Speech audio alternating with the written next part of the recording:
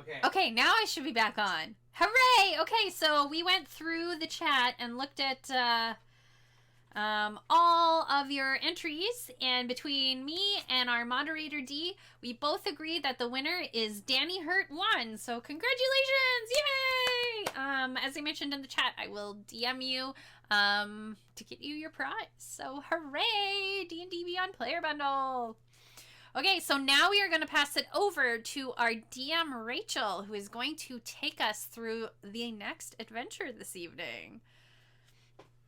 Alrighty. So I think you are on the air now, so Rachel, take it away.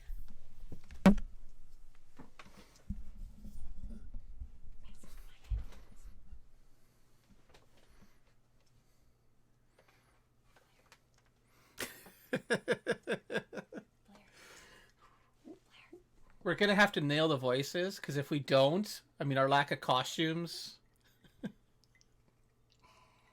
Nobody can hear them. Blair. Nobody can hear.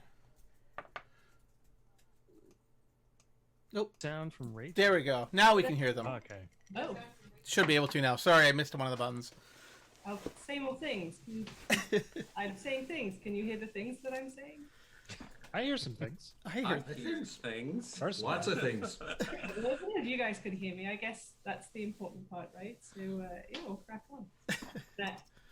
Yeah. I was just saying how fantastic the last session was. It's a high bar has been set, but I'm sure you guys have all brought your voices, right? We practiced that in session 2. Yeah. Definitely. Okay. I think great. so. All right.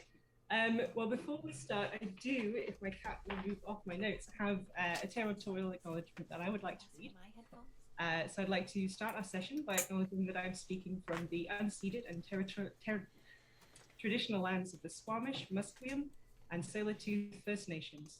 I know that other people in this D&D session are participating from the traditional village sites of the Multnomah, Wasco, Cowlitz, Clackamas, Bands, Chinook, Tualatin, Kalapuya, Malawi, and many other tribes who make their home along the Columbia River.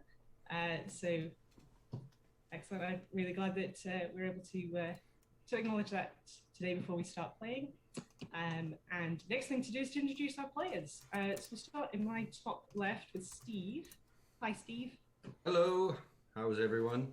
I'm Steve. I'm over in Victoria, British Columbia, actually. And sorry, did you say you want me to introduce my character at this point? Maybe just yourself. Just myself. Yep. I've been playing role-playing games for about 8 years. So I joined late in life and got hooked very quickly. It was with Pathfinder, but now I'm diving deep into D&D and I'm loving it all the time. Fantastic. Yeah, there he is. This is Rawcat. I'm associated with Rawcat Reads, which is a queer nerdy blog with lots of book recommendations, video game reviews, and plenty of D&D content. This is the Rawcat of Rawcat Reads. Aww. Excellent. Alonte, I know you're a cat lover too. Why don't you go next? I am. I love the little babies. Should I introduce myself then? It's Friday. Hi, my name is Alonte. I love games and I love the power of good that they can do. So I'm very grateful to be here. I do voice acting and other cool stuff, and I'm excited to play this fun character and campaign. Excellent. Okay. And Blair, you're next on my list. Oh, hi. Okay, well, I'm Blair. I'm one of Adventure Dice and Terminal City Tabletop Convention, and whatever other thing we decide to do, like Andrea's Adventurers. I keep looking over here because that's where she's sitting. I'm looking for a cue from her, but she's not giving me any, so I'm just going to stumble over myself. It's not a problem. Yeah, from Aldergrove area, and I've been playing for about 20 years. So. Excellent. One of our more experienced players. And Chris, how about you? Sure, thanks. Yeah, I'm Chris. I can't claim 20 years, unfortunately. Maybe 10. I'm more of a dog person, but that's fine. You know, no disrespect. You've mocked yourself now. I know. See, that's why you just got to keep quiet, Chris. I didn't. You notice how I didn't mention anything about my pet? I know you have a dog, Blair. Yeah, big reveal. Really set the tone. Anyway, and I really enjoy stories people create and like, working together with people in parties. And I look forward to seeing what we'll create today. Excellent. Last but not least, Bash. Hi, yeah, so I'm Bash and Prince, Bash for short. I usually call myself kind of a whatever streamer on Twitch. Probably the most inconsistent streamer you'll ever meet. I just kind of stream whatever I feel like when the inspiration hits. Sometimes it's gaming, sometimes it's creative stuff, 3D printing, laser engraving, but lately been kind of venturing into some GTA 5 RP servers just for something a little different. Haven't streamed it yet, but who knows? Otherwise, as far as D&D goes, I'm very new, also the noobiest noob you've probably ever played with. So if I ask a stupid question, I apologize ahead of time. But I've been going for about 1.5 years now, and really, really love it. So I figure the best way to get experience and not be a noob is to play. So here we are. That's very true. Excellent. All right, let's crack on. So this bold group of adventurers has been assembled by Andrea's Adventurers Guild. You've been sent to the town of Riversbend. It's really not so much a town as a collection of homesteads, very small, sparsely populated area. They have a bit of a trouble with earthquakes. They've always had these earthquakes, but the last one was particularly violent, and it's opened up a sinkhole in one of the farms. The people of this community are a little bit concerned. There's some local legends that tell of creatures emerging from underground. So they're worried something's going to crawl out of that hole.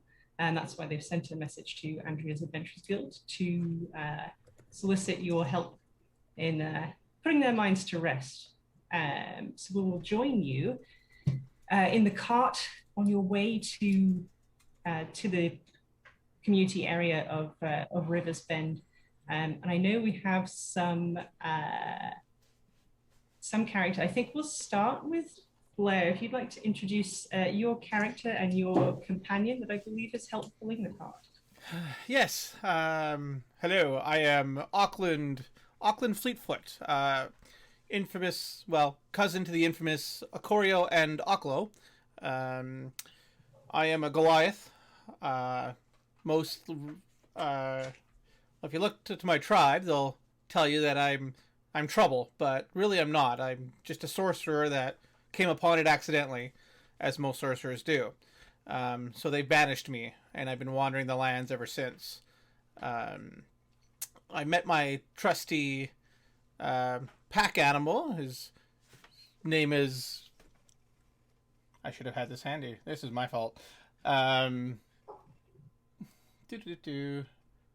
Anyway, my trusty pack animal is a big horned sheep, and he carries around everything that I can't, which isn't much. He doesn't carry much in his pack saddles, actually. He's just there for to keep me company. So, yeah, that's what we're here for, and we're just here to help out and see what we can do to make this land a little more back to where it should be, to nature.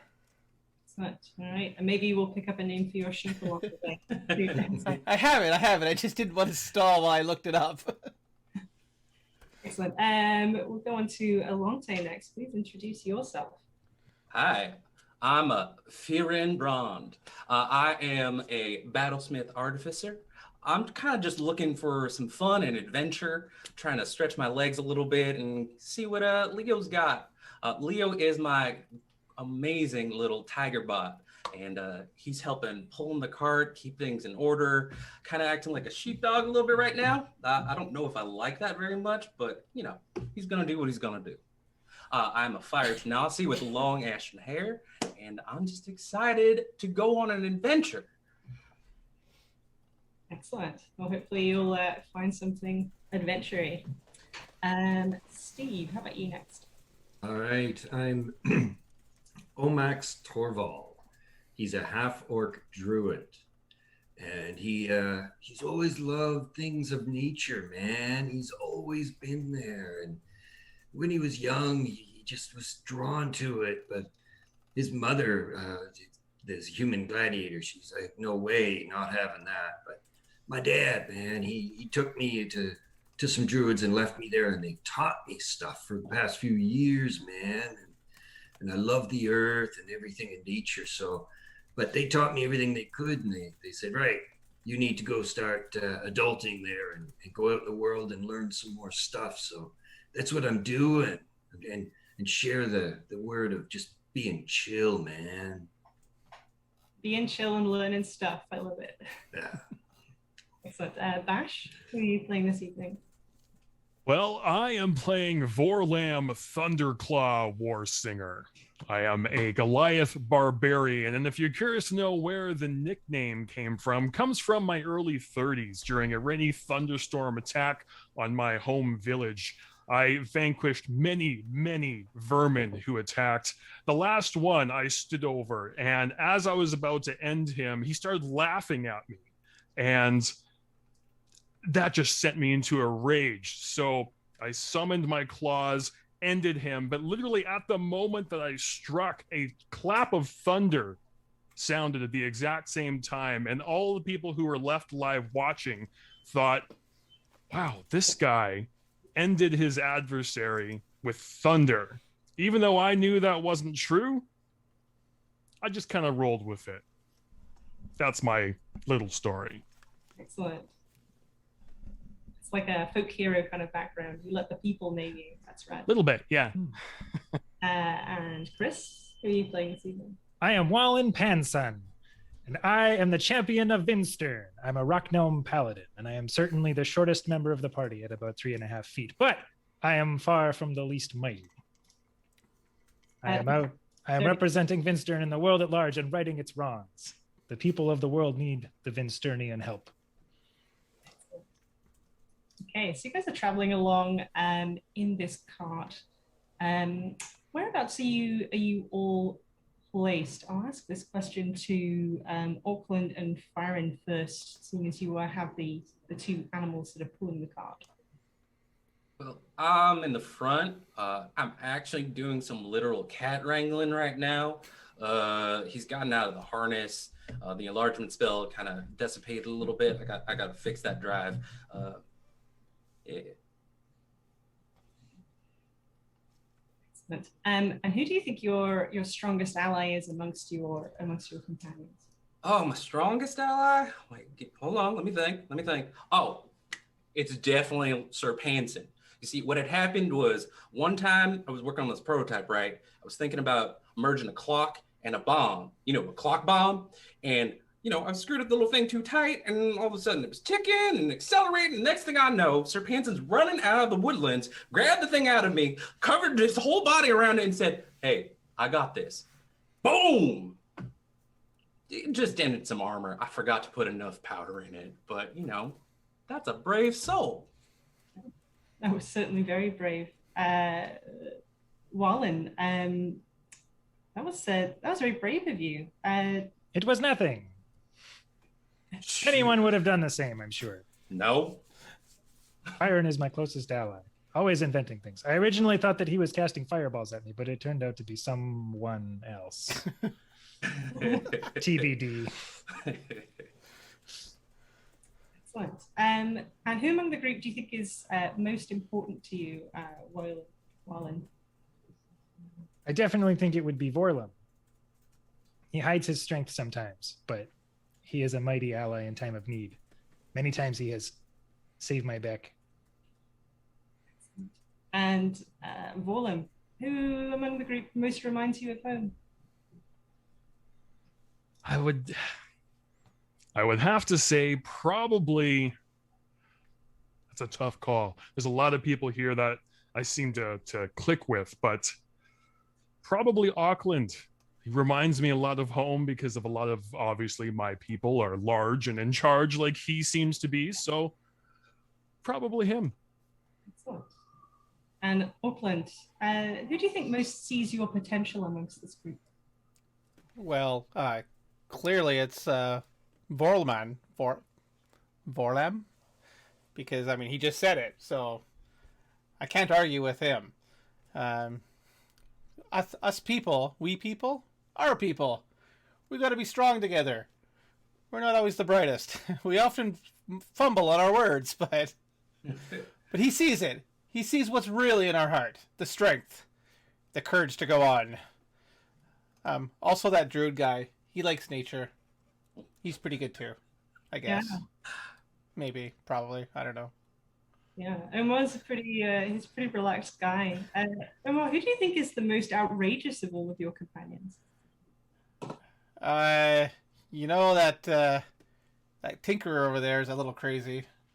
You know, I've seen crazy, and he's definitely out there. Oh, fantastic. Same question for Steve. Oh yes. I kind of like Auckland, man, because he's willing to work with a companion. He's the big sheep there, and I appreciate that, man. He's just, I like him. He's a glad. So I like big guys. Being a half orc, a little leery of Wallen there, just being so short. I always worry I might step on him, but I got an affinity for the sheep. I really do.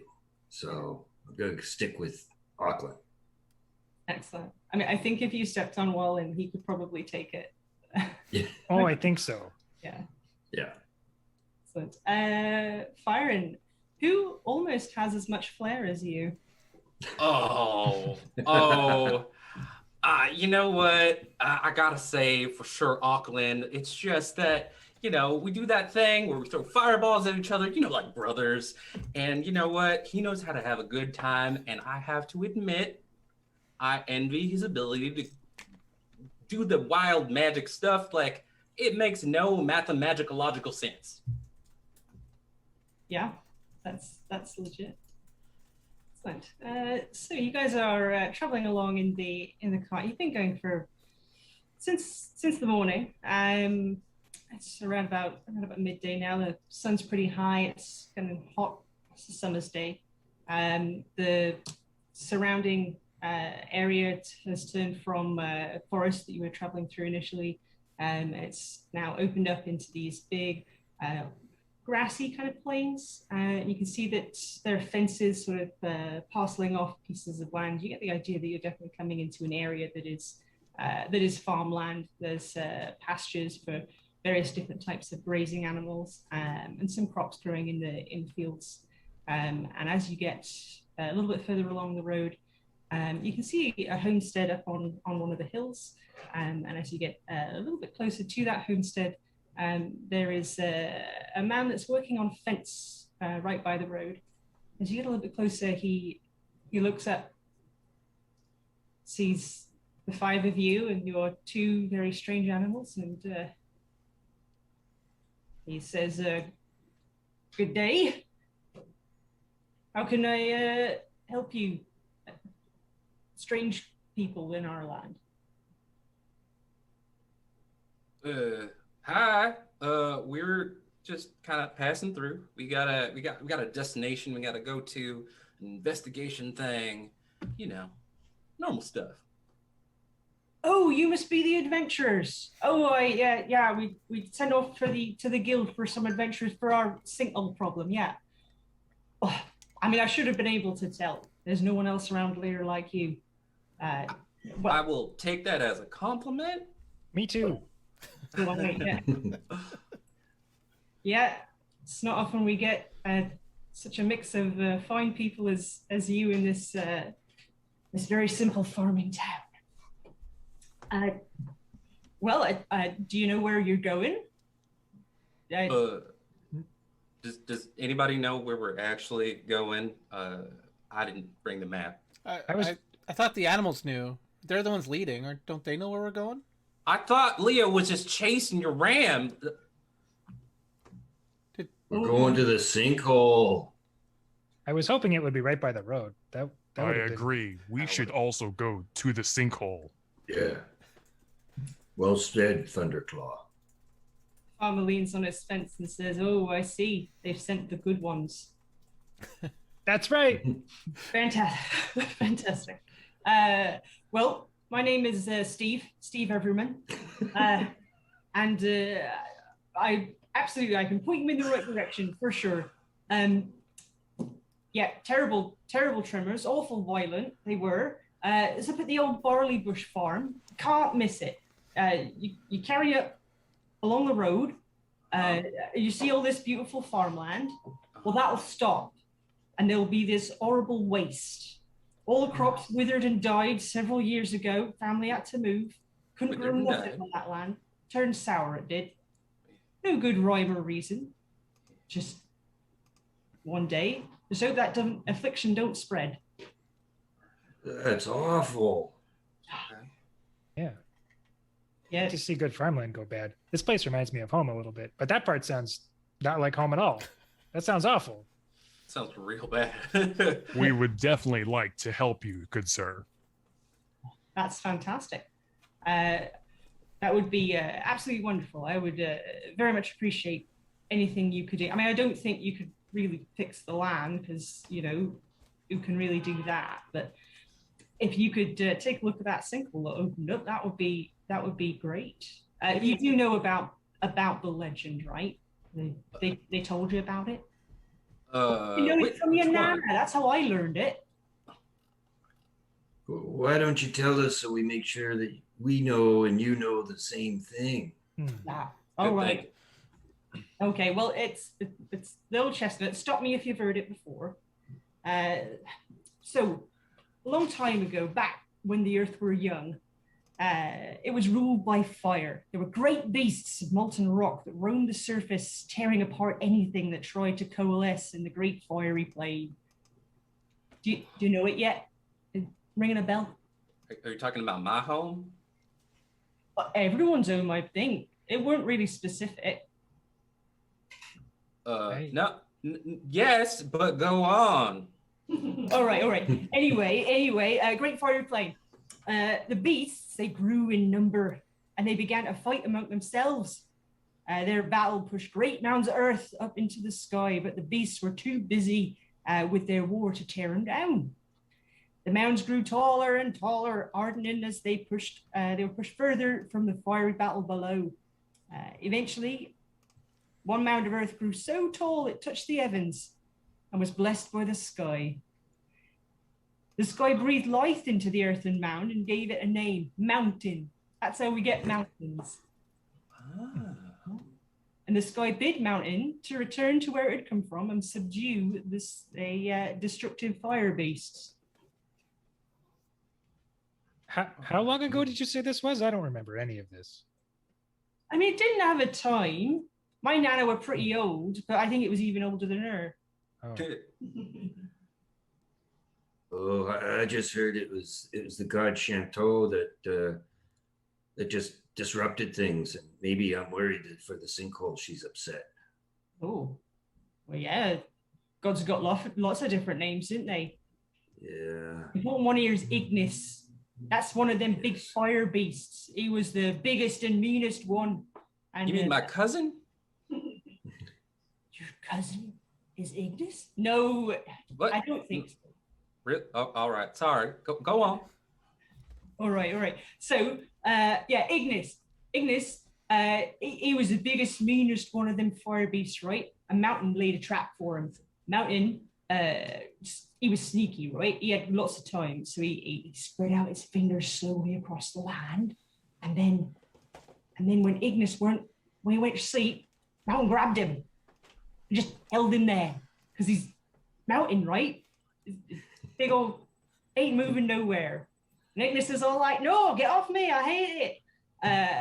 And Mountain's like, "No, you'll stay there."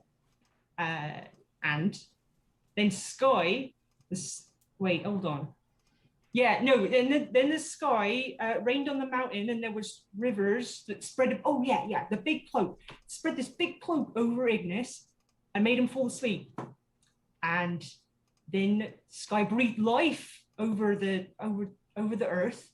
And that's how we all came to be. The mountain holding down Ignis underneath, and then sky breathing life over everything. Well, the sky's wonderful. Sky's pretty great. Gives us rain, gives us sunshine, everything you need to grow crops, as long as you've got earth, I suppose. Yeah, I don't like anything to do with fire. Fire destroys the earth. It's not good. Hey, man, really? in front of me. Well, you're working on controlling it, man. It's a little better if it's controlled, but when it's wild, that's just destructive and not good for where we land, not for the land or your home. Really? Right in front of Auckland again? Yeah, well, it's my love of the earth, man. It does have some destructive properties, it's true, but you sprinkle a bit of ash over your crops and they do grow up a bit taller, you know? It's all a big cycle. That's what my nana used to say. Anyhow, so round here, we have a bit of a saying when there's an earthquake. We say it's Ignis rolling over in his sleep. I really hope that's not true because that would be absolutely terrifying. Big old creature trapped beneath the earth, but yeah. There's been some rumors of the fiery creatures being seen after these tremors. Not sure how true they are. I ain't never seen one, but other people say they have. So do you think the hole leads to Ignis? Maybe. I mean that's That could be a problem. absolutely it could be. Do you think he's nice? I mean, I hope so. Yeah, me too. Well, how could he be nice? He's been trapped under the earth. He's gonna be angry. Yeah, but his legs are probably fast asleep. It will be fine. I mean, it wasn't us, and he should know that. So, he shouldn't have any reason to be angry at us. Right. You can talk to him. Make peace with him is what you're saying. I like your style, man. Hopefully. Yeah. Big, angry, fiery beast that roamed the earth however many years ago before my nan. Yeah. Sure you'd be able to talk to him. Yeah, he's probably so old. I'm sure the five of you can. Yeah. I mean, we're gonna try. I mean, Probably so laden with arthritis he can't even get up. Right? That's all I'm saying. That's all I'm saying. That would be sad. Well, I guess we'd find out. Yes, I'm intrigued to see this fire hole. Are we? All right, we'll let that one slip. Okay. I don't think we should call it that. All right. Well, He's totally like oblivious. He doesn't get the entendres, so he's just right over his head. Steve says, I don't think the owl was on fire. I really hope not, because my Kithri's up there. If you see a little halfling running around, you give her a clip round the ear and you send her right home. I've told her not to bother about that farm, but you know how we know what kids are like. They all want to run off and be adventurers. In fact, if you see her, tell her how awful it is to be an adventurer. Lie or something, and you guys look great. But if you could talk her out of it, that would be great, because I do worry about her. All right. I don't think we could lie. I mean, we can embellish the truth just a little bit. If that's what she really wants to do, I don't think we should stop her. I mean, it is a pretty fun life. I mean, it's lonely. I mean, but that's just because I was, exiled, not you guys. So she might be okay. I don't think it's that bad. She'll probably have a good time with it, as long as she doesn't die. It is more fun than farming. I know that from experience. But she needs to follow her heart, like my papa said, man. Follow your heart. He helped, and look at me, I'm happy. We gotta let her follow her heart. It'll be interesting, at least, right? And we all need to just live interesting lives, right? Right? Right. Sure. Yeah, she is 8 years old, though, so if you do see her, she's too young for adventuring just yet. Oh, you didn't say she was only 8. No, you didn't. That's a whole different thing. We're going to rewind this whole conversation. I might have some armor that'll fit her. He gives you a to keep her safe. Well, and you send her home and don't take her into that fiery hole.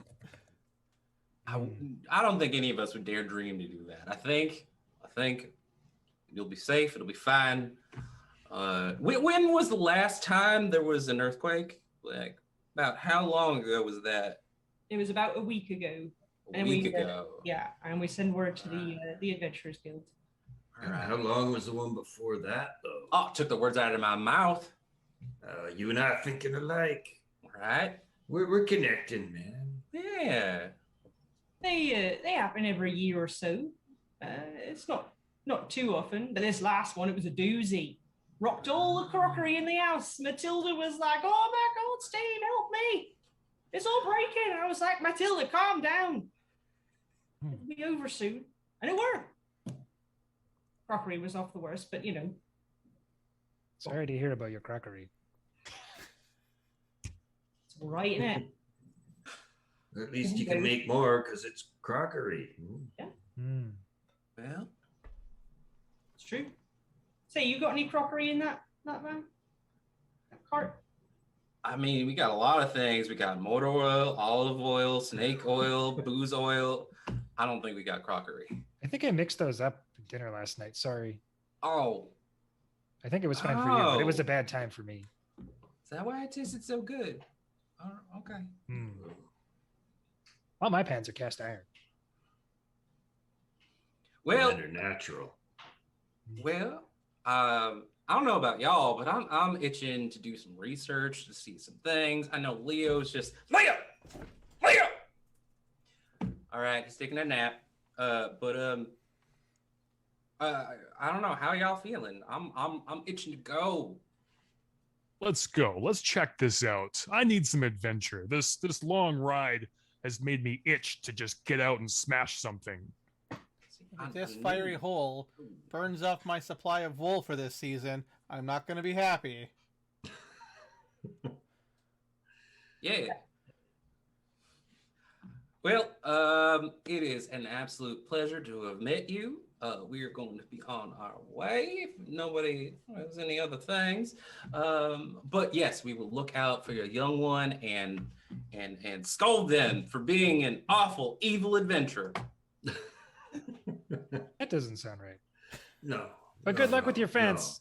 Yeah. Well, thank you very much. I'd appreciate it if you keep your destructive friend away from my fence. Just carry on down the road half a mile till you find that barren wasteland. Smash as much as you like there. All right. I look forward to it. Thank you for your permission. Ain't my land, he says, back to his friends. Okay. Whip. And we're off. See you. Bye. See ya. Excellent. You spur your animals to roll the cart on down the road. Doesn't take long. You actually do see the very visible, very stark change from the end of Mr. Everyman's property, rolling into this very barren, where the fields before had been like meadows, like with the grass waving back and forth in the breeze. Here it's just like very stunted, shriveled, like yellowing grass, like a little bit here or there. Not even weeds are growing. It's this very barren patch of land, and off in the distance you can see a very small structure on top of a hill. As you get closer, there's a dirt track that leads off up towards it. Well, I don't know how y'all. God, Leo, really? Even a Met cat can't resist this weird homegrown catnip. I don't know what it's about, but Leo! Anyway, I don't know. Do we have a plan for whatever's going on, you guys? Can I have some of that catnip? I think, well, he's about to barf it up. If you're okay with motor oil and catnip, sure. Just checking. I mean, wrong one, sorry. I mean, this area definitely doesn't have any weeds, so it's not really going to be good for you. This place is positively uncultivatable. I've never seen ground like this. Even the forest, the farms in the mountains were much more, what's that word? Fertile? Hilly? Yeah. They were very hilly, yes, also that. Hey, Almax, do you think that this is natural or magical? This whole not growing thing? I don't know too much about this herbalism stuff. Omax kind of goes down and he puts his hands on the ground. And he's kind of trying to feel some vibes from it. Looking at it, and he gets up and he goes, "No, man, this is not natural. Rip. All right. This is giving me a bit of heebie-jeebies. The Hebrew what now? The heebie-jeebies, you know, when the little hairs stand up on the back of your neck, and like this stuff's just not right. Oh, when your whole core is set on fire. All right, why didn't you just say that? I did. I just said it differently, man. Vorlam kind of sees you touching the ground and is kind of confused and like kind of stomps on the ground a bit to see if he notices a difference and is just doesn't understand what you're doing. He's confused. Vorlam. All right, you know what? You enjoy having your dance party. Leo and I are just gonna do a quick little scout, if you guys don't mind. So with that, Leo's gonna go sniffing around and do the ritual version of identify or detect magic, whatever you think makes more sense. Sure, let's go with identify. And also, you've been awarded a D6 of inspiration. Should you choose to use it, you can use it at any time. Excellent. Thank you. Nice. All right, Leo. What? Can you get off the dang catnip? You blistering little catbot. Come on. You should put have that a lot away. of time. All right. Well. All right. What are you thinking about, Leo? What's going on? What do you see? What do you smell? All right. Okay. All right. He does like a giant lap. He's doing a little bit of this and that. And then he's got a little bit of the soil sample. Like he's got a good sample because he's been eating a lot of the stuff. So what is Leo letting me know? Leo's certainly drawn towards the farmhouse. As he's going that way, he gets more a sense of something here. It's pretty gross though. It's not great ground. It's like a little. Yeah, the earth is definitely sour here. I told you not to eat it. All right. So the farmhouse. All right. Hey guys. I'm right here. We're here, shit. man. What? Why? All right. What is it, fireman? What do you Jesus see? Christ. Why is everyone trying to give me a dang heart attack? All right. Well, Leo says that yeah, this is weird. And maybe we should check that the firehouse, something else. I don't know. Y'all scared me. I'm sorry. We were right here, man. We didn't go nowhere. Oh my God. I was standing You know right beside how you I the get whole lost time. in thought and then I forget, and sometimes I forget to eat or pee or whatever, and then like it's 10 days later and all of a sudden, aha! It's just one of those things. Fear, man. Take a deep breath in and just Okay. let it out slow. Wait. No can't. waiting. Shh. You're good, man. It's good.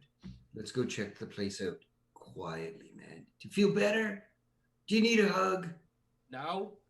Okay, if you ever do, I'm willing. Okay. Gotta spread the love. All right. I might take you up on that. Maybe we should just go knock on the door. Farmers are always friendly. That last person was really nice. He said he looked like exactly the right kind of people to solve the problem. Exactly. I thought he had a great name, too. He did. Is there a front door on the farmhouse that we can walk up to? Yeah, so you take the turn to go towards this following Leo's direction. As you get closer to the farmhouse, it becomes apparent that this has been vacant for a long time. The roof has got like a bunch of shingles missing, and like part of the porch is collapsed on one side. The windows are all like very dusty, and a couple of panes are broken. The front steps look a little uneven. And the door is open. It's kind of swinging back and forth in the breeze. As you get closer to this farmhouse, you see the land behind it sort of drops away, as if like on a very shallow slope going down, and then suddenly dissipates. Oh. Into a sinkhole. Dun, Alright. dun, dun, dun. I kind of look at the guys and go, "It's okay, I got this one." And I'll walk up to the front door and I'll knock. Under your knocking, the door swings open, back and open, back. There's no response to your knocking. Hello? It appears you left your door open. Do you mind if we come in? I just walk on in. Yeah, that's the response. Inside, it's as dilapidated as outside. There's maybe a few sticks of furniture, but like broken furniture. It's stuff if somebody had moved out, they didn't want to take with them. They just left it behind, and nobody wanted to pick it up afterwards. There's 3 rooms. You've got a kitchen, a bedroom kind of area, and a big sitting room with a stone chimney fireplace in the center of the house. So I'll take a quick look around, see if I can find anything that they missed. Any secret hidden rocks? I don't know. Do you see anything in there, brother? Yes. Perception of 17. 17. I see sticks and broken furniture. Did you want to smash something? I tell you what, I'll go check out the back and see what's back there. You take the inside. Don't fall in the hole. It's hard to miss. Sage advice. Thank you. Okay, so as you're looking around in here, you do find there's an area by the chimney, by the fireplace, where the dust seems like it's been disturbed on some of the floorboards there. Stands out to you. Okay, well, I will investigate this section a little further. Okay. Go in, clear away some of the dust, move this piece of furniture that had been placed on top. You find a trapdoor. Oh. Hey, Auckland, did you find something in that creepy, weird house? I did! And what I'll do is I'll see if I can pull the door hard enough and rip it off the hinges and throw it. Yeah, I found this door for you! So go ahead and make a strength check. Strength check. Very low DC. Very low. Modified 20. Yeah, you do just wrench this thing out of the floor, and you have a trap door, and it's about 2 feet by 2 feet. Okay, forgetting that everyone else is a little smaller than me and not as strong, even though I'm still a sorcerer. I just kind of toss it in their direction and go, "Look, I found you the door." Hey, what did the door do to you, man? Like somebody had to craft that meticulously, really? Farron's right. That's somebody's door. You can't just go around taking them off the hinges like that. is there a back door to this place? Yes, there would be. Okay, so Vorlam's going to go open the back door as well and kind of meet them on the inside. Excellent. The back door is in an equal state of disrepair. I'll reach for the handle, and I would assume because it's in such disarray, I won't even really have to do anything. I'll just kind of turn the handle, and it'll just kind of fall apart. Vorlam, get over here. I found you a hole. It's much smaller than the other one, but hurry up. Come on. But then the team looks at me as if they're mad because now we've destroyed 2 doors. They're breaking the house. And I'll walk over and take a look at this giant trap door. Yeah. You can peer down into a dark hole. Who has dark vision, by the way? I do. I do. I cast light.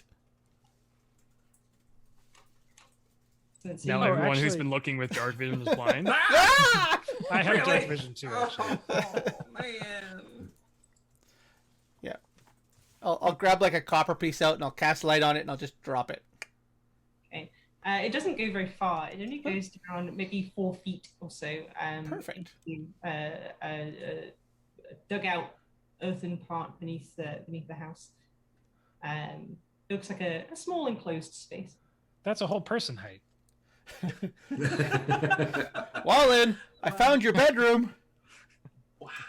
I've never even been here before. Wow. But I could sleep in there. It looks cozy. Well, brother, want to arm wrestle to see who goes down first? All right. If I win, we throw Wallen down. If you win, we throw Omax down. Deal. Okay. If you throw me in there, I'm coming back out angry. Oh, you're so cute when you get angry. Stop saying that.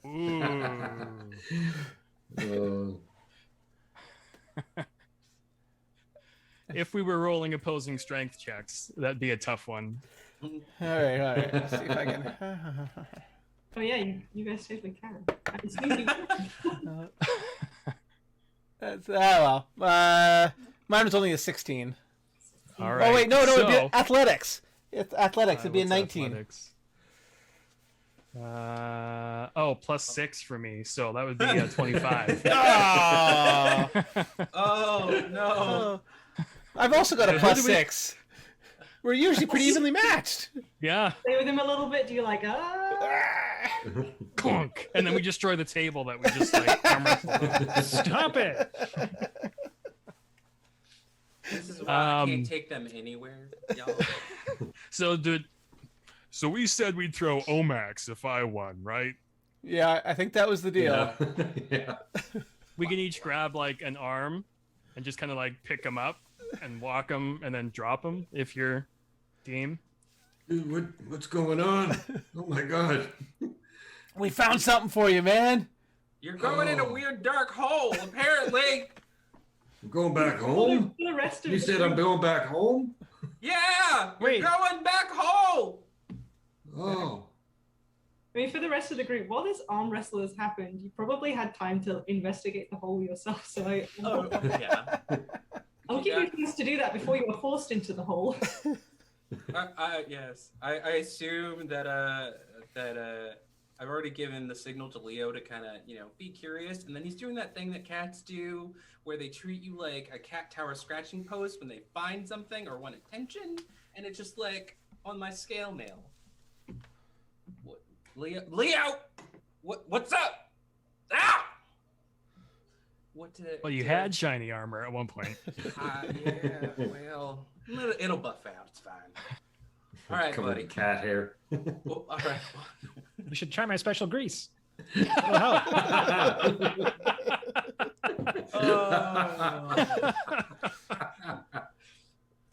I don't even know if chat would have any idea what you're talking about there, but that was good. That was good. That was good. Well played. Well, Yeah, sorry, go ahead. you go. Okay, well, I have dark vision. So I'd like to look for if there's like a ladder or steps or anything, and I could actually fit in the hole, unlike I think every other member of the party. You forget there's a piece of copper sitting in the bottom of the hole, lighting it up. Oh, right. So are there steps or a ladder or anything into the... Yeah, there aren't any steps. The house is sized for a human or for like, a medium-sized creature. So for them, it's probably not like it doesn't require steps, but I guess for you, it's like a drop and hat, like a hang and drop kind of situation. Oh. Okay, well, I will just enter the hole. Okay. You enter the hole. It is only 4 feet. We're not going to make you roll any dice for that. You can hop on down. You see this shiny piece of copper lighting up a slightly larger area. It's sort of dug out from the earth. It's just these very rough earth walls, and the area sort of opens up into it goes down a little bit more, so that there's a little bit more headroom as you go a bit further under what you think is the living room of the house. You can hear your friends above. You can hear the results of the arm wrestling happening. And in this area, as you look around, you see over in the corner, you see a broken clay pot, just in like the center of this area. As you get a bit closer, make a perception check, or you can do perception. Oh, no. Oh. 13. 13. As you get a bit closer, you're actually almost standing right on top of it as you notice that there is a symbol, sort of. It might be painted. It might be like just scratched into the dirt around where this broken clay pot is. So I want to stand out of the way where it sounds like Omax is coming down. That's right. No. Oh, Look out no. below. And then when the dust clears, I'll say, I found something. So did I, man. I found Wallen. Did you fall okay? in here? Yeah, they just picked me up and dropped me. It was kind of fun. Did you find anything down here? The fallen Wallen. What do Yeah, you find? I found this clay pot, sort of, and then there's something beside it. Is this What a is language it? you can read? Wait, can you see? Yeah, I can see. Oh, See right, fine, man. right over here. There's this sort of symbol. Oh. Maybe it's a letter. He takes a look at it. Do I recognize it? Yeah, you take a look down. As a druid, you kind of do like ritualistic magic. Go ahead and make an Arcana check when you take a look at this. Okay, Arcana's not my biggest, but 18. 18. That's a pretty good number. Yeah, it was natty 17. I only had a +1, but Nice. Yes, you look down and you're like, whoa. There's whoa. some kind of ritual happening here. This clay pot is in the center of this circle. You can't make out the language or the symbols that are written on it, but you do get the definite sense that like this is some kind of like ritual that happened here. Any ideas? There's some kind of, I don't know exactly what it is, but it's like some kind of ritual associated with it. I'm pretty sure of that. I'm definitely getting ritual vibes off of it. Maybe it's an urn. From up above, we can hear you guys kind of talking really muffled, and we're like, "Hello, little ones. Did you find anything down there?" It's the guys who threw me down. Hang on there. I think they're talking. Thunderclaw. I think they're talking to you. Yeah. Is there anything else down here? And Omax obviously looks around with his dark vision. Does he see anything other than this clay pot and the glowing copper piece, which I take it that Vorlan picked up already? Yeah, you look around. It's a fairly small area other than this part that I've described to you before. There's nothing else in there, but you do notice inside the clay pot there are ashes. Oh, it is an urn, maybe. Yeah. Oh, rituals with urns and ashes. Oh, that could be nasty sometimes. Not good. Not good. All right. Do you need a hand getting out of here, buddy? And he picks them up and just kind of puts them up. And I'm not going to throw you this time. Picks you up, puts you down. Thanks. I guess I can do it myself. Oh, buddy. I am plenty capable. Yes, you are. But yes, you are. You are. We just didn't have all week, So. Okay. Can't Let's be get that going. honest all the time, Omax. Dang. Take the pot, man. Take the clay urn. Fine. Hands it to him, and then pulls himself up and out on his own, and shares what he figures with the rest of the crew. That it was very ritualistic and ashes. This could be like necromantic or something. Not good. I'm not sure we should be disturbing these ashes. Can we do some kind of knowledge check to see what we could gather from this? Yeah, sure. If it's being described, and if there's some debate on whether or not you were bringing a sample up. I think it was the pot. It was the pot's pot broken. Yeah, well, I guess pieces. Like the bottom of the pot, the biggest piece of the pot. Yeah. Okay. Yeah, with the rune inscription on it. Oh, okay. So yes, they brought a sample back. You may Arcana check the sample. I was holding it, and then I suddenly appeared at the top of the hole. 18. I was just about to advise you've been bestowed with a natural 20 from the chat. Thank you, whoever did that. Oh. Nice. Not that you need it for this one, though, because 18 is still a pretty big number. Excellent. I will store that. So looking at this pot, your sorcerer magic, your knowledge of the arcane, you get the sense that there is a slight aura of a fading transmutation magic has been used with this clay vessel. I am sensing a fading transmutation magic here, guys. What's that? It's a magic that involves the use of transmutation instead of other things like the other ones. Huh. Okay. All right. Well, here's a crazy idea. Fearon's gonna go ahead and put on his magical detector goggles. He's kind of looking around, and he's gonna do a ritual of detect, looking for basically like magical trails or magical footsteps of this residual transmutation magic. Yes, that's Arcana, or do you have something specific that you roll for that? Oh, the actual spell, detect magic, to get Cool. like a good, yeah. And that's just you do it, right? There's no check involved. I mean, yeah. Well, let's see. Yeah, I just do it, but it takes like I think 10 minutes as a ritual. So it's like just taking a moment studying, let the guys do their thing while I'm just like trying to figure Well, this out. he's putting on the goggles. Yep. All right. So let's get this and that. And wait, what did you say, Leo? Really? All right. Well, whatever. All right, and then all right. Wait. All right. Hey guys. What did Fear find out? I like it. You, as you're looking around, sensing these magical trails, you get a sense from Wallen's fingers from where he touched the pot, and the trail that Wallen had made as he came out clutching the pot, and a really big sense of like where this pot had been underneath. There's no other trails than that. It's just very much drawn to this clay vessel. All right, I got it. It is all just downstairs. My bad. Should we go back?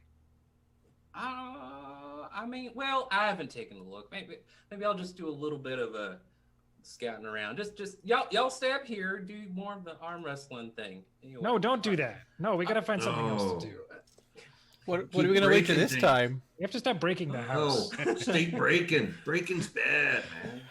Unfortunately, there's no like tables left over, so it'd be like a weird air arm wrestle, so it wouldn't work. You have to do it on the floor. That's too far down. Yeah. You can do it on the floor, but not us. It's like 7 feet down there. I'm not sure I like your tone. So, I'm sure you've ever liked my tone. So That's you a know point. that thing that cats do where they like go under a blanket and they're just like having the time of their life? This is what I imagine what Leo's doing down in that hole, kind of like sending me back signals to like the one lens of my goggle, just being like if he finds anything else. Yeah. If it's all just So Leo goes down there, he scratches in the dirt a little bit, and then he flops down. He like rolls over on his back and then rolls back the other way. my God. Scratches Why the wall.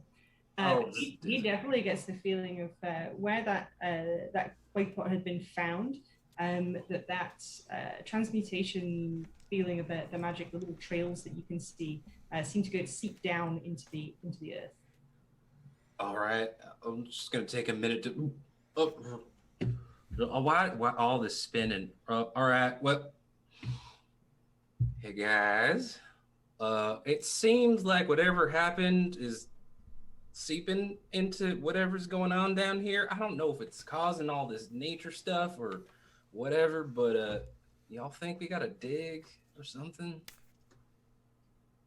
Or maybe we just jump down the hole. I don't know. I think we go look in the sinkhole. All right. Well. Maybe. Hey, could Auckland, you know about profane magics and fell sorceries. Could this transmutation magic have something to do with reviving undead? Yes. Yeah. Okay. Kind of looks over at Bash. He's like, That'd be something to watch out for, I guess. Does kind of a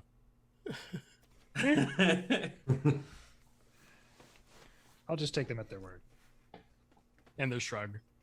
it was a subtle shrug. All right, so we got a giant fire beast, an army of undead. What's the worst that could happen? I don't know. Want That that sounds list alphabetically or just randomly? Both? Yeah. As you guys are pondering this, you hear some small voices from outside. They seem to like they're at a distance. Maybe belong to children, and they're yelling, Oh, "Don't go down there, it's dangerous. Dad told you not to." Oh no, children! They're gonna find out that we broke the house. Good job, everybody. We better get out of here. Not even like realizing that these voices are kids. I just hear voices and I immediately get like pissed. Not like pissed, but like protective. So I immediately just grab my axe and walk out the front door. Not going to attack anybody, but I'm just like, Intimidating what is this as heck. noise? What is this noise? I'm gonna kind of reach over and cast light on his weapon, just so it glows. Okay, cool. Cool. As you go storming out the back of this house towards these voices, and as you come out, you see the slope of the hillside away from you, and then that steep drop into the sinkhole. And on the edge, there are two small figures sort of staring down into the hole, yelling at it. You better come back. You're gonna get in trouble. We cannot let this happen. We should Well, go help I the mean, children. Go! I see them and immediately I'm like, children, what are you doing there? Come away from there right now. I want to make you roll intimidation. That sounds like what you're Intimidate children? Oh I'll my do it. I God. don't care. I'll do it. Can I give him advantage on that? Because I'm standing there right behind him with the light on his weapon. No, really, Yeah, this is what we with would. shining weapon coming Oh, like no. house. Sure. We want to be remembered for scaring children. Right? That was 18 intimidation. Nice. They've now peed themselves. Or Fell they've in the fallen hole. forward into the no. hole. Oh no! Yeah, as you call out to the children, the two little figures that are on this whole jump, turn around, see the two of you scream in terror. And one of them takes a step back and is like, whoa, on the edge of the sinkhole. Can I try and cast Mage Hand? It's only like a 10-pound push to try and pull them back from falling, just to help give them balance. Just to push them into the hole. No, other way. On He's a nat not one, evil. maybe. He's chaotic. There's a difference. Yeah, we're not rolling for that. You managed to save the children. You push the small child back onto steady ground, and they both stand there rooted to the spot. Yeah, they are very still, and they're like, "Oh my god! I told you we're gonna get in trouble!" And they try to run away. Wallen is mortified by this. I'll yell What off, are you adventuring is doing?" for adults! Excellent. These two figures run away into one of the neighboring fields as fast as they can. You feel like they've learned some kind of lesson. You're not sure what, but something. What a heart attack feels like at 8 years old. Oh jeez. What did you do? Sometimes you kids. must scare them to discipline them. That's what I was looking for. No. Defeat No. children. That's wrong. Oh Ram, why? Buddy. All right, let's talk. Next time we come across children, we'll let myself or Wallen talk to them, okay? Or maybe even. Are you Here. really What the am I, best cold? influence on children? Really? What am I, Cole? Really? I just said, or you, Briquettes, maybe. but we can talk to them. Don't scare them first. I mean, Yeah. it was a do or die moment. You know, Omax I is think right. They almost y'all- died. It was almost both. They did. They almost died. Yep. Mhm. They're fine. They If didn't you didn't die. do anything, they probably would Oh. have less of a chance of dying. So But Thunderclaw, more importantly, why would they go down there like that? That's not good. That's not safe. Wow. What? We should go. I'll take my great axe and slam it into the door frame because at this point I'm tired of arguing about children and say let's get back to the matter at hand, shall we? Yeah, stop breaking the house. As I pull my axe out of the door frame. Yep. Sounds okay. So it seems like you are heading towards the sinkhole as a group, the edge of the sinkhole as a group. Yes, in total hero formation, just for fun. Just for good flavor. You appear over the lip as 5 figures, bighorn sheep on one end, Leo on the other. 7 figures in total, just over the lip. And you look down into it's about 200 feet across. It's a pretty big sinkhole. It's fairly shallow. If you're looking at it, you think you could probably make it down there without too much trouble if you were fairly careful. Make a perception check and see if you can see a way down. You can do survival too if that's.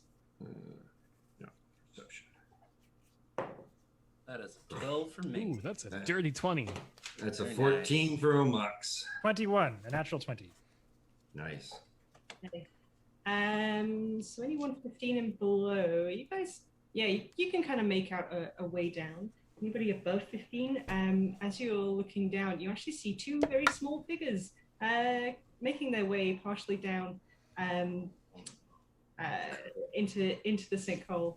There are 2 more children in that sinkhole. Okay, nobody do any yelling. But there are children already in the hole. So I think we should go down there and talk to them. Put your axe away, please. What are we waiting for? Let's go! I'm going on your lead, apparently. Are you kids okay down there? Don't yell at them. I'm checking if they're okay. I'm showing a little love. What if they slip and fall? They're already in the hole. What are they gonna do? Fall Farther. up the hole? Fall further. Okay, I'm So gonna, while they're having this whole thing, Leo's gonna take Whole the thing? rope. Yes, the whole thing. Leo's gonna go ahead and take the rope and do the thing that cats do and land on their feet with the other end of the rope, so that we can kind of rappel down safely. Wait, no, they oh, okay. Hey, kids, there's gonna be a kitten right next to you. He's not scary, I promise. Aaron, this is exactly the kind of thing I was talking about. So what does Leo do as he approaches these chillins? He's doing that thing where he's like just not sure who or what that is, so he's like kind of interested, but at that moment his stripes illuminate just a little bit and his eyes go a little bit just to give everything a nice faint luminescence, and just gingerly walks over to them. Leo, I said be gentle. They're not food, they're friends. So as Leo approaches them, the children become aware of this creature, and they're like, before their focus had been very focused on the bottom of this hole, and also with your natural 20 or the higher rolls from the perception check, you see there was like a little dark patch, like almost like there's a hole at the bottom of the sinkhole that these kids were making their way towards, and the kids were super focused on it. And as Leo appears, one of them leaps back in fright, and the other one pulls out a wooden sword and stands between the frightened kid and the menacing tiger creature that's coming towards them. As Leo gets closer, what does it sound like when a metal cat purrs, or like? Oh, and That a is metal a good cat question. Yeah. Sparks. Revving.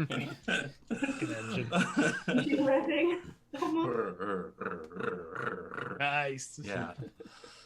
Okay, let's see if they interpret this as, they interpret it as kind of hostile. As Leo comes closer, one of them swats him on the nose with the wooden sword. So it's gonna try and attack Leo with a 16 to hit Leo. Oh, that hits Leo. Little buddy, no. He'll take 1d4 of damage. He takes 4 points of damage from this wooden sword. Oh. All right. Wait. You know what? No. Leo knows better. Leo, you know better. Just calm down. Just calm down. This is a disaster. I'm going down there. Wait. All right. You first. I'm gonna try and run down the path. What's he gonna do? Tell him kids shouldn't adventure? He looks like one of them. I can hear you. So, random question: how far can I jump and or fall without damage? So, without damage, you're probably like 10 feet is the limit. That's it, eh? I was wanting to do a superhero landing and just jump down there, but that's too far. So just take the damage. It'll Okay, look I'll good. do that then. I'll just take the damage. It'll look damn The good. rule of cool. I'm trying to So- remember so how far you can jump. It's like you're Before I'm falling. Before it's jumping and then falling. well, how far you're able to jump forward. Like the distance is going to determine how far it goes down, isn't it? So like a Okay. Does it have anything to do with my walking speed? possibly. I think it's a strength thing. Does anybody know offhand? Otherwise, I'll make something up. Don't know. Offhand, I don't know. Okay. What is your strength score? That's the bar on top, right? Because I'm still new to this. Yeah. On D&D Beyond, so 17. 17. Okay, so let's say you can jump 20 feet forward if you take like a runner padded. Okay. 3 feet forward. 45, yeah, 3 feet down. You're gonna take 2d6 falling damage. Okay. Yeah, I could do that. 7 points of damage. 7 points damage. So All right. does he catch up to me as I'm running down? Is but a Probably pass you. Vorlin, you can actually use one of your Goliath abilities, D12 plus your Constitution, to negate some of that damage if you wanted to make it look cooler. Right. That's 1d12 plus the stone's endurance, right? Yeah. Yeah, that's 1 per short rest, and I don't know when our next short rest is coming, so I'd like to hang on to that. Also, from that side note, Omax, you've been given a natural 20. Awesome. Thank you to whoever sent that. Nice. I might know who, but I'm not sure. Was it you? Got a good guess. No, it wasn't me, but No! woo! Sorry. I got one too. Excellent. So I'll do a typical, to borrow from Avengers, I'll do a Thor spinning and then landing in the typical pose right in the very middle of the hole. And probably scaring the crap. Yeah, oh yeah, I'm gonna feel that on my knees for sure. That's gonna hurt. Superhero landing. Whoa. But I'm gonna stand up and be like, and not look like it's in pain, even though it actually did kind of hurt a little bit, because I don't want to show weakness. And there's gonna be like this dust cloud that kind of fills the bottom of the hole and gets dust all over the kids and whoever's talking. Is that like a deception check to try and pull that off? Whether I can hold a poker face. That's to the right, pain. exactly. That sounds cool. I'll let you just get away with it. That's cool. All right. Asked about how far you can make it. You're gonna make your walking speed's like 25 feet. My walking speed is 40 feet. Oh, sorry. Wallen, you. Oh, sorry. Oh, my walking speed is 25 feet. Yeah. So you can make it about half of the way, and as Warlam leaps over you and lands in this superhero dust pose,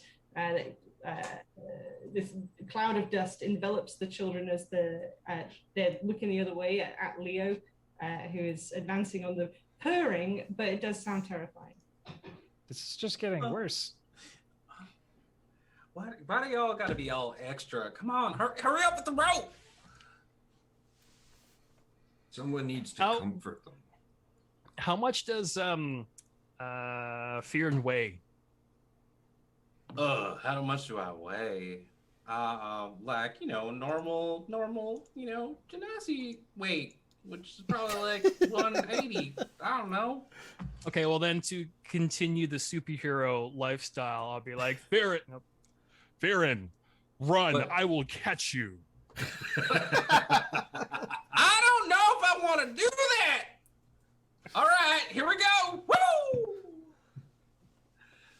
Am I rolling something to catch him? Can I actually run? As soon as I see him running, I'm going to run and jump with him. And as we're falling, I'm going to cast Featherfall. Okay. Oh. Aw. Okay. You can do that on more than one creature. It is choose up to 5 falling creatures within range. That would come in handy like 10 minutes ago. Well, you didn't ask. There was an associated entertainment But, value for. Well, yeah, I mean, Auckland you in can't that. just Oh my do it when it's convenient. You have to do it when it's got the Wow. most impact. So I'm going to actually wait till he's falling, and then I'm going to cast it near the bottom so he doesn't realize it's going to happen until it's happened. I don't want him to, like, flutter down. I want, not Bash to, I want Vorlem to be like, okay. Oh. Well, I can. Okay, I'm sure this is taking too long, but I picture he jumps off the edge, and I kind of have to run a little bit to catch him. But because he's falling, and then all of a sudden starts to slow, I kind of start to run and actually run into the wall.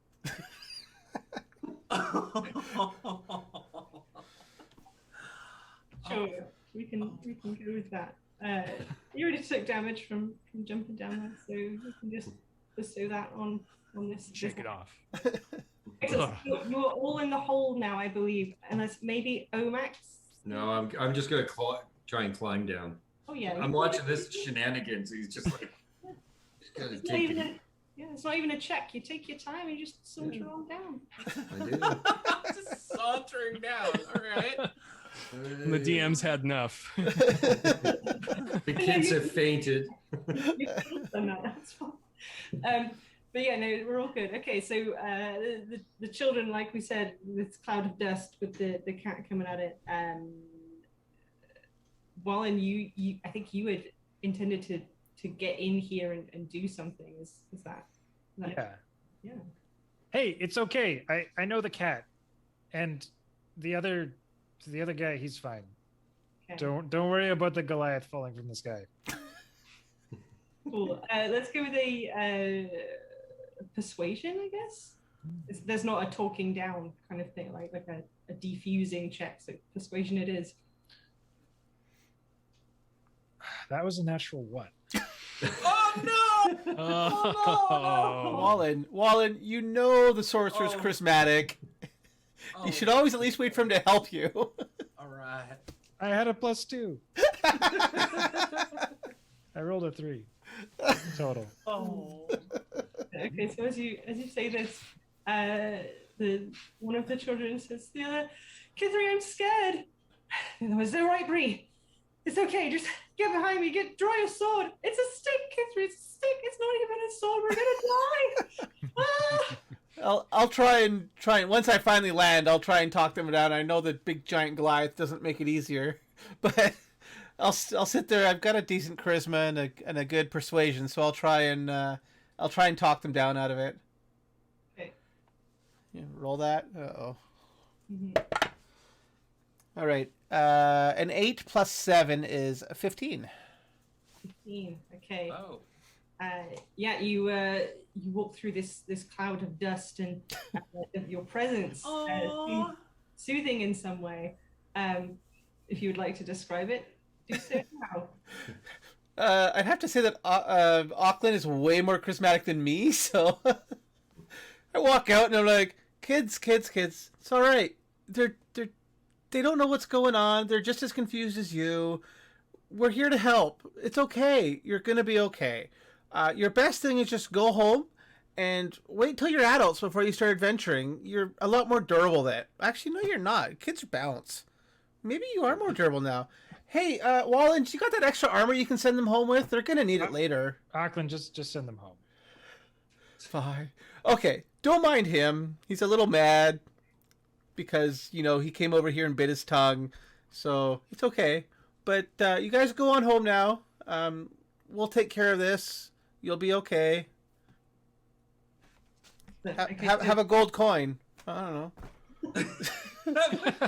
So you, as the dust settles, and Leo sort of sits back on his haunches and is less threatening, you come forward and you say this to the children, and they do calm down.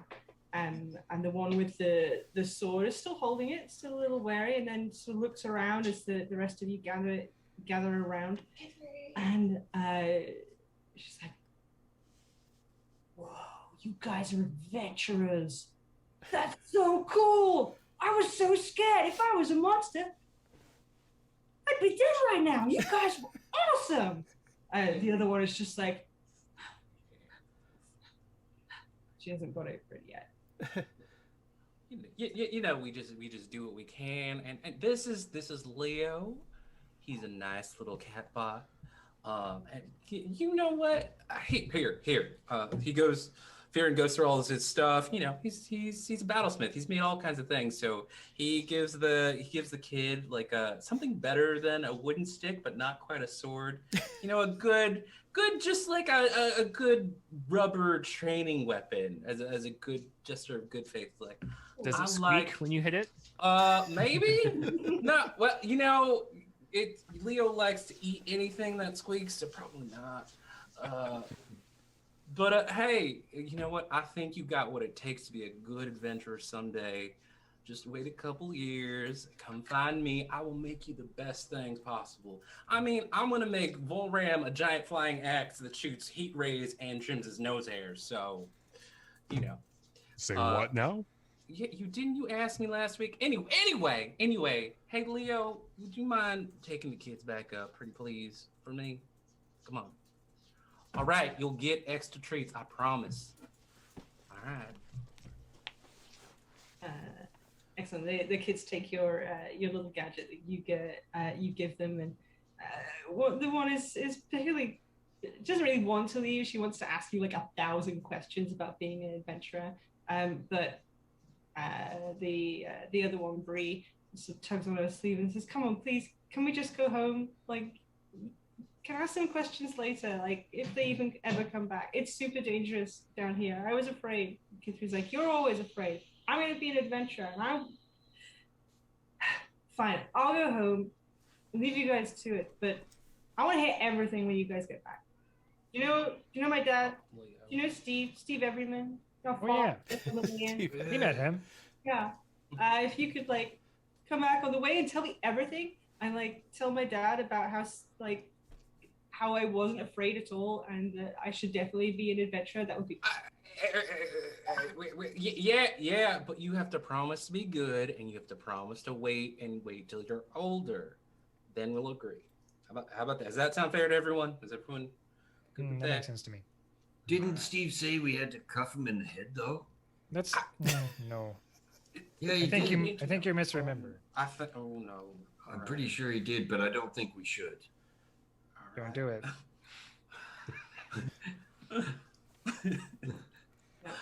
Excellent. So they head on up. They both climb on Leo, who gives them a really awesome experience as they're riding on this robotic cat, inspired to become adventurers. At least one of them is anyway. And I've been asked, where's the longhorn sheep at this point? He's probably up on top. I was just gonna say, once the kids kind of make their way out, he can slowly make his way down. I mean, he's good with hills, so come on down with us now. Excellent. Okay. So he can make his way down. The kids have been successfully wrangled, and you're left alone in the sinkhole. I would like to take a look at the small hole at the bottom of the big hole. March on down there. Seems perfectly reasonable to you. It's a great size. You fit perfectly. I'm going in. All right. Should we tie a rope around him or something, just in case? It'll be fine. Where could he go off to, really? I don't know. Yeah, me neither. I don't know either. I don't want to see anything happen to the little guy. Well, how about I go first, right? Like I probably got pretty good side in all this. I've been in a couple scrapes or two. It's gonna be fine, I think. Or we can blow it up, whichever one. No, I'm going in. I'm going in first. I'm going. Fine. All right, fine. I'm going into the hole. Why do you guys Wallen. never like my blow up plan? It's not fair. I don't like destruction, man. I mean, it's not destruction. It's a little bit of inspiration. No. I'll grab one of my ropes off of Wooly, and All I'll right. tie it to the gnome, and tie the other end to Wooly. Hey. Fine. Okay. So you make your way inside this small hole. You fit pretty perfectly. You can wander on through. It's a big dark hole. It opens up into a slightly larger area. where you think your other companions could probably stand up and maybe even stand side by side, two of them at least. Anyway. The tunnel seems to extend. It's not exactly straight. It's definitely going in a direction, but the way that the rocks are in the walls, it sort of occludes maybe further than about 30 feet or so. It's not really a straight, it's like a zigzagging a little bit, and there's corners of these rocks that are stopping you from seeing any further. There's a tunnel. It's bigger on the inside. I think we could all keep going this way. So it's a dimensional tunnel? I don't know. That sounds like something you would know. I head down to check it out. Excellent. As you go to fit through this hole, 7 feet, you said. Cool. Oh, me? I think I'm closer to 8. Okay, closer to 8. Look at this tiny hole. 7'7", actually. 7'7", okay. Yeah. You look at this tiny hole, and maybe this way. Go sideways. It's not quite big enough to fit you. Are you having trouble? If only you were not so tall. I mean, I could fix that, but remember the last time that happened and I accidentally shrunk Sir Panson, then we had to kill all those birds? We had birds too for a month, so... I didn't mind it. The stew. I minded being shorter. You know, you can't really control. Like, anyway, I mean, there are options, so... I could just Omax will pull go down. really hard. Omax will go down to see with his dark vision. Excellent. Okay, Omax is a little bit smaller. You are able to try and squeeze on through. So go ahead and make a...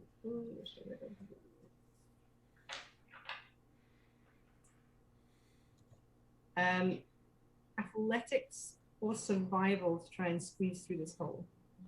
Athletics. You can also roll performance. Goes... You want to make a performance out of it. No, I better go with survival. Yeah. Higher bonus. Can I try and help? Yeah. Sure. Yeah, I could use that. So I can give you advantage on the roll, I think. I'll try and like pull you through the hole. From the other side, you're like, come on. Come on, Omax, get in here. Okay. Then First roll. Then we can both make fun of Auckland. Yeah, there's only a 9. So is that giving me advantage to roll again, or? Yeah, you can roll again. That was worse. So it's a 9 is the highest. Leo. You become wedged in the hole. Leo. All right, buddy. Well, we tried. There is now an Omax wedged in the hole. We did it too much their last I'll holiday. I'll just I just take a wanna run say- at him. Oh, Oh no! Really? Is that a headbutt?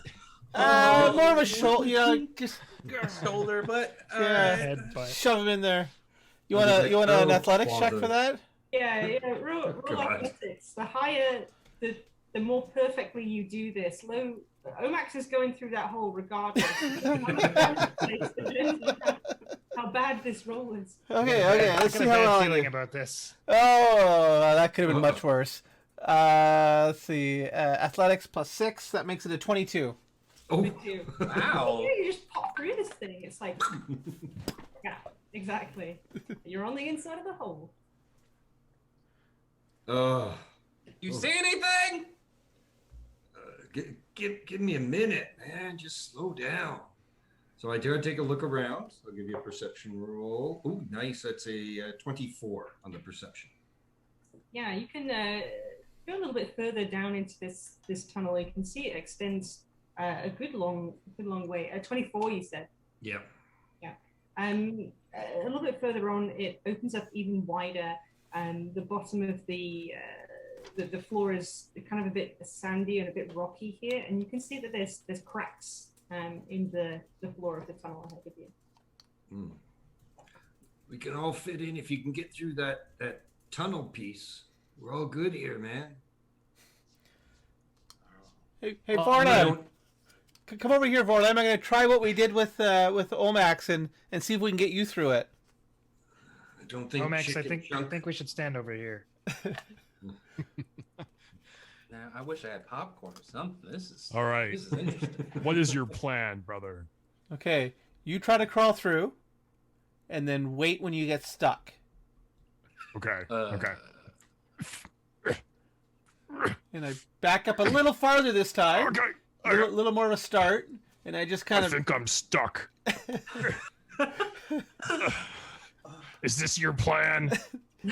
This is my plan! Oh no. Oh no! Not a one. Not a one. Not a one. That was an 11. Oh. Oh dear. That plus 7 comes in nice, I'll say. Does that get me through? Sorry, plus 6. It's a 10. 10. Okay. Roll for like pulling yourself through at the same time. Omax is also going to do just like Walladude, just try and pull him through. Come on, junkie. Is that just like a strength check? You figure? Yes. Or just a straight D20? Athletics or survival. Athletics works for me. That's an 18 then. 18. Oh yeah, you also pop through. You do take 2 points of scraping damage. Scraping damage. I love it. I'll get out of the hole and I'll just... Yeah. You know? What did you do to my arm? Ow. You've had worse. That's why you should go on a diet, man. I've been telling you that for the past week and a half. What's that about my weight?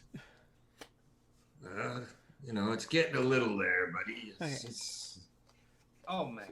Auckland gets kind of an entertaining grin on his face. He looks over at Fryn and he's like, "It's your turn." I can just walk through. I'm good. I don't know what. Oh. You'll have to wriggle a little bit. You can do it before Auckland assaults you through this hole. Oh yeah, as soon as he starts wiggling, I'm going for it. He needs the help. Okay, go ahead and wiggle. 18 or higher, and I'll let you go through before Auckland. Wiggle faster. Wiggle faster. Oh no. I don't even know what's going on anymore. I got a 19 coming at you, so. Will.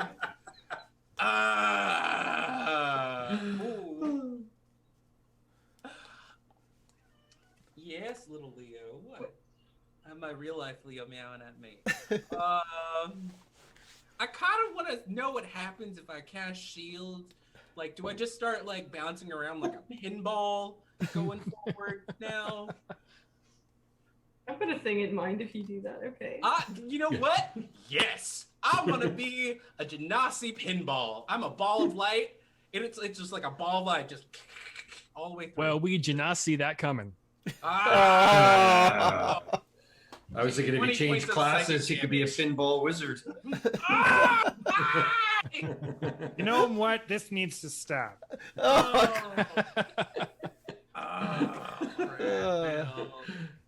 Okay, so you cast shield. As you need to roll to wiggle through. By the way, I assume it was bad because there was a lot of pained looking after you did the dice. Yes, the roll to wiggle through was a natural 1.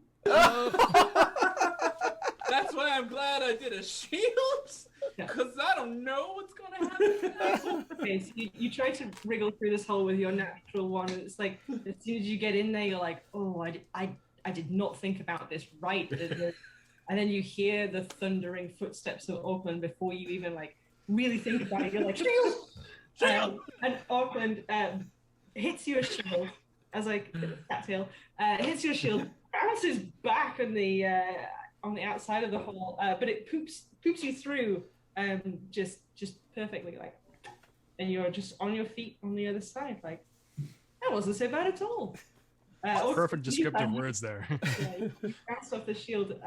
Dexterity saving throw, I think, to All right, let's do this. You're going to tell me what to do. 17. 17. Oh, sorry, I needed Auckland to make that. Oh, okay. The shield. Oh, dexterity. Oh my.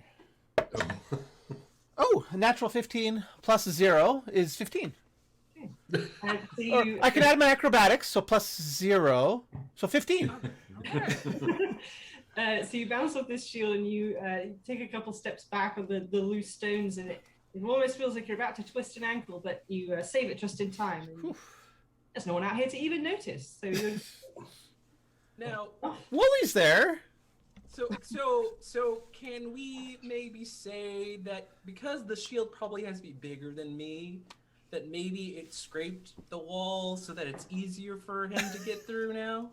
absolutely. We've been doing this for long enough. There is a perfect sized hole for you to saunter through. Oh, I look back and it goes, "Sorry, buddy, you're not gonna be able to help me on this one." He gets stuck in the woolly sheet, just grabs him from behind. Oh, the legs. I'll take a run at it just because I figure it's gonna be a tight fit, and I'll just. So, nice little athletics check. I'd like to anticipate this and pull my shield off my back and stand ready. My athletics check is a 21. Yeah, you make it through. No scraped elbows for you. Perfect. See, guys, I don't know what you guys were complaining about. I made it no problem. You're trying to kill me again. I just walked in here. Put my shield away. So before we go any further, I'm going to get a marching order from you guys. Who is taking the lead? I would like to go first. Okay, after Wallen is. I will go next. After Farn. Omax will go then. And. After Muscle Brothers will bring up the rear. Yeah. Auckland will go last. Keep his perception for what everyone else misses. Okay. And that leaves Wallen in the middle. I'm assuming your various creatures are with you in the order. Oh, yes. Excellent. Okay. The Ram will stay outside. He doesn't want to come in here. Right. Tell me how you would like to proceed. Well, Recklessly, first- like usual. Yeah. well, first, I'm just slightly out of game. I want to thank whoever gave me a natural 20 roll, and I believe someone else got another natural 20 roll, and I believe Vorlam got a D6 inspiration. D6. So Thank you, you guys so are much for that. badass. You guys are absolutely awesome. you guys are Vorlam literally thanks you. awesome. That's what I meant. Excellent. Okay. I got a couple in there too, so watch out. Why are they not getting you ones? This is not right. Yeah. It's nice. Why am I haven't attacked you with anything? I've just made you roll hilarity going through it. But yeah, tell me how you'd like to proceed. Well, I would like to do my little goggly detect magic-y bit. Let's see if there's any traces around, because we gotta be, if it's seeped down and we've been going this far, we gotta be close to whatever's happening. So Okay. So you take a look around the rocks around you, and you do see these very thin veins of that magic, sort of radiating out from where you can kind of get the idea of where the farmhouse was behind you, and you can see them like radiating down an angle. If you look very closely, you can see the vein is thicker as it gets further towards the bottom of the cannon. ooh. Hey y'all. It's probably pooling up around there. That can't be good. But also, hey, Vorlam, what do you think transmutation magic tastes like? Just Probably like chicken. You Good say point. that about everything. good point. Because good everything point. tastes like chicken. All right, or everything tastes like transmutation magic. I'm just saying. Except that chicken we had. Raise last a week, good you point. said Don't tasted hurt my like brain something too much. else. That stew was vegetarian, Omax. So what the heck did we eat? That's what I'm saying. I don't know. Well, It was good for you. Just trust me. It was good for you. Help Well- clean you out. if Auckland said wherever that thing was is probably not good, whatever's right there is probably not good. So,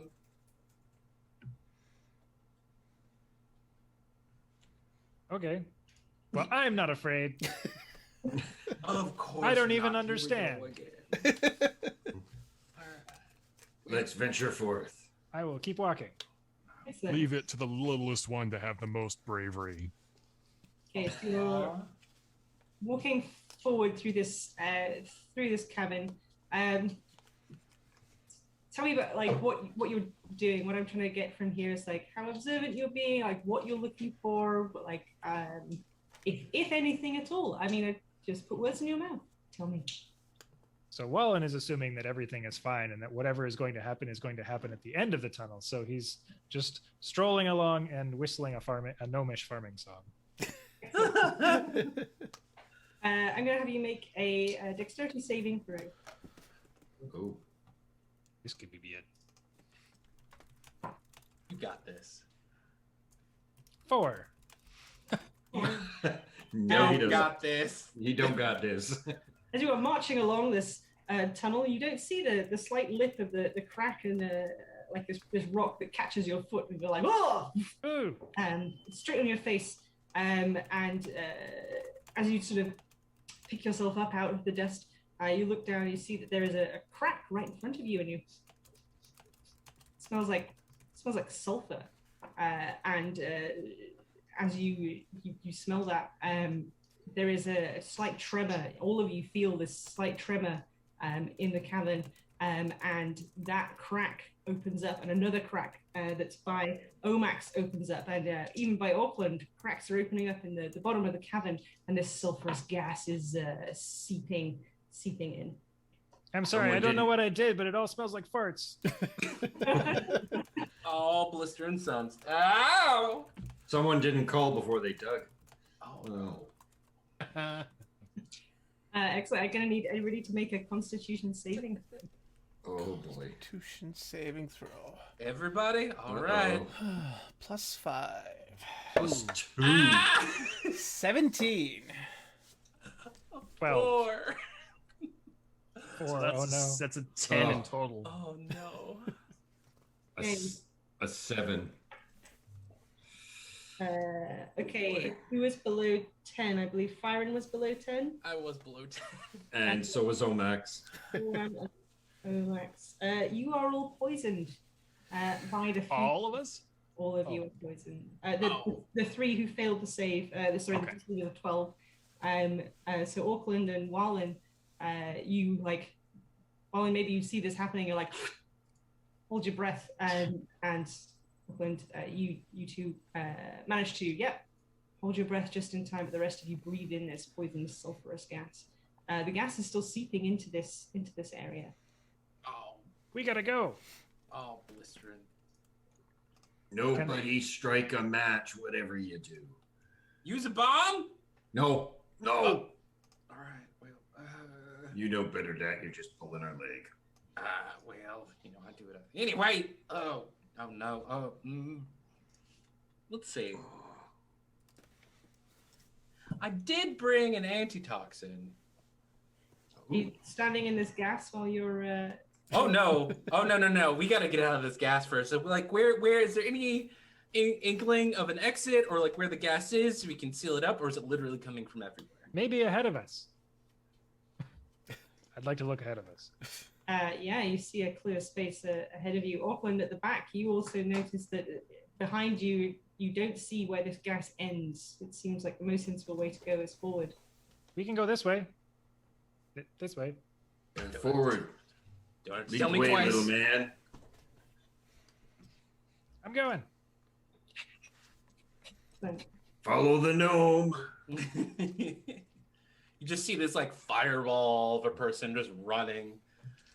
excellent. Okay, you all make your way towards the unpoisoned area of the cave, and just for clarity on this, a poisoned creature has disadvantage on attack rolls and ability checks. This is the effect that will be that is in effect on the 3 that are poisoned. So disadvantage on attacks and ability checks in the future. Okay, you've made it into this area. You will take a big, deep breath, a big lung full of musty cave air, but it's better than sulfurous gross air.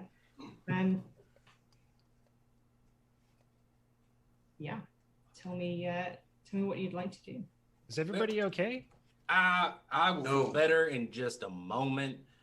He's gonna go ahead and drink that antitoxin. Let's get rid of this ickiness. Ugh. It tastes like like a cherry Coke. Your cherry coke medicine. Yeah. After a few moments, you do feel the poison, that choking sensation in your throat, just start to ease a little bit, and you feel like, I feel okay now. You are no longer poisoned. Omax is over in the corner, kind of retching. No.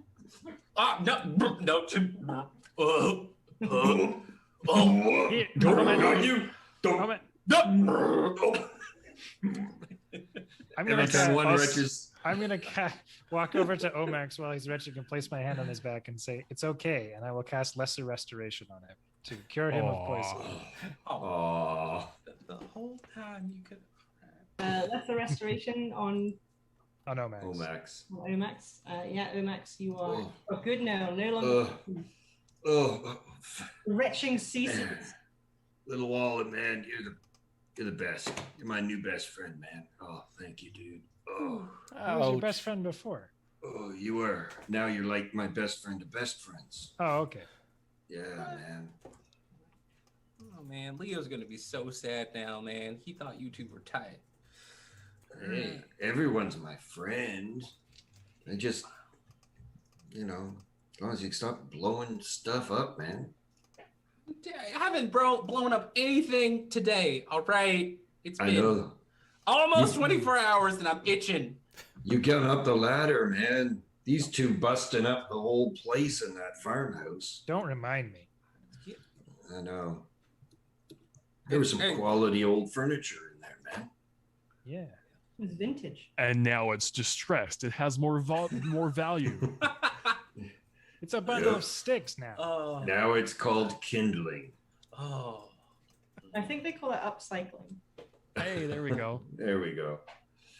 Like All right. Excellent. Okay. Oh, So you find yourselves in this.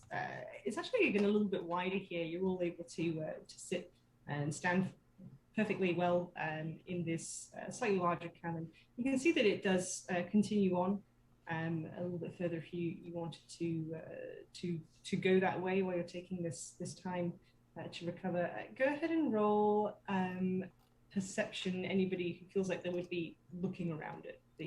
I will attempt that. Very leading of me. But 15. 24 again. Woo! Ooh. That's good. Nice. Just focus. That's what I keep telling you guys. Gotta focus. Yeah. So 24, I think, was the highest. So Omax, as you're looking at the walls of this cavern, here's like a little bit different. You can see it's like a kind of like a sandstone. And you kind of lose yourself in the waves and the layers of the strata of rock. And you're following it. It's almost like it's telling you a story. You're feeling like really in touch with like the nature of this place. Oh, yeah. And then you see this one little band where it like opens up a little bit. It's like really glittery and shiny, and then it closes up again. Like this one little seam of shiny niceness. I'm like, oh, I recognize that. That's gold dust. Oh. Nothing to see here, guys. Nothing. No. No. And there's some gold in this here cave. This wouldn't have. What? It's nature. We're here to investigate, not to rob. But if it's still here on the way out, it's all yours, buddy. All right. The next time you want some shiny, like flower jewelry, don't come looking to me. It just doesn't say. Right? Doesn't belong to us. It doesn't not belong to us. I am confused. It makes sense if you Doesn't don't think not- about it. It's fine, buddy. So it should make sense to me then. Oh, buddy, you bless your heart.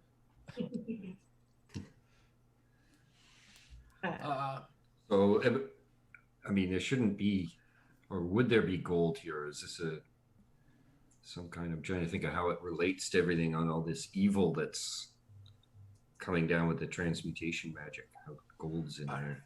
All right. Let's just take a moment. All right. Weird rooms, transmutation magic, sulfur, gold. Is that what that was? I mean, these are just the things that I remember. going through, but you know, what Auckland? What does that mean, buddy? You would know. I think it has something to do with gold and poisonous gases and transmutation magic. Yeah, most definitely that. Did I not just say all that? All right. It's a cave. There's an echo, man. You know, it's just coming back. Oh, that's what that is. All right. So I think we should take some of the gold just in case. Not. I will take a sample. I was gonna say I was gonna take a sample. That's all. Just don't use it in anything yet. We might need it. I don't know what for. I never know. So, may I go take a sample? And if so, is it actual gold or is it fool's gold? This looks a lot like stealing to me. It's a sample for. You know what, buddy? You don't go into people's houses and sample their walls, do you? Yeah, but most people's houses aren't causing earthquakes and potentially summon a giant demon. I'm just saying. That's true. Have we noticed the temperature down here? Is it getting like a lot hotter? Or is it staying relatively just kind of okay? At the moment, it's still like it feels musty, but you haven't noticed an increase in temperature just yet. Okay. Or maybe you won't in the future. No. Who knows? Okay, so you're taking a sample. Yeah. You just like go up and you scrape a little bit off into like a little glass vial Just or a couple shavings. yeah, whatever you usually. You're an artificer. You've got like little sample things. Oh yeah. Yeah. Okay. So you can go ahead and add like 10 gold pieces worth of gold dust to your inventory. Oh, thank you. 10 gold dust of it, yes. All right. Well, we got this. Where could we be? Why didn't anyone bring a map? Did someone remember to bring a map? I don't think they've made a map of down here yet, man. No, but we could figure out where we're under. Maybe that'll give us some clues. I don't know. I'm kind of grasping at straws here, y'all. Can I do a survival and then start drawing on the ground? You know, holes here, house was here. See if I can do a survival check with a 14. It's not terrible. 14. Okay. Yeah. You kind of think back about the direction that the tunnel's been taking. You get the idea of like, yeah, it's maybe curved back on itself a little bit, but like not a huge amount. If you were, when you were entering the hole, if you were going north, you're probably going like maybe northeast now. And you do seem to be descending. I'll have to draw that in 2 maps for the guys, since we're all easily confused. Okay, if you look from the top down, we're about here. If you look from the side, we're down here. If you put it together, then you've got a 3D map. I can't draw that, sorry. Where was the farmhouse, man? There. There, okay. Are these the children? Well, they were there. We had to draw them. Yeah, that's true. I mean, it's good to remember all the clues. All right. Every detail matters. I don't know if this is getting us any farther, though. Well, then let's just keep on Let's going. Great minds, right? Great minds. Yeah. My papa always said great minds think alike, but man, then my mama would say, yeah, but fools hardly differ. Oh, man. Oh, She's man. not a nice lady. No. I'm sorry to hear that. So am I. Okay. So as you come together after Firen has collected this gold dust and you've thought over the map a little bit, you sort of look up and stare down the tunnel a little bit, and you see that actually the tunnel is branched now. There's a decision ahead of you, but I think we're going to take our first bio break before you make. Oh no. No, that's a good thing. Is it though? I'm so invested. The decision will be there when you get back. Don't worry. Okay, so we'll take a quick transition over then and send it over here.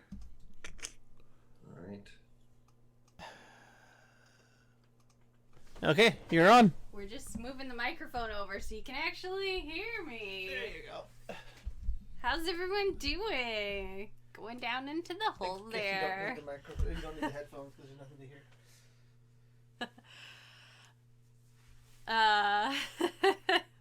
Everyone doing okay?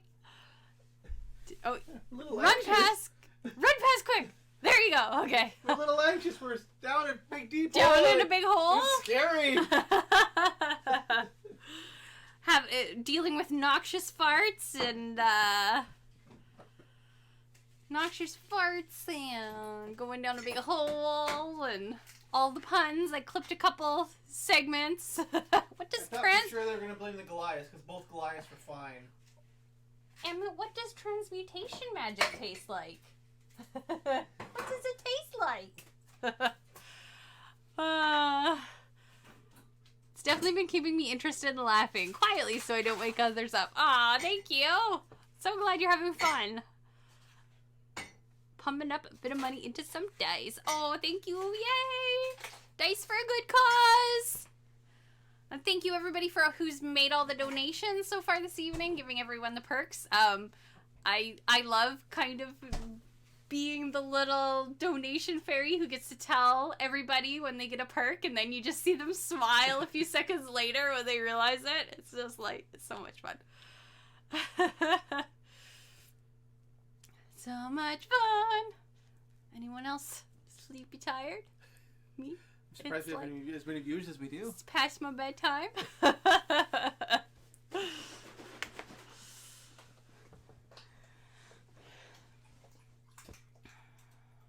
I am very tired. Me too.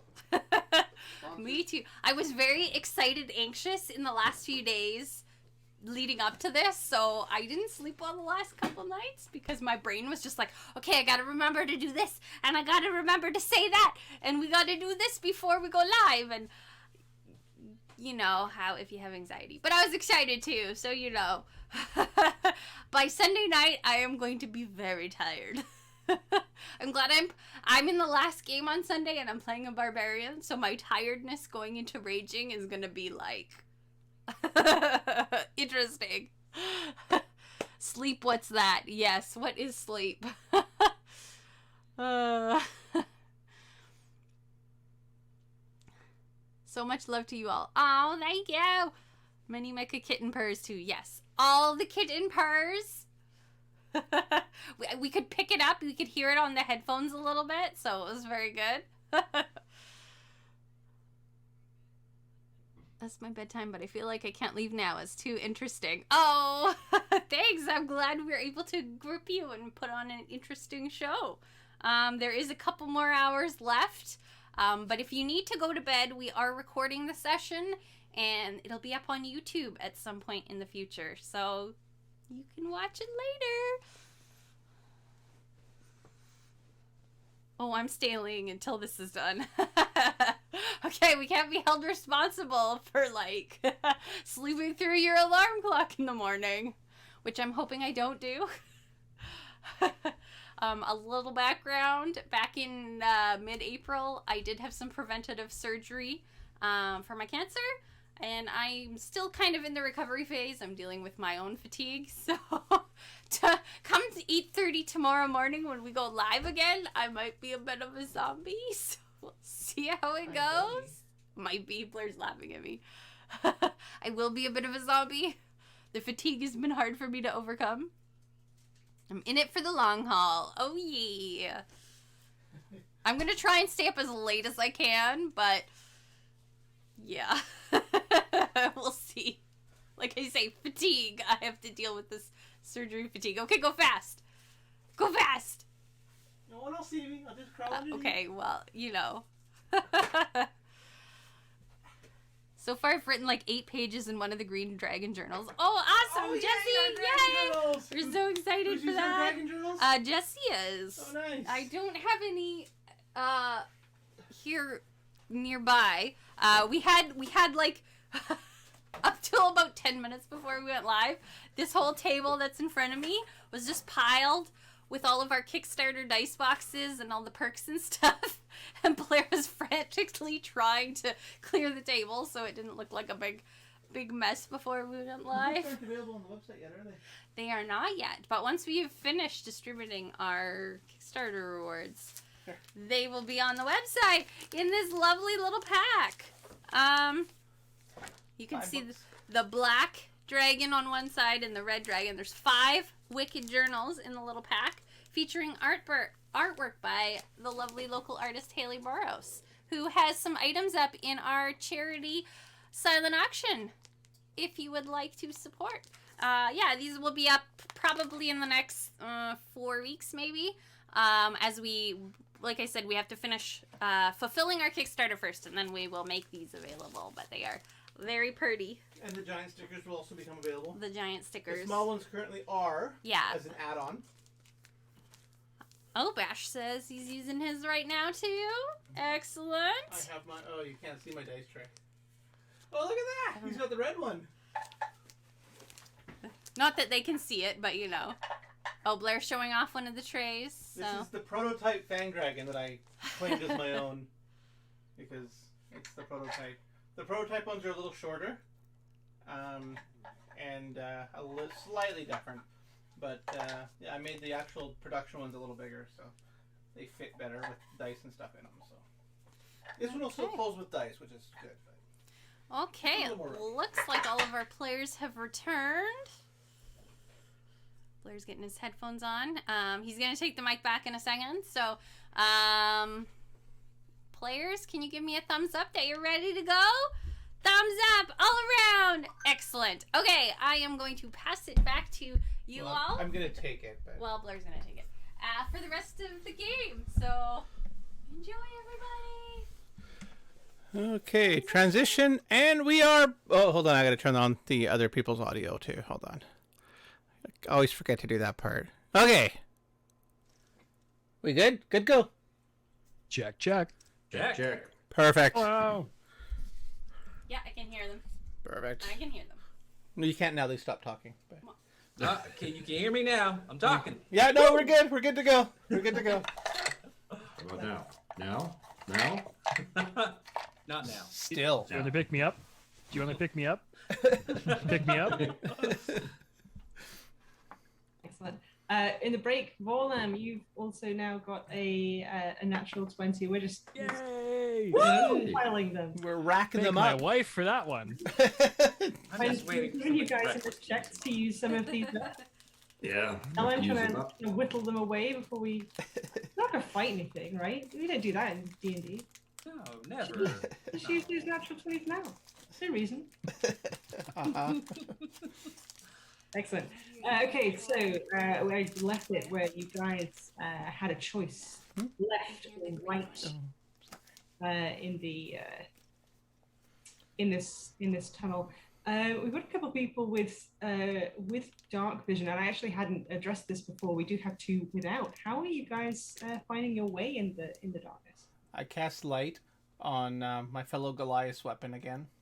Cool. And you just have that as a cantrip, right? So you can just do that at. Yeah, every time I do, the other one goes out. So the copper coin up in that pit is no longer lit. But I do believe it's not concentration. It just lasts until I cast it again. Yeah. Okay. Yeah. Just because 1 hour. Sorry, 1 hour. All right. Okay. I'm not gonna worry about you guys having a light source for people that can't see in the dark. There is sufficient light. And are we keeping the same order that we had before? Wallin followed by Byron, followed by Omax, followed by Borlam, followed by Auckland. Wallen is happy to go in front. I'm happy to go second. Okay, so Good Wallin, with you're the third. first person that comes up against this choice. As you stare down both of these tunnels, the one on the right, on this light that's being cast on Borlam's weapon, you can see it sort of being reflected back at you from many different facets. It's kind of dazzling to look at. And as you stare down this tunnel, you can see that like a geode has all of those different facets. You can see that the tunnel starts to have some of these crystals in the wall. It seems to get more and more intense as it goes down. When you look to the tunnel on the right, you can actually see a light source. It's like a small flickering flame you can't see the source of it, but you can see it being reflected on the stone walls. The walls that are very similar to the walls of the cabin that you've seen so far. So your choices are the flickering light to the left, or the sort of weird crystal structures on your right. I say we go to the right, y'all. It'll be interesting, right? Right. It does look interesting. It hurts my eyes a little bit, though. Well, turn around for a quick second. I'm going to just produce a quick flame and throw it down that way just to see what it looks like to have a small little flame go through this crystalline stuff. Is it gonna like disco ball and like? Oh yeah, oh yeah. That's entirely why I'm doing it.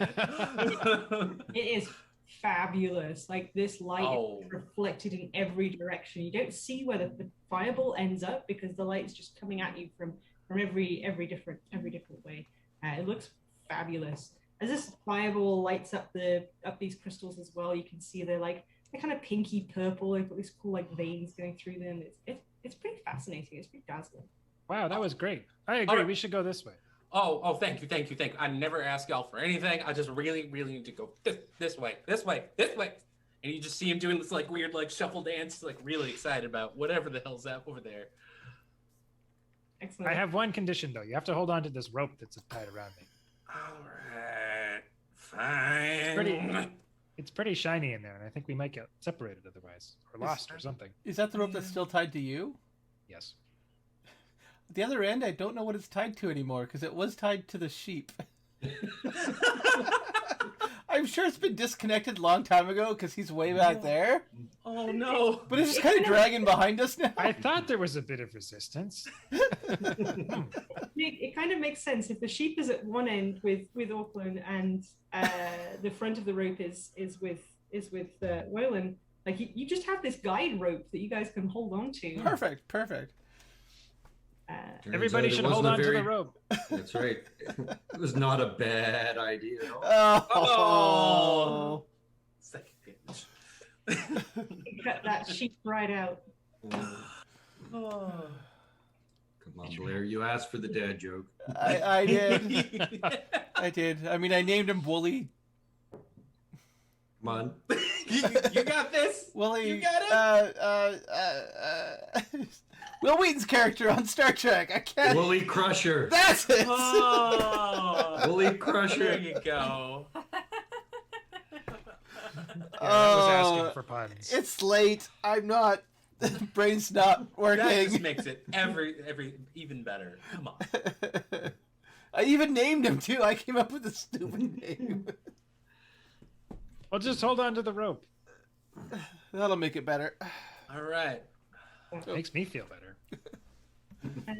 Right, so you guys all take hold of this rope, and you are going down the tunnel to the right into this crystalline wonderland. Wallen, as you are leading this intrepid group, you manage to make your way through. It does get quite confusing after a while because all these crystals are like overlapping, and it's difficult to see exactly the way through. It's kind of like Hall of Mirrors-y in that way of just like everywhere you look is just all of these different facets of these crystals. You can go ahead and make I guess perception is the perception, or survival is like more of a navigation kind of check. I will do survival. 11. Okay. You're a little bit confused about which way to go, but you keep pushing forward, and as you're sort of gazing around, trying to find your way, you see one crystal that is particularly magnificent. It's a little bit larger than the others, and it's got this really pretty like coloring to it. This lovely pink vein that goes through it. It sort of branches out into these like different purples. There's a little bit of blue in there. You're like, wow. Fearing. Oh my god! I never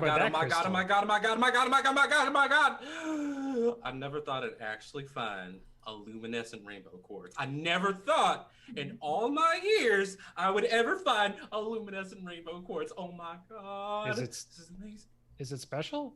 It is. It is super special. It seems like both of you are have found this crystal and are looking at it. I need both of you to make a wisdom saving throw. All right. Uh-oh. Is it, I have advantage if it's a magic saving throw. Is it a magic wisdom saving throw? Sorry, yeah, wisdom saving throw against magic. Yeah, yeah. There's a magic aspect to this. You can use your advantage. I think that Firen is very mesmerized. Like he's getting out his jeweler's tools, doing that weird eye loop thing. He's just like all about whatever this is, and in doing so, he rolled a 5. So with advantage, I rolled twice, and I rolled 17 both times, so 21 and 21. Excellent. Okay.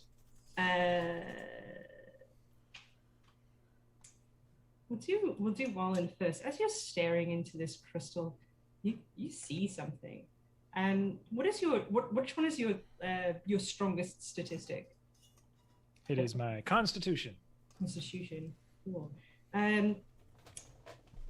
As you stare into this crystal, your mind is like cast back to like some time in your past where you showed mighty constitution, where you overcame some sort of thing. What do you see when you look into this crystal? On one of my first days, after I left Vinster, I came across a small village that was beset by brigands, and I faced them all down on the road and drove them out after they had spent days and days terrorizing this town of Sipple farmers. That was when I knew that I had been chosen correctly. Excellent. You see yourself with these bandits running away in fear, and you just standing there being like, yes, that is correct. And you get inspiration from yourself, pretty much. I knew I could do it. Excellent. Farron, which is your weakest statistic? Oh, my weakest? It is tied between strength, wisdom, and charisma. They're all 10s. Okay, I think this is the one for you. As you look into this, you're a gregarious chap. You're outgoing, but as you look into this crystal, you get this horrible like tight feeling in your chest, and you were reminded of a time or a broken relationship that really hurt. It sort of takes you over. Tell us a little bit about that. Well, I don't know if it was something I said or something I did, but there was this little baby like stray that used to come around to my garage, and I'd feed it and all that stuff. But one time, I do admit, a bit thing. That thing that kids do, they play too much, and I didn't react the best, and he's good, he's okay, he's not hurt, but I can tell I scared him, and I didn't see the little guy since that day. Oh, it's so fun. I need you to make a charisma saving throw. Oh, that is a 5 again. I'm reminding you're a bunch of natural 20s. Well, is it more interesting if I fail this? I'm game for whatever's more interesting. Okay, you fail it. You feel the crushing sadness of this loss. Which is your strongest statistic? Intelligence. It is reduced by 1. We may have to adjust some modifiers. Oh, you asked for it, buddy. That was certainly the most interesting of. Crystals are harsh. Can I sacrifice my natural 20 so I don't? Because it will. Yeah, okay, I will let you retcon it because it will involve a lot of fussing around in D&D Beyond, I believe, to implement that. So yeah, sure, you can sacrifice a natural 20. Whoever gave me this natural 20, thank you. Thank you. Seriously. Woo. Oh my. That was quite the journey. What snaps me out of it is actually Leo coming around and just doing that thing where, they like to just curl around you and, that memory is what really formed Leo. So. Farron, what happened in there? What did you see? I just saw how great I was. Well, good for you. I didn't. That's too bad. Y'all, stay away from this thing. I don't even care about rainbow quartzes anymore. This is bull blistering. Well, and you've also been bestowed with a D6 of inspiration. This cavern was great for you. Huzzah! Huzzah. Excellent. So everybody else, a little bit further back in the order, does get this this warning from Furin. What you gonna do with that? How would they like explain what it is? It's a thing where you look into it, and legend has it anyway that it's super strong, super powerful, mind blistering material that you'll either see your best or be your worst. It's I wouldn't chance it if I were you, but apparently it likes Sir Pantsoon, so whatever. I don't need any advantage. I am good on my own. I'll go past it, thanks. This sounds like Hocus Pocus. Well, aren't you Mr. Hocus Pocus? I don't believe in that stuff. Aren't you Mr. Hocus and or Pocus? Like, anyway. I just think maybe we should go the other way, man. Towards the flickering light, you mean? Can we go any farther this way? Oh yeah, you can keep going. I say we keep going. Like, we've already gone halfway here. I suspect we don't have a lot of time, so might as well just push on through. I don't, unless one of y'all want to try bashing through the wall. Don't give them any suggestions, man.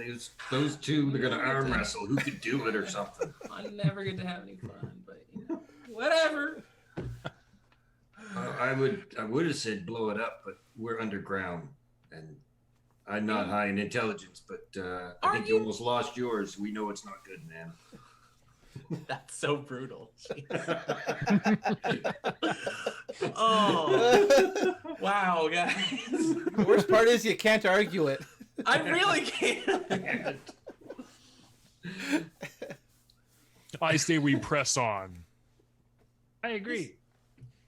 Oh, Ram, you are a sagely man. I'm just saying. Sage like sage. It's good in the stew. Excellent. So under the advice of Byron, the rest of you take hold of the rope and close your eyes as you pass this this magnificent, maybe terrible. I may be tempted to open my eyes at the last minute. I'm gonna do a quick wisdom check. Yeah. You are wild. It's the chaos, right? Like, you got to. Yeah. That was interesting. Yeah, I do. I opened up my eyes at the last minute and go, it's really can't be that bad. It's kind of nice looking. Okay, what did you roll for your wisdom saving throw? I rolled an 8. You rolled an 8. Yeah.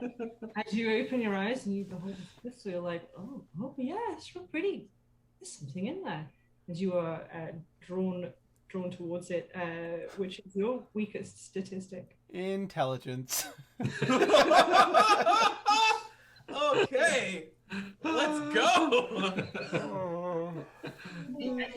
As you stare into this crystal, you look at it and you are reminded of a time where you just couldn't work something out. What was it? I think it was there's a problem every time I tried to help one of my family members with something. It started to catch on fire, and I don't know why. And I had a hard time figuring out why it was doing that. And I thought someone was playing tricks on me, and it was really bad, and almost burned down the house. The whole community almost burned down because of it, and it was bad, guys. Okay, go ahead and make an intelligence saving. Jeepers. Let's see if I can. I don't know if this is gonna work. No, it's probably not gonna work. Oh, hold on. 12 minus 1 is 11. Oh man, 12 was the save. Oh no! Oh, it too late to take a nat 20 on that? You have inspiration? Oh, inspiration! There you Perfect! go! Perfect! We'll stall. We'll stall for like 2 minutes so somebody can give Glenn some inspiration. Wait, I don't think anyone gave me inspiration. I don't think I actually have it. Describe it more. Describe the pain more. Oh, it hurts so much! All these fires burning in the middle of a wooden forest. We had wooden houses.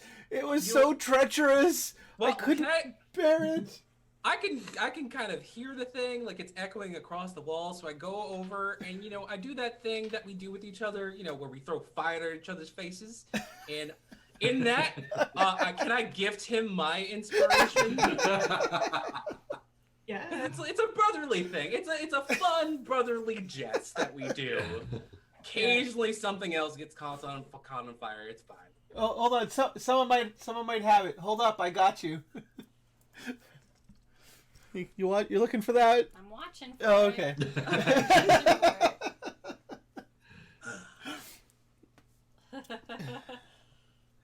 I don't. Is it there? No, not there. Not there. Okay, that's okay. I think my traveling companion Farron is gonna get me here. All right, here you go. To the face. Why are you taking so damn long? Just as I rolled a 1. But it was a D1 on a D6, which puts me back to a 12. meets. Love it. Okay, yeah. Woo! All right. Yeah, as the worst of the trauma is about to set in, Farron jerks on the rope, and all of you are pulled forward, and Auckland is ripped. His eyes are ripped away from this just in time to save you from the worst of it. You are safe. Ooh. Omak still has his eyes closed. What's going on, man? What's all this? Just keep going. It's nothing. Just keep going. You okay, man? I don't know. Are you crying?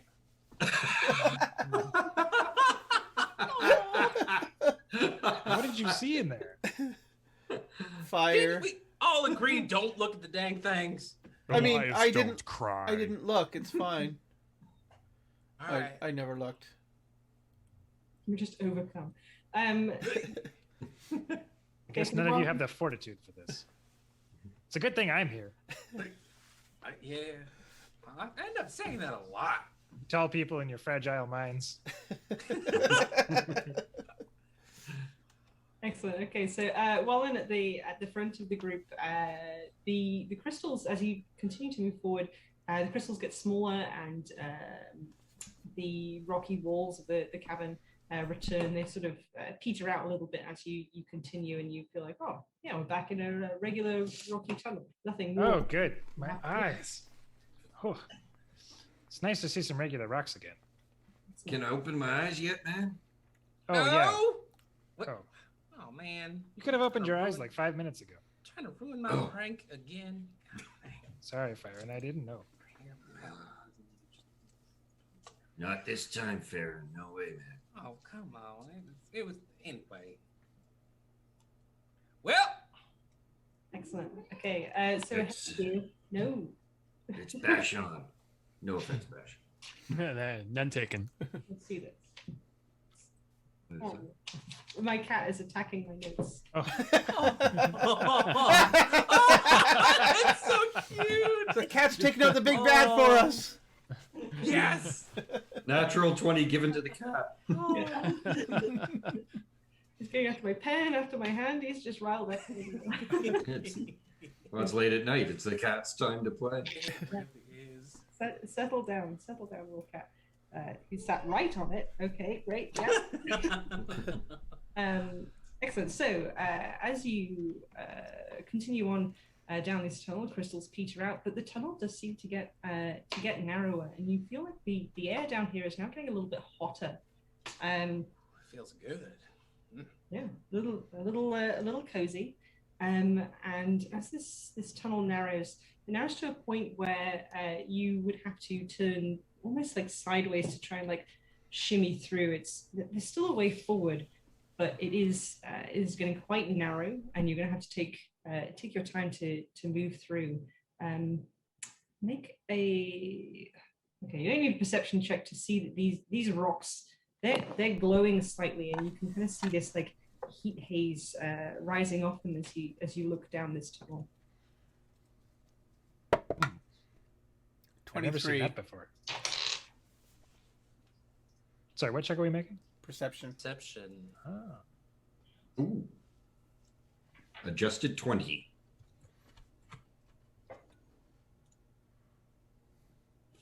I 13. gotta say, the Emerald Spire dice purchased from the Adventure Dice Nice. has been on the money. Are you sponsored? Yes. Adventure Dice is a sponsor. Shameless plug. It is That was a 10 for me. Excellent. I particularly enjoy my glow-in-the-dark dice that came in both regular size and mini size because I subscribe to the Adventure Dice monthly subscription thing. It's The May subscription. yeah, it was great. That's a Yes. thing? I Very want nice. some. Yeah. Right on the main page. It's a big thing. I'm Subscription. Gonna get them now. Yeah. Well, Fearon got a 15, so hopefully that's good. Yeah, so it seems like Omax got the highest thing. You'd worried actually earlier about you'd asked if it was getting warmer down here, and you do feel that now. And as you sort of look past your companions, you see these very narrow passage and these glowing rocks, and yeah, it's kind of like really tense as you move closer to it. It's like it's scorching. Like you get the idea that if you were to touch these rocks, it would probably hurt. Like I said, the passage ahead of you is wide enough that you could shuffle through.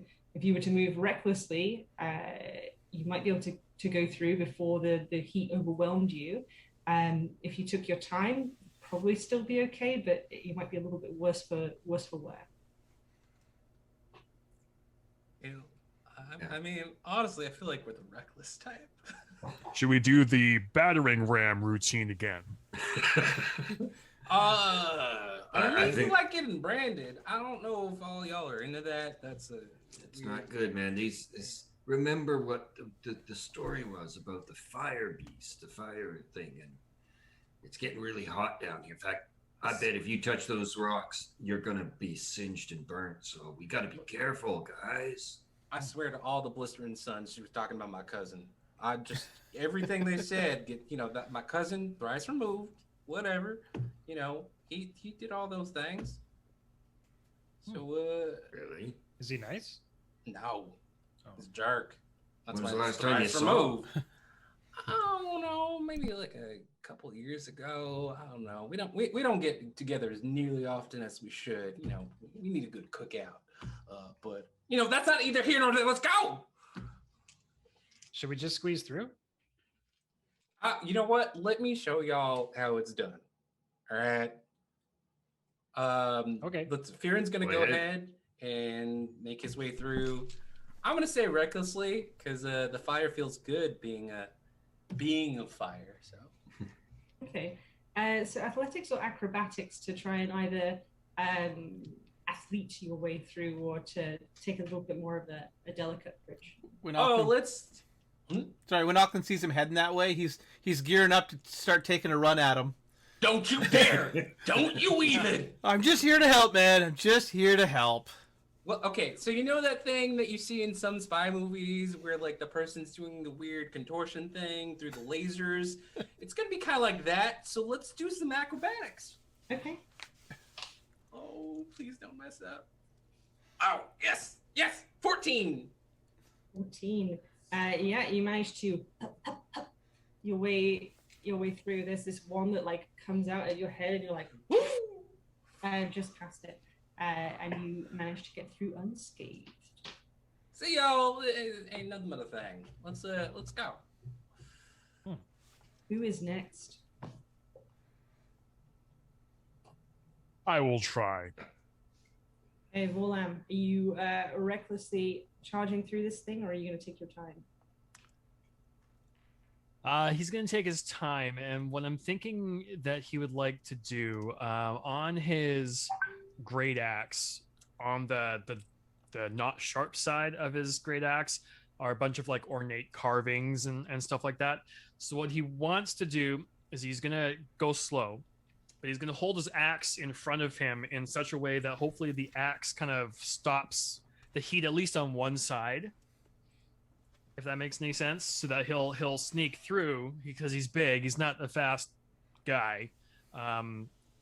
And I have an idea of what might happen if it doesn't work out so well for him. It's Goliath logic. Totally works. Yes. Taking time with this, you're absolutely able to move through. You don't need to make a check of any kind.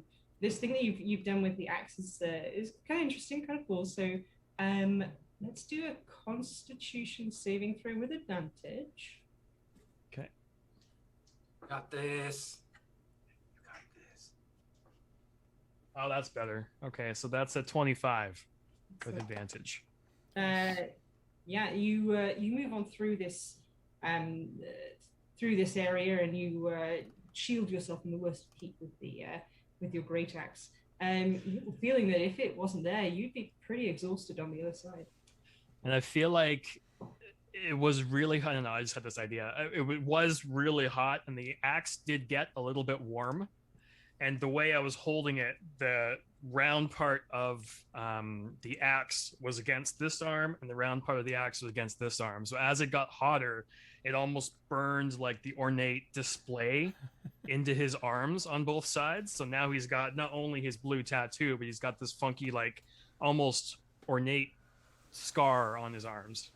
Cool. And with a 24 Constitution saving throw, I'm not even going to make you take damage. That's cool.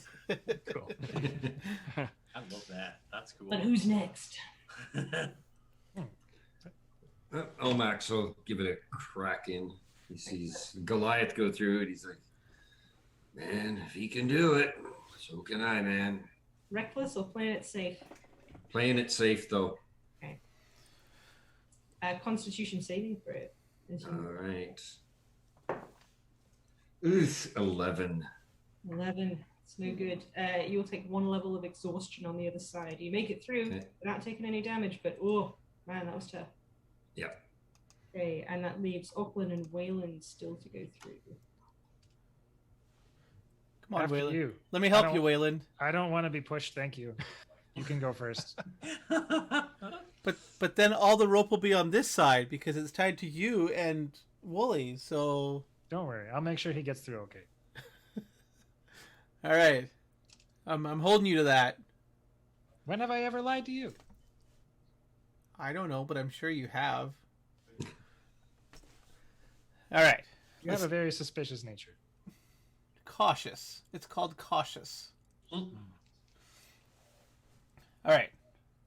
I will have to make my way through. And let me show you how this is done. Excellent. Reckless, safe. Which way are you going? I'm totally gonna do reckless. Yeah. Okay, athletics or acrobatics? My D6 is ready. I'm totally gonna use my nat 20 and make this look real good. Put my dice down then.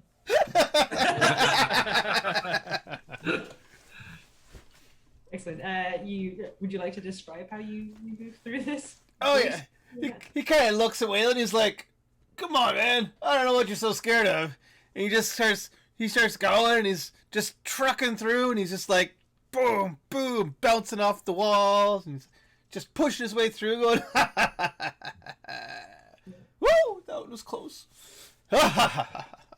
Like you're walking on coals, like things you go fast and you bounce fast enough. That's right. Keep it moving. Just don't stop. Okay. And that leaves Waylon on the other side. Jump! I'll catch you. I can't jump that far. I think you knew that. So, Wallen's going to take a look at this sheep. How big is this sheep?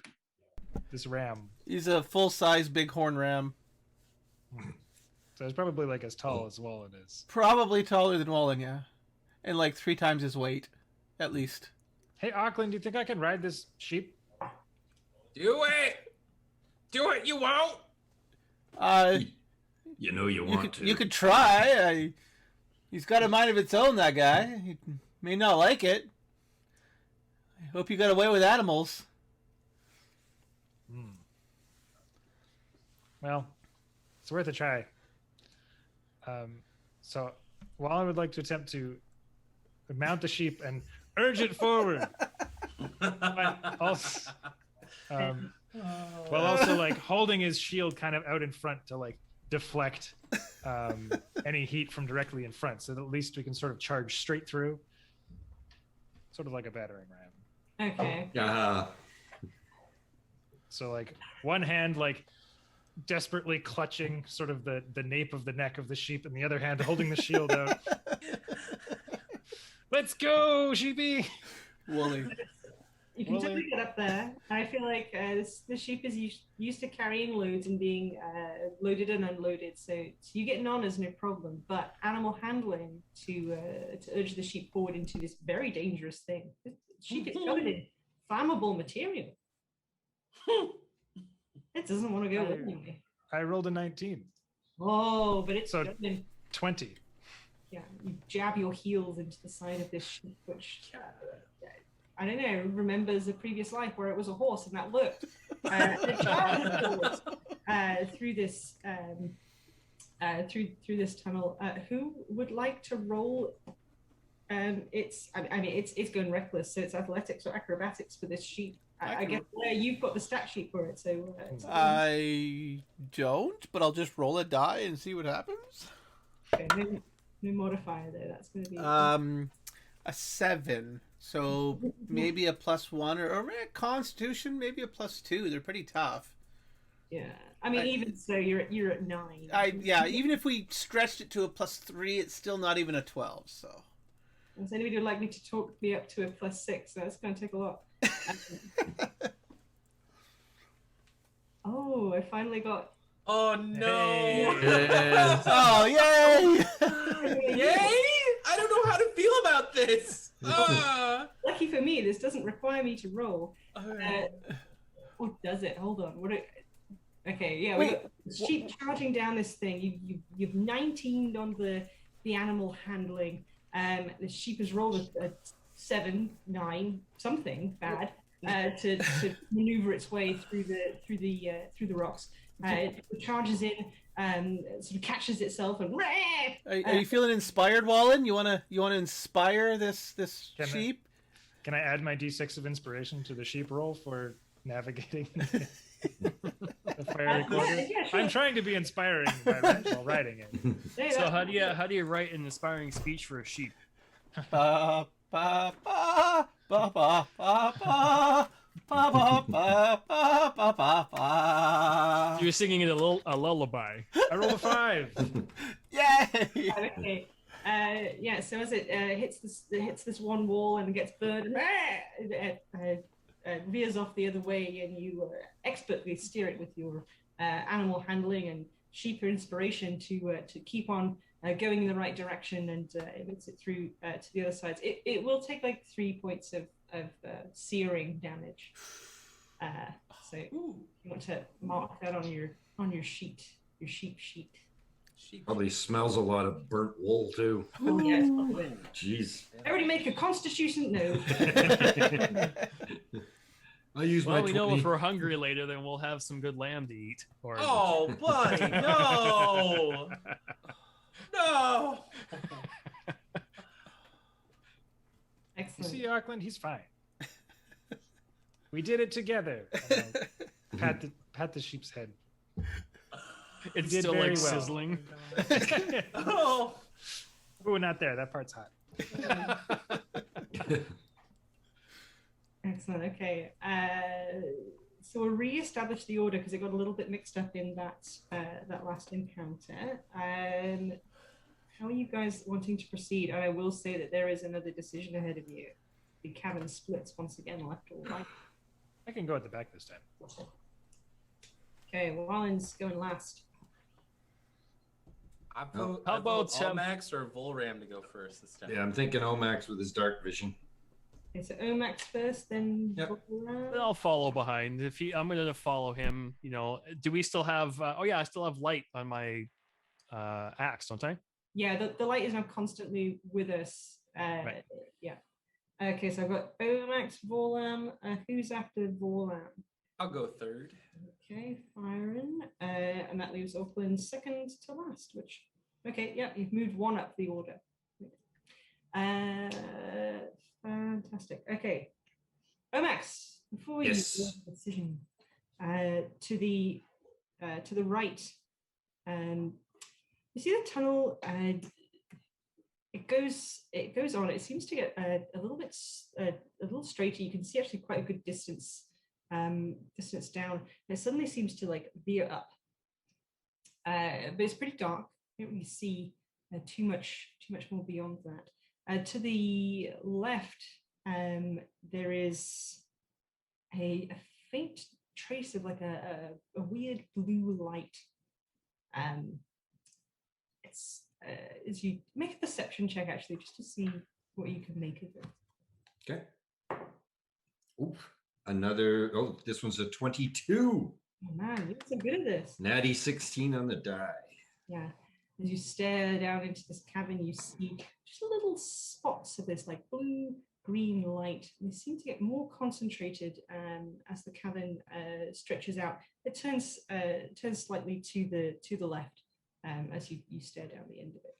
Does it look like it's level, or is it angling down? Yeah, this one seems to be fairly level. Fairly level. All right. So he's saying, we got a choice here, man. If we go to the right, looks like it might head back upwards, and that's not going to help us solve anything. And over here on the left, and it's got some kind of funky lights, but not rainbow. Don't worry about that, Farron. But some blue and green lights. No. And then it turns. I vote we go left because we're here to solve an issue, and heading back up to the surface just ain't going to do it. But what do you all say? You do know that the blue ones burn hotter, right? I'm just all right, left. Let's go left. That's my vote. Let's go left. Let's do it. We need to fix this. That's what I'm thinking, man. You got it. You got it. Left sounds good. Okay. You guys head on. Go left. Excellent. You head on to the left. Omax leading the way. As you continue on down this cavern, you notice these little blue lights are actually little tiny mushrooms, little glow-in-the-dark tiny mushrooms that are giving off this light. They're growing in little clusters, and as you continue on down the cavern, the cavern opens up, and opens up and opens up. It slopes down slightly, and the air here it's not as hot. It's a little bit. Like a little damp, a little moist. It's a nice relief from the last section that you were in, that searing heat. And these little blue lights, they get more and more intense. The mushrooms get bigger and bigger as you continue on into this cavern. Well, fool me once, shame on me. Fool me twice, shame on me. Fool me 7 times, and I'm gonna cover my mouth. Yeah, you don't eat this, man. Remember? Nope. It took us 3 days last time. First it was sulfur, then it was something else, and now I'm pretty sure these are evil mushrooms that are gonna spore us and try to infect our brains. And you know what? I just can't handle that right now. So, you're up. Yeah, man. Hey. He's not totally wrong, guys. Do I know anything from my natural abilities about? Do I recognize them as a certain species of mushroom or anything? Make a nature check. Yeah. 15. 15, okay. Yeah, so you're looking around, you can identify these kind of mushrooms. You've seen them growing in caves before.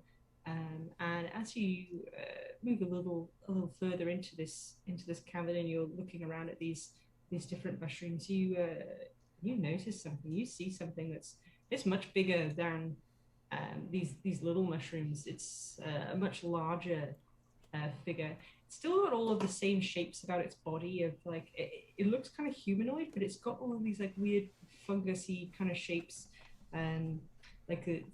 There's kind of like a face you can see, and there's like a mushroom cap that's maybe misshapen a little bit. And there definitely some limbs that are.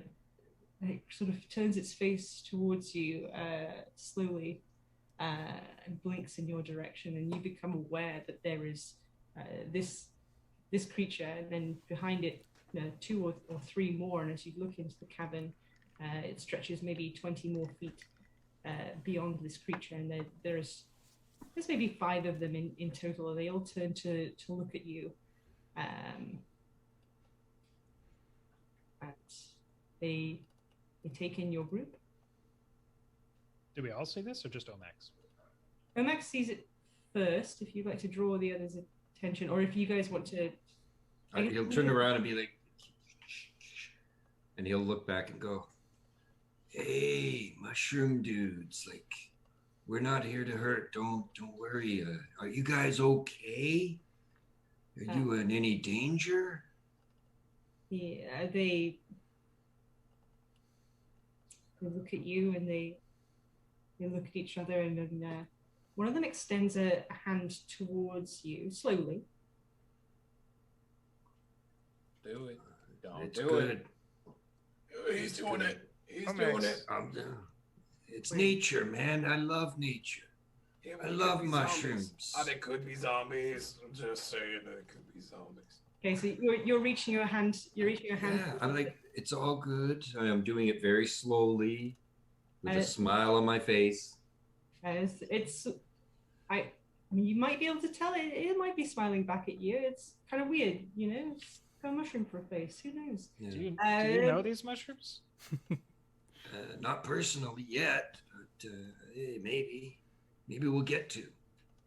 It reaches its arm out. As it sees you reaching, it steps forward half a pace to meet your hand. It turns its wrist up, and it puffs a little burst of spores into your face. Oh, I told you. Uh-oh. Dude, that wasn't nice. I was being friendly. Oh, and the spores are right up his nose, so he's gonna roll a what save? Oh, no save. You're good. You're just gonna turn the rest of the group at this point, and you see this happen. Reactions. I told you. No. I'm not far behind him since I was second in line there, and I kind of come up behind him and say, Are you okay?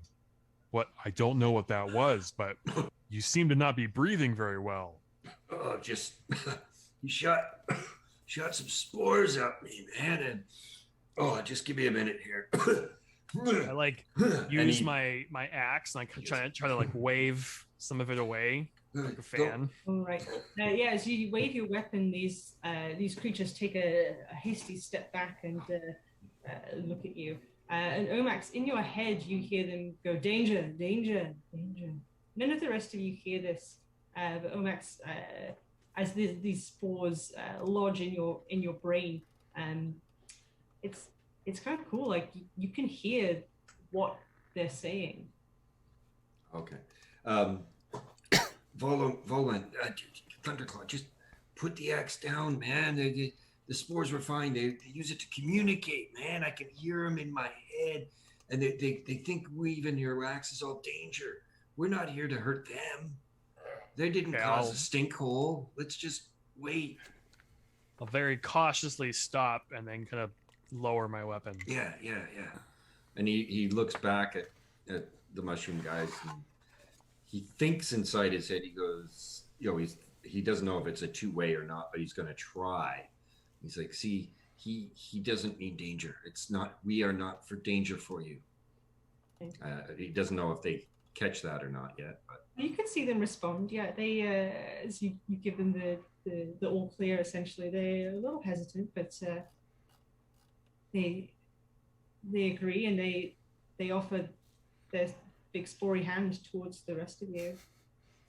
Let the spores go in. It tickles the nose a bit, but then we can talk to them.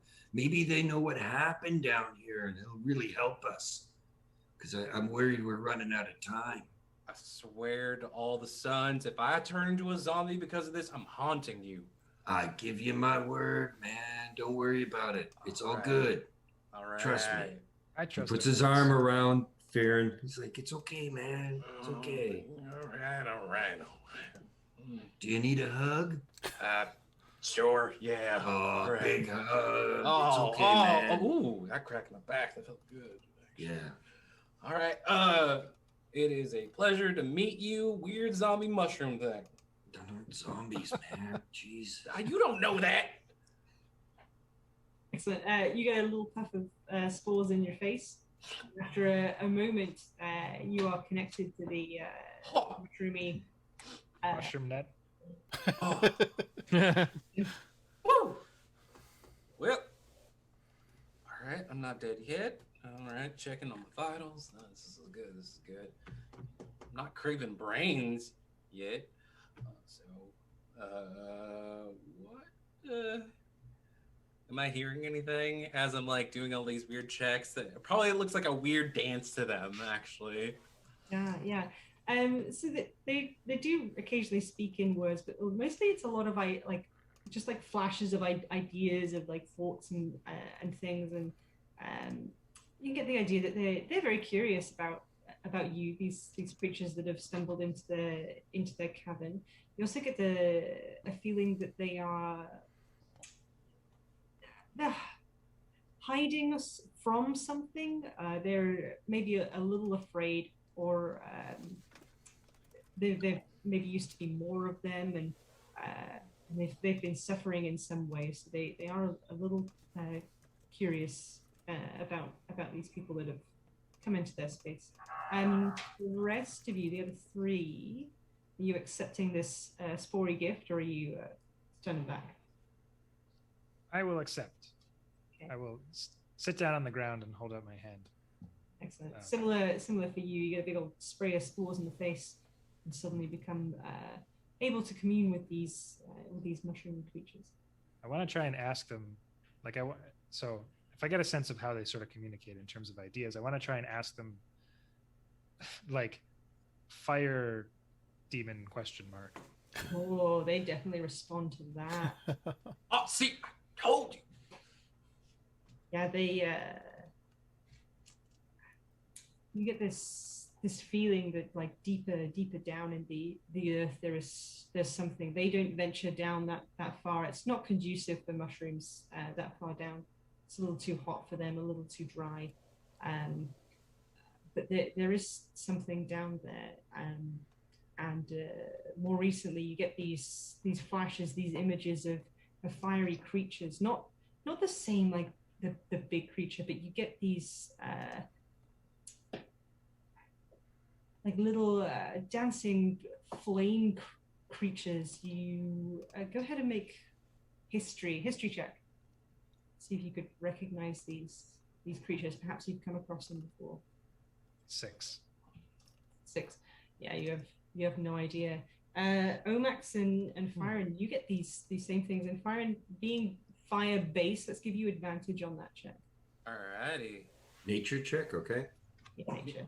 Nature or history? Oh, sorry, you said history. I'll let you guys do either. It would make sense for Omax to do nature and Firen to do history. Yeah.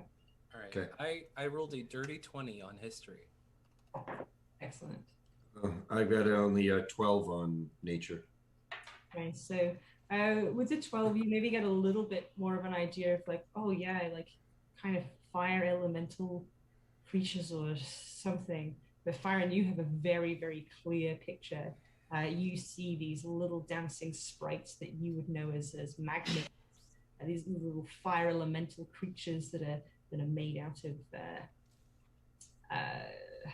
like a big fiery inner core and this cooling magma outside.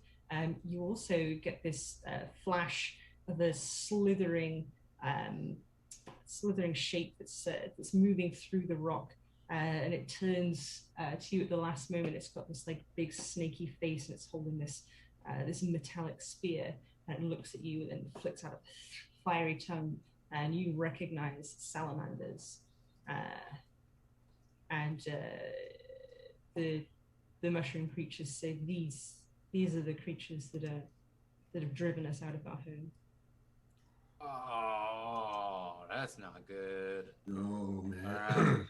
we got magma sprites and salamanders, y'all. It's our favorite. You remember the last time we ran into A Magma Sprite. That was. Ooh. We said we weren't going to talk about that ever again, man. I mean, Volram, did you ever heal from those burns? I'm just curious. I did my best. Oh boy. All right. Well. Okay. What we gonna do, y'all? Ooh, okay.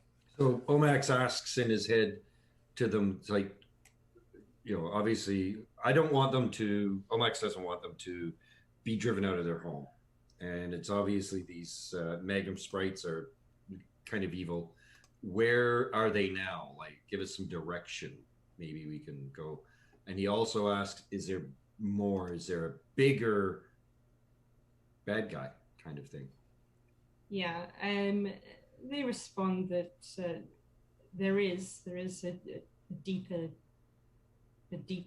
bad guy that these sprites and these salamanders serve, and they are trying to break this creature free, and they give you this vision of like they gesture towards the end of this cavern, where there is a small hole that you'd be able to fit through, and there's this whooshing tunnel feeling as it snakes around and then dips down, and you find yourself in this their vision of this cavern, where the ground is kind of like glowing a little bit. It seems unstable. It's moving in such a way that it's like it feels like there's something trapped under there. And there is this one big, this big trunk of rock that splits this cavern in half. It's a lot darker than the rocks around it. And you see as these sprites and these salamanders are like latching onto it and just trying to like tear chunks off it. And these mushroom creatures, so they're trying to break the fingers of the mountain. If they succeed, we're all in trouble. I think, for the record, I think both Auckland and I have not accepted the spores. Mm-hmm. Personally, I think Vorlam, he doesn't want to attack because he trusts a little bit, but doesn't trust enough to actually take this hit of spores. So it's just the two of us kind of just standing here where we walk in and all of a sudden people are talking and all of a sudden just goes dead quiet because everyone's now talking. And you're all just standing there looking at each other very awkward and weird. And Auckland and I are like, what the heck is going on? What exactly has happened here? Do you know? I don't know. This is weird. That the spore creatures may have hypnotized them.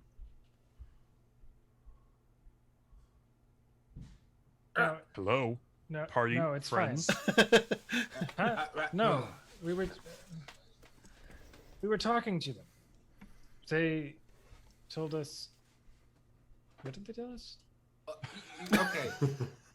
Well, there's a thing clogging the mountain, and if that gets uncorked, we're all just totally blisteringly boned. All right. So there's some magma sprites and salamanders serving a greater thing that wants to be unleashed, and we cannot let that happen. So we gotta go down the tunnel there, right, man? You with me on that? Yeah, we gotta go. I don't know how much time we got left. This is getting down to the wire. It looked like that shape was eroding pretty fiercely. So yeah. Oh boy, Well, I think Vorlam's all fine and good with trusting you guys at your word, and rather than again taking this hit of spores, I just nope. In fact, I feel like as Vorlam kind of walks by, if they said there was 5 of them, they may offer their hand out, and I kind of just like just awkwardly walk around them because I have seen what's happened, and nope, no spores for me, thanks. Aklo's following Vorland with the same thought as, this is just weird. This isn't natural. This is creepy. Trying to avoid it, just following Vorlam's footsteps of going around, making a wide berth. Yeah. They'll totally respect your wishes. They extend their hand at sea and they draw back, and you can go unspored. Before we, Let's- sorry. Go ahead. No, go ahead. Before we leave, I want to try and communicate an image of the basement that we saw earlier, and if the mushrooms are in danger here, I want to express to them that I can put them in my backpack and take them to that basement. They're pretty big, actually. They're like medium humanoid size. So they're bigger than you. Oh, okay. Well, maybe I could carry one. One I could could carry you. I could show them the way. Anyways. I mean, it's probably good to warn them that something's seeping through, and just be careful where you step. I could give them a quick tour of the way that we came. Yeah, absolutely. You can just like mind it to them. That's totally right. And show them there's a basement that they could occupy if this place is too dangerous. And warn them about the heat in that tunnel. We don't need sauteed mushrooms at the other end. Yeah, I'll pay special attention to that as we traverse backwards through the cave. Right, bravo. Excellent. Okay, so you threw them an escape route for them to consider, and they thank you for your advice. And yeah, should you not succeed, they sort of sense that you are perhaps going to go and deal with this problem, and should you not succeed, they will attempt to traverse the that really hot area of cavern, which they're not super stoked about. Me neither. May be made of fire, but you know, neither am I. This is above my pay grade, so not too pleased about this. All right, y'all. Do we have a plan? I mean, last time that like, I don't know, what do you call a baker's dozens of magma pixies? You know, the last time that happened, we were in bad shape. So what's the plan, y'all? Do you have any more of that salve that we used to treat the burns? I mean, I got a bit in my healer's kit, but probably not enough for. Well, actually, yeah, enough for probably all of us once. I don't know if we can. Maybe we can talk to them. Does anybody speak pixie? I mean, I speak. You know, Or Ignis, fire? Ignian, so I can do my That best. could work. But, you know, I haven't practiced that since I was like 6. So, you know, you either use it or lose it, and hopefully I didn't lose it. All right. Well, I mean, nowhere else to go but forward. Okay. I'm a little concerned about the tunnel. I think I'm gonna just try something here. Just before he goes, Omax goes down on his knees and then down on his hands, and he just kind of and he moves around, and all of a sudden you see him transform, and these extra legs come out, and his body, and he wild shapes into a giant wolf spider. I fight the urge to fireball. Oh, you gotta warn us when you do that, man. I don't like that. That's right. He Okay. just thinks it'll be easier to go through the tunnels, dealing with salamanders and stuff. It might just be an advantage. Excellent. Okay. Leo, do not try to eat your teammate. Do not try to eat your. All right. Good luck. I did say giant wolf spider, correct? I mean, have you ever met a cat that didn't try to eat a bug? I'm just. Yeah, well, you're not wrong. I think the huge horrifying spider should go first. I wholeheartedly agree. That was my plan. Can we still? Hey, we had a plan. Yay. I assume we can still mentally communicate, even though he's a spider, because of the spores. Yeah, absolutely. Yeah. The three of you who have spores, I guess, can communicate with each other that way. Yeah. Okay. You have to use little words though, because my intelligence dropped to a 3. Oh, all right. And big spider, go first. Yeah. So the spider's going to go. He's got the spider climb and everything, so he can avoid hot spots or anything he doesn't like. And off he goes, just scurries down. Yes. Yeah. So with the this vision of guidance from the mushrooms, you are able to make your way. It is a pretty straight shot. The only one tricky part is this chute that travels down into that cavern that you'd seen in the vision. It's about 30 feet down, and it does go straight down from the tunnel. No problem for you, Okay. Spider. Yeah, I've got the spider climb, so off I go. Yeah, absolutely. You can make it all the way down. Are you moving into that cavern, or where are you going? Well, I'm going to wait at the bottom. I mean, low intelligence, but not zero intelligence. I'm going to wait for my compadres to try and show up. How deep? How far did you say it goes? 30 feet. And it's straight down? Straight down, yeah. Oh. Okay. Well, Wooly, you stay there. Fardam, you want to drop Wallen down there, and then we can just fall down the road? No. I'm a fan of any plan of dropping anything anywhere. So Drop yeah. the sheep. I'm a person. What? The sheep is sturdier. He weighs more. He's a better anchor up here. Why Anchors go can't at the we just bottom. Why can't we just do a little saw that. encore of what you did before? A little. Well, Omnax has already been dropped. I mean, Why don't do you we jump need- down if you're so keen? Well, that's why we need the rope to crawl down. Here you go. Here's the rope. He ties the rope around himself and he lowers the ram down. That's a good improvisation. All right, I'll go. Why not? All right, let's do this. So I'll sit down to lower my center of gravity to make sure he doesn't pull me in, and I'll just hope I don't get pulled in. Excellent. Okay. So it's sheep first. So I guess let's have you make the strength check to. You. I see what you did there. Yes. Athletics or strength? Strength. 14. 14. Yeah, you're good. You slip a little bit, but you just hunker down even more, and the sheep is lowered into the cavern. There is now a spider and a sheep.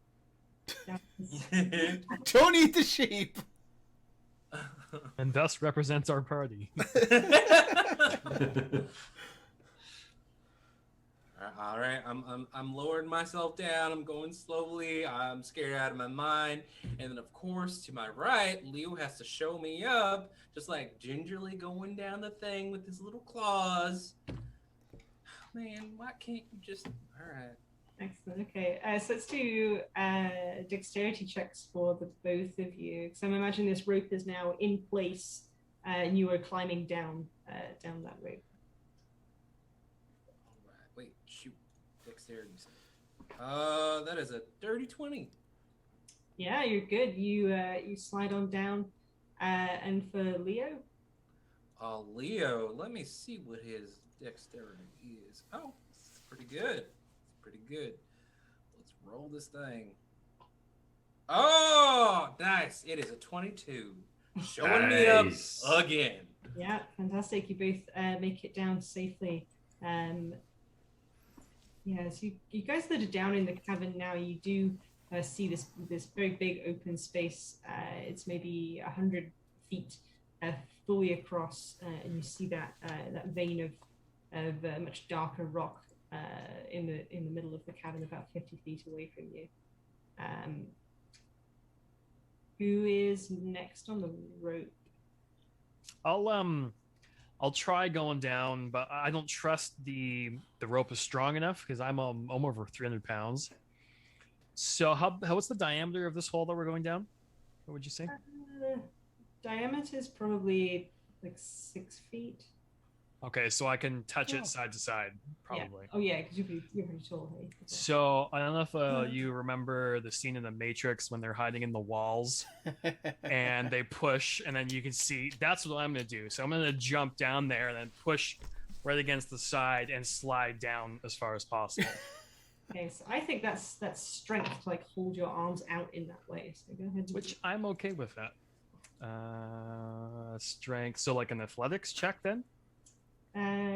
yeah, athletics is strength. Yeah. That is a 22. 22, you're good. Slide down there. It is like the Matrix. Those of you at the bottom have a flashback of a movie called The Matrix that doesn't exist in fantasy. It doesn't make any sense to me, but I'll take it. And that, I suppose, leaves Wallen and Auckland. Auckland, I'm going to trust you not to drop me, okay? Wallen, I'm going to trust you not to pull me in. I will do my best. So I will attempt to just descend the rope, like holding onto it and walking my feet down the side. Yep, okay. I'm too short to reach the other side to try and do anything fancy with like holding on to the other side or anything like that. So Yeah, so you can do strength or dex. Acrobatics or athletics.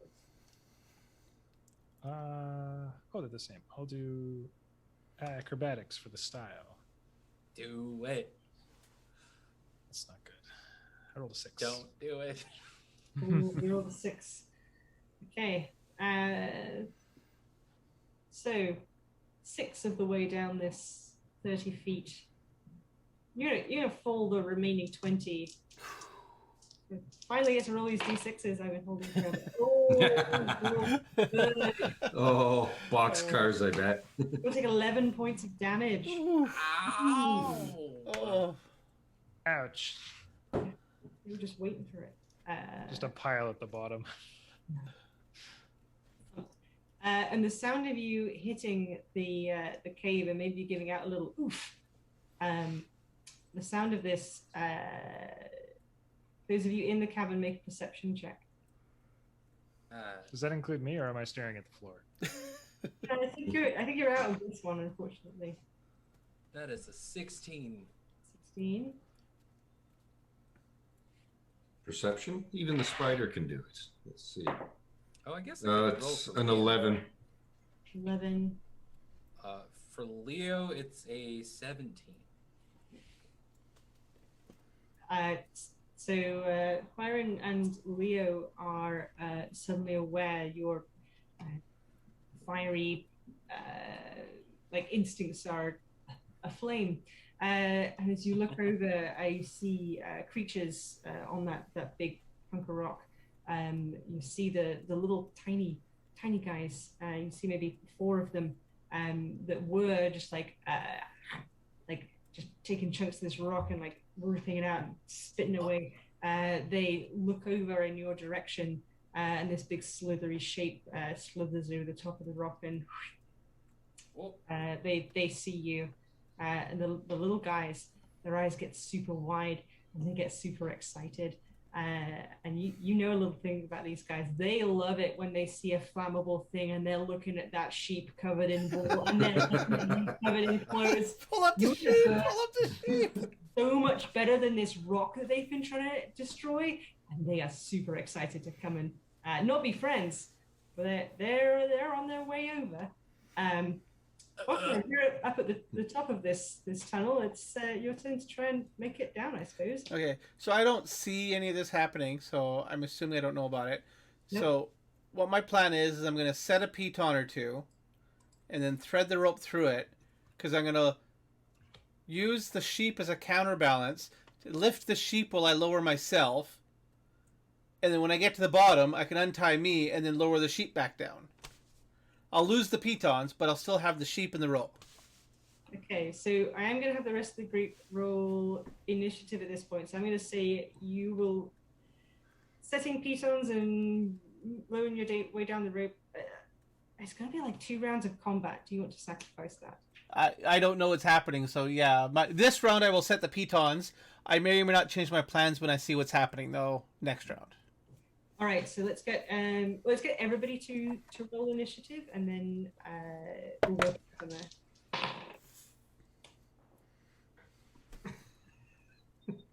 All right, here we go. You got this, buddy. Do I? Oh boy. Okay. Oh boy. For Oakland, Omax got 6. Oh my. Firing? 19. 19. And Leo's going to act on your initiative, Yes. just to keep things simple. Wallen, 14. 14. And Vorlam, 13. 13. Okay, so the order is going to go... Firing is going first. Now, I believe that you said that they are extremely attracted to flame, so maybe I should try to be a distraction? Is that what I'm getting? I get a little bit.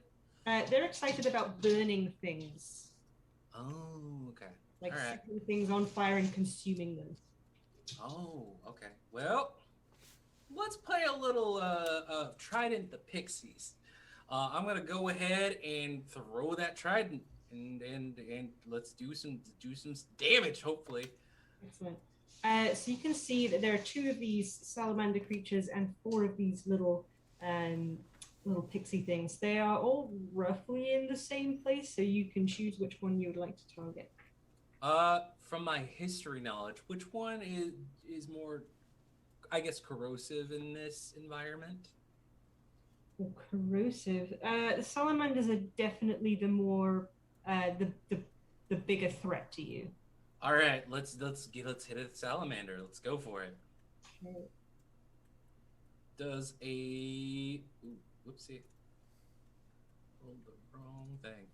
Does a 17 hit it? 17 does hit, yes. All right. It's gonna take 11 points of damage, and my trident is infused with one of my own really cool inventions. So after it throws and hits, it knows to come back to me, and I got an extra attack. So let's do it again. Okay. That is another 8 points of damage. With my bonus action, I look at Leo and I say, "Go get him, boy!" And Leo's gonna go ahead and make a charge, and he's going to attack. Yeah. I need to look at his stat real quick. How far can Leo move? What's his movement speed? 40 feet. 40. He will come up just short of these guys. They are 50 feet away across the cabin.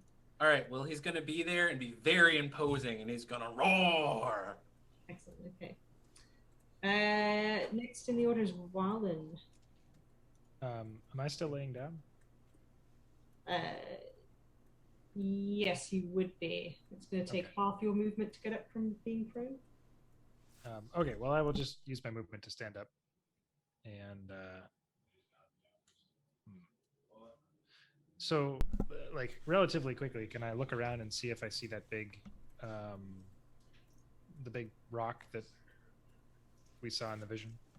Yeah, you can see the scene as described to the rest of the party. You can see it all. Yeah. Okay. So I will use Channel Divinity, and then I will imbue my Warhammer with positive energy. And for the next minute, I get +2 attack rolls, bright light, and yeah, so it glows. Excellent. Okay. By the power of Tyr! And then Huzzah! yeah, if I can, as like a bonus action, I want to also draw it, so it's not just glowing like at my belt. Yeah, sure. No, that's okay. All right, Volam, you're next. Okay, so you said these creatures are 50 feet away? 50 feet, yeah. Okay. So this is where I get a little confused. If I, let's say, for example, I primarily use my great axe, which is a two-handed weapon. If I wanted to use my javelin to get some distance, do I got to put this thing down as like an action, or how does that work? I can imagine you throwing a javelin with one hand. So if you pull your great axe to the side and reach behind you and pull out a javelin, Okay. I'm not going to worry too much about your offhand throwing you Okay. off. Yeah. Okay. So then, based on looking at these salamanders and pixies, because Vorlam is a very visual character, he wants to see which one of these two it looks the most threatening. you'd see definitely the salamanders. They're much bigger than these little guys. Yeah, they look pretty vicious. They're actually holding weapons, whereas the little magma guys don't have anything. Okay, so then I will use my javelin, and because I don't think I can't really physically get within melee range of any of these guys, so we'll just go for a ranged attack, I guess. I will still move a little closer. I don't know, let's move 30 feet closer. Okay. Not enough that I'm within their melee range, hopefully, but I will still throw a javelin at one of the salamanders. Okay. Ah, that's a 10 to hit. 10 does not hit, unfortunately. Yeah. All right, so then I have a bonus action. I will. How many of these things do I have? I've got 3. Okay, well, I'll throw another javelin as my bonus action, or as a second attack, rather. Oh, that's a nat 20. Oh, Woo! dice Nice. camera has stopped. Unfortunately, I can't. Damn it! Darn it! Well, that's unfortunate. Okay, well, trust me, it's a nat 20. Plus 6, so that's 26 to hit. Wow. Yeah, you hit. Okay. How do you handle crits? I know every Yeah, GM how do has you their handle crits? different style. The cool version I have heard is that you would, whatever your damage dice is, you just award the maximum and then you roll 1 extra. That makes sense to me of like, okay, if you're just rolling 2 dice, then you can roll 2 ones and well, that's not really a crit, right? You're at least got a nice base of damage to work with, like the maximum of your thing, and then you get the bonus of the extra dice. So I like that. Right. Okay. Cool. So my damage is 1d6 plus 3. So I'm rolling a d. Sorry, I'm trying to follow your. Roll a d6. Yeah, essentially. So you're going to get 6 to start with. So 6 is your Okay. base, and then roll another d6 plus your 3. Okay, cool. All right, I like that. All right, cool. Okay, so that's 12 piercing damage then altogether. 12 piercing. Okay. And then as a bonus action, I'm going to enter my rage. Excellent. I can't do a whole lot with it, but that's more or less for next turn. Mm-hmm. I think you could have raged at the beginning of your turn. You would have added a little bit of extra damage, but 2 melee damage, I think, is what it says. I don't know. Does that? No, Sorry? you're absolutely right. Yeah, because of course you made a ranged attack. Yeah. Right. Cool. Then I'm done. Volam. It's my salamanders. My salamanders are going to make a. Well, actually, hold on. One of them has just taken a javelin. Like it just stuck its head up. It's like, oh, things. Oh, that was terrible. They're going to come around from both sides of the cabin. They've got spears of their own. They each of them haul out a spear and look at you, trying to find the weakest. They see a great big spider. They see this creature that's been hucking spears at them. A little tiny gnome. They maybe don't see you, and then they see a fire. A creature with fire affinity. They've just been throwing tridents at them. Yeah. I am holding a glowing weapon, so they might see me. Okay, cool. They are going to attack Firen and Wallen. The first one is 19 to hit Firen. Ooh, do I have any inclination what's coming at me? It is a spear. It is a metallic spear. It sort of glows hot as it travels through the air at your face. All right, bring it. Okay. My AC is 18. It rolled a 19, so it's going to hit you. All right. And it's doing 7 points of piercing damage. And that red hot glowing spear does an extra 2 damage, so 9 points of damage in total. The 2 damage is fire damage, though. I think you might have resistance to that. I do. I'm actually going to. I have a plan. I'm going to cast absorb elements on it so I can get that fire damage slightly gets knocked off. Like the spear's coming at me and I'm parrying it a little bit, and some of that fire is getting absorbed into the trident. The fire damage was actually only 2 points of damage, and you will only take 1 point of that damage. Oh yeah, I'll still take the damage. This is to power up my attack next turn. Okay, yeah, sweet. Okay, Yeah. yeah, you can absolutely do that. Yes. All right. Excellent. That was the first one. The second one's going to throw its spear at Wallen. 21 to hit. Definitely. 7 points of piercing damage, 4 points of fire damage.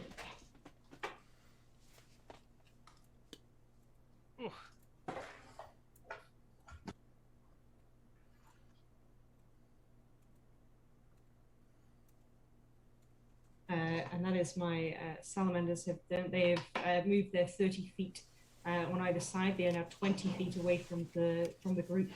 And it's Omax's turn. Did either one of them pass Leo? Leo made his movement. He sort of charged. Was he going at the salamanders? Yes. Yeah, sure. Let's give him an attack of opportunity, as they would have tried to move past him. Alright. What about Vorlam? Because he did move 30 feet closer to them. Yeah, sure. You can. Did you use your reaction or? No, you're good. I used a bonus action, yeah. Okay, yeah, go ahead. You can make an attack of opportunity. All right. It is a dirty 20 for the reaction of the attack of opportunity, and let's go ahead and roll 1d8 plus 2 force damage. D8. Where's the D8? There it is. Da-da-da. Ooh. All right. That is 8 damage. 8 force damage. Okay. So as it slithers past, Leo swipes his claw and clips the side of this creature. It stumbles a little bit, as much as you can without feet, but its movement is slightly interrupted, but it continues to slither on by. Vorlam, you were making an attack of opportunity too. How did you do? I missed. Okay. Nice. Excellent. So we are on to Omax now, the wolf spider clacking down. That's right. But the wolf spider, he's going to start with his bonus action, and he's going to transform back into the half-orc Omax. And Omax looks at the situation, and he moves up. And in the back of the room, covering a 60-foot radius, this funnel cloud suddenly appears as he casts Call Lightning. Oh, man. And I need them to make a dexterity save, please. Everything to make a dexterity saving. I'm going to need more dice. I miss magic so much. Oh, I miss magic so much. It's the best! Okay, what is the save DC? 14. 14. Okay. I'll roll the damage ahead of time. Sorry, it was dexterity saving throw? Yes. Salamanders have got +2. Both salamanders fail. 2 of the magma creatures save and 2 of them fail. Those that fail take 14 points of damage, and those that save will take 7.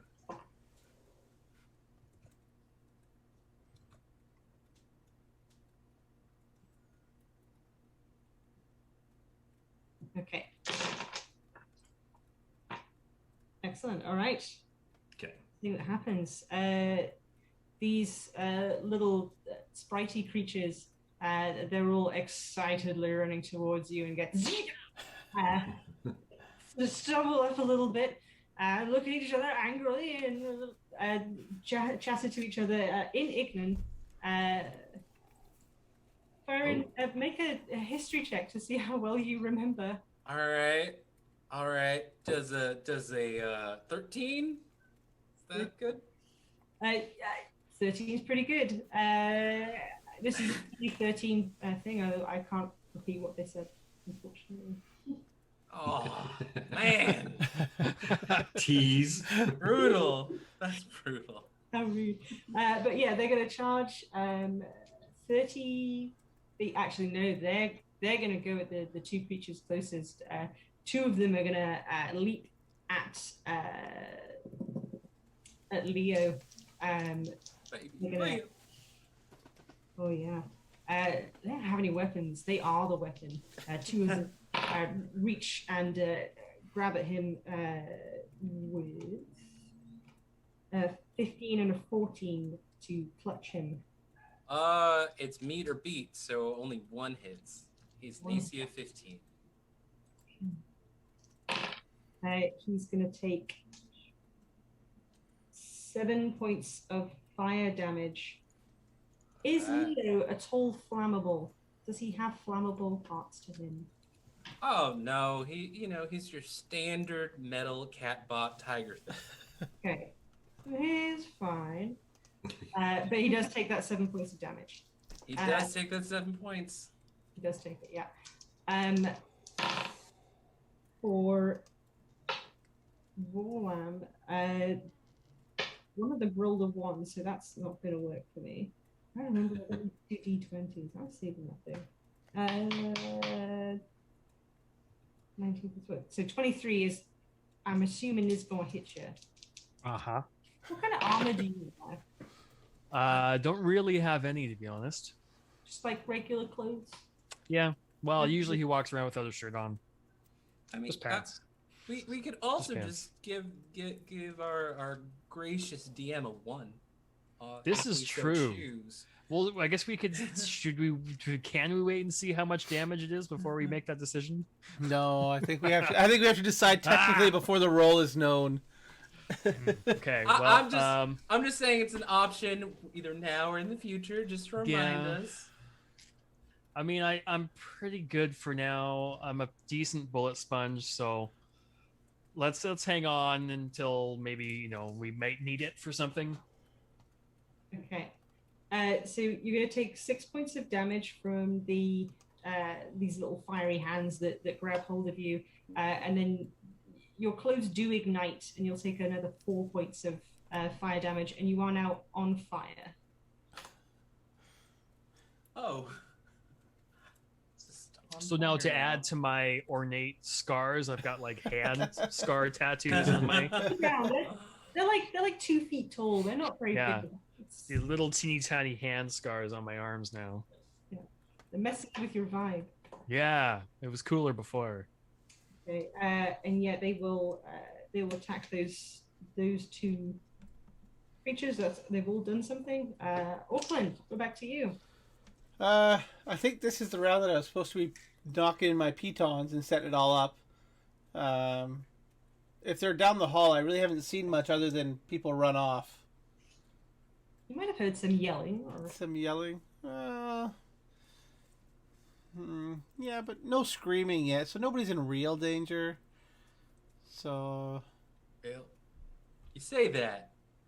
You say... Well, start screaming then! You don't smell any burning flesh? I'm on I fire. plan on it. I plan on it. I mean, you guys are pretty far away. There's a lot of rock in the way to mute the sound, so... yeah, I mean, for now, for this round, I might not use them next round. I might have to hurry down, but for this round, I'm going to set up the pitons and... I think you did hear me hit the ground as I fell, after I fell down the long hole. Yeah, but that was just you falling. You do that all the time. Like, every time we drop you, you do that. So the problem there is the dropping. No, it's not. It's a sudden Every stop time. at the bottom.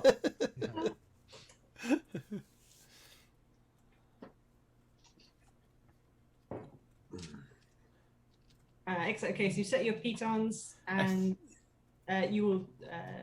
I'll let you take your movement. You can move your way down to the. Okay. And then, okay. Yeah, I'll do that. I'll take my movement down. So, athletics check to crawl down then, I guess? Yeah. Okay. I mean, if you've taken the time to set pitons, I'll say it's like pretty sturdy. You've missed around in combat. Let's not punish you any further. Roll with advantage then? Sure. Okay. Nat 20. There we go. Nice. Your style and grace as you just descend on this rope, and you appear at the bottom and be like, "Hey guys, I'm here." Oh, Yeah. And the sheep's up there now, too. oh, you said the sheep. That's right. Yeah, because who's my counterbalance? So Yeah. so now he's out of harm's way. So it's good. It's good. Excellent. Okay, we are back to firing.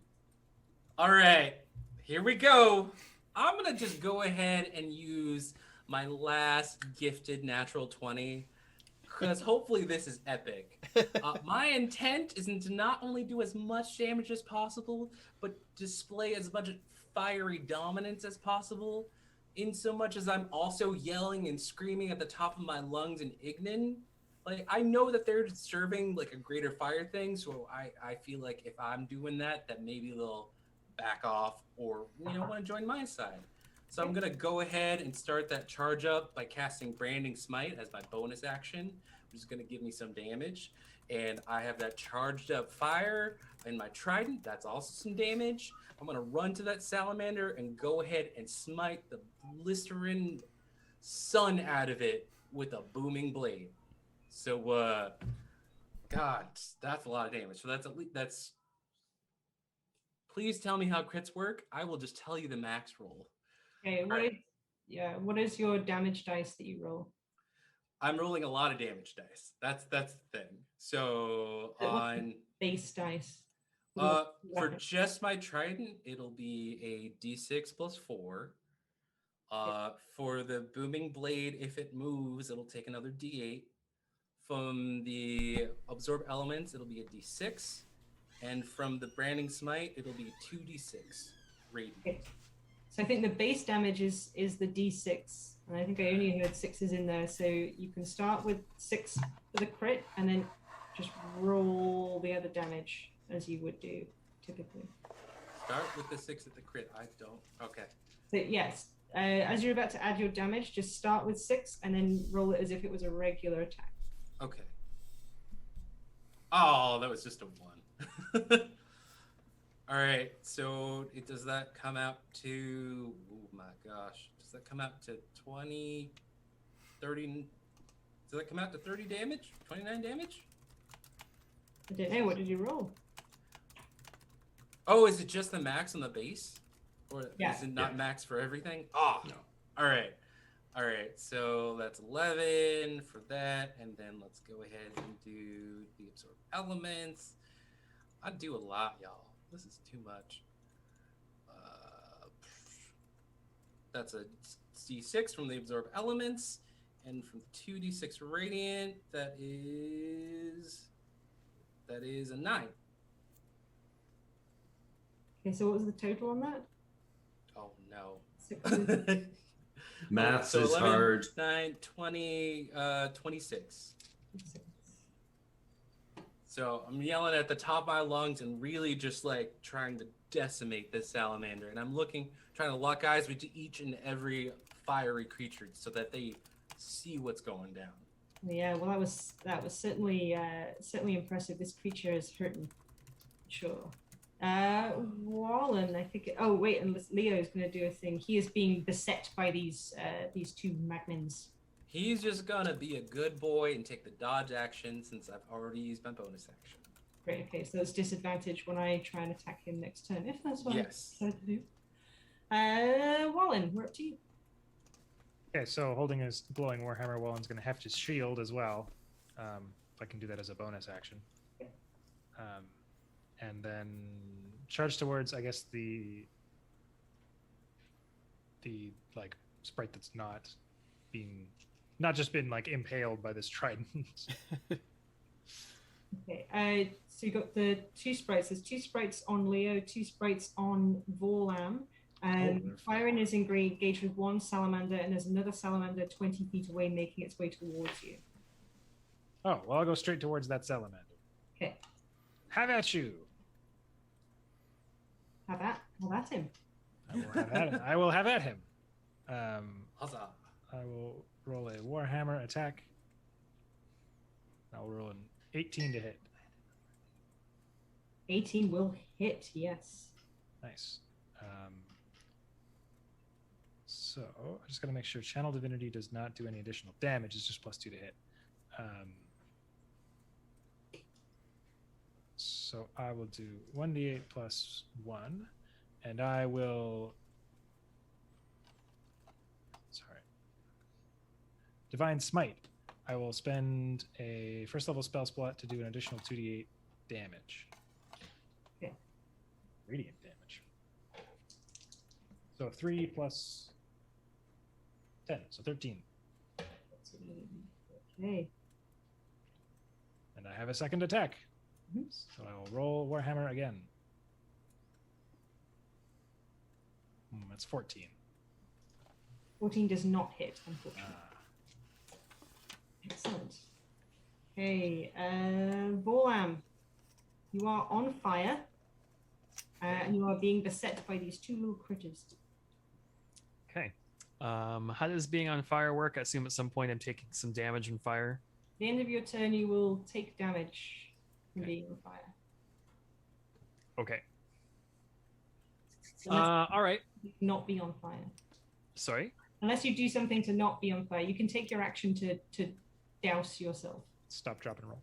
but it will. Oh, I can stop, drop, and roll. Okay. That's a good idea. So yes, I will do that. I'll use one of so I have 2 attacks per action. If I do this, do I lose all of my attacks or one of my attacks? You would lose both of your attacks because the taking your attack is the action that you get. Okay. 2 attacks is still just one. You get like 1 action and 1 bonus action in your round. So if you use your action to douse yourself, you do not have an action. You do get a bonus action if you can do something with your bonus action. Yay! Not really.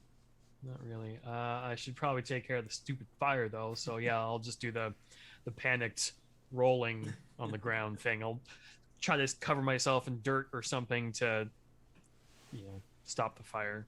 Sure. Okay. So you've taken that as your action. Is the we kind of talked about there's not anything you can do as a bonus action. Not really, no. Unless I enter a double rage.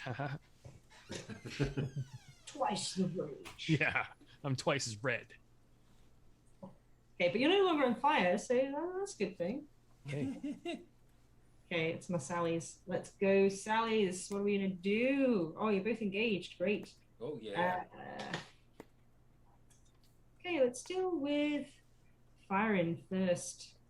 All right. Creature gets to make 2 attacks. It threw its spear at you already, so it's just gonna try and grab you with one hand. Are these 2 within 5 feet of me? One of them is you're engaged with. Sorry, I mean firing in the other salamander. Yeah. Oh, yeah. How far Like- apart are the 2 pairs of combatants? Leo's definitely in the middle of the 2. Yeah, I guess you're asking, are we both attacking the same salamander, or are we both on different salamanders? I've got you on different salamanders. Yeah, but I mean, how far apart are we from each other? Like the 2, how far apart are the 2 sets of combatants from each other? Like, okay, so you've got 30 feet between you and firing, okay, diagonally, and then you are probably 15 feet away. So Wallen is about 15 feet away from where Volam is being beset by these 2 little creatures, and has just stop, dropped, and roll. Actually, the same situation on the other side with Firen and Leo. That you're about 15 feet away from where he is being grabbed by these 2 little creatures too. okay. So my hand grab into the face of Firen was with a whole bunch. It's like 25.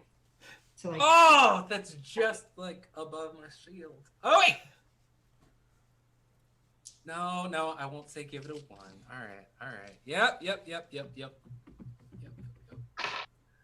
Okay, do 6 points of yeah, it's hot to the touch. So it is actually fire damage, no resistance to that. So you only take 3 Yes. points of damage. Okay. And no, that's fair enough. They've got rid of their weapon. I don't want to do that. It's going to take its second attack. It's grabbed you and it's going to whip its tail around your body and try and hold you still. So to do that, it rolls 15 to grab you. That's against my AC, correct? Yes, it is. Yeah. It misses. This is okay. Same thing for Wallen. It's going to try and grab you first of all with a 17 to hit. Does not hit. I'm going to use one of my nat 20s to use the tail attack on you though. Okay. Cancel it out. Cancel it out with the 1. No, She already called it. I don't think we can. No. You We can't can't. negate somebody's gift with somebody else's gift, and it's like nobody got any gifts at all. Oh. It works both ways though. All right, so it's just gonna hit you with 2d6. So you're definitely taking 12 plus whatever I roll here. 18 points of bludgeoning damage and 6 Ow. points of fire damage. You are grappled and restrained by this salamander. Grappled and restrained?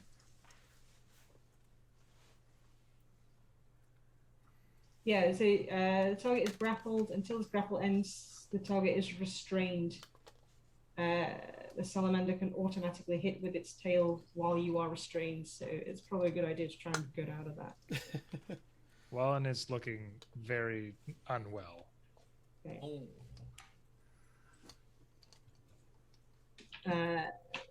Excellent. Okay, that's my sallies. Omax.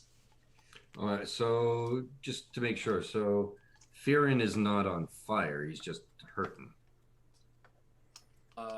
Fearin's pretty good. Leo's he? pretty good. All right, then he's Pansuit's gonna walk not up. looking good. Yeah, he's gonna walk up to Vorlam. And or not up to Vorlam, he's gonna go within 10 feet of one of the salamanders that's with Vorlam. And putting out his hand. Sorry, Volem has got 2 creatures on him. Wallen is the one that's got the salamander that's just done a whole bunch of damage. Oh, sorry. Then I go within 10 feet of Wallen's, not Vorlam's. Wallen's, the hand out, and all of a sudden, poof! This puff of noxious gas comes from my palm, and I need that salamander to make a Constitution saving throw with a DC of 14, please. Okay. Now, do we want to give that a 1? It fails. Okay. It fails. Yeah, I'd already rolled the dice. It was bad. Okay. So it takes 13 points of poison damage. It was poison spray. Okay. Oh, you're not immune to that. Right. Okay. Excellent. Any bonus actions? Let's take a look here. So I think as my bonus action, no, because it's really 2-weapon fighting. So no, he's not going to take a bonus action this time. Okay. Now I've got my my little creatures. 2 of them are going to attack Leo as they are already engaged in combat with him. 8 and a 20, a dirty 20. I'm used to calling it a not natural 20, but I've heard this phrase this weekend and it's been great. All right, that dirty 20 hits and the 8 misses. And he's going to take 6 points of fire damage. He's not Except Leo's AI has been upgraded and he uses the 1 use of his absorber drive. So the tattoos that the tiger stripes begin to dissipate. It's essentially a magical tattoo, but for my little buddy. So now he's turning into a little tabby. and he's absorbed half that damage. Excellent, okay. And then the other two are going to attack Bolan. One of them got a natural 20. The other one got a 15 to hit. To hit who? Bolan. Two creatures that are engaged with you. Sorry, that was a what was the hit? Sorry. 15 and a natural 20. Oh yeah, they both hit. Okay. Not sure Well, if 15 is my exact AC, so that does hit, right? Yep. Yeah. Yes, meter B. That's what. Okay.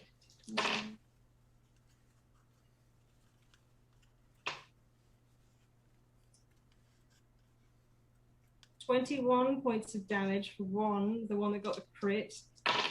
And only 3 from the other one, so 24 points of damage in total.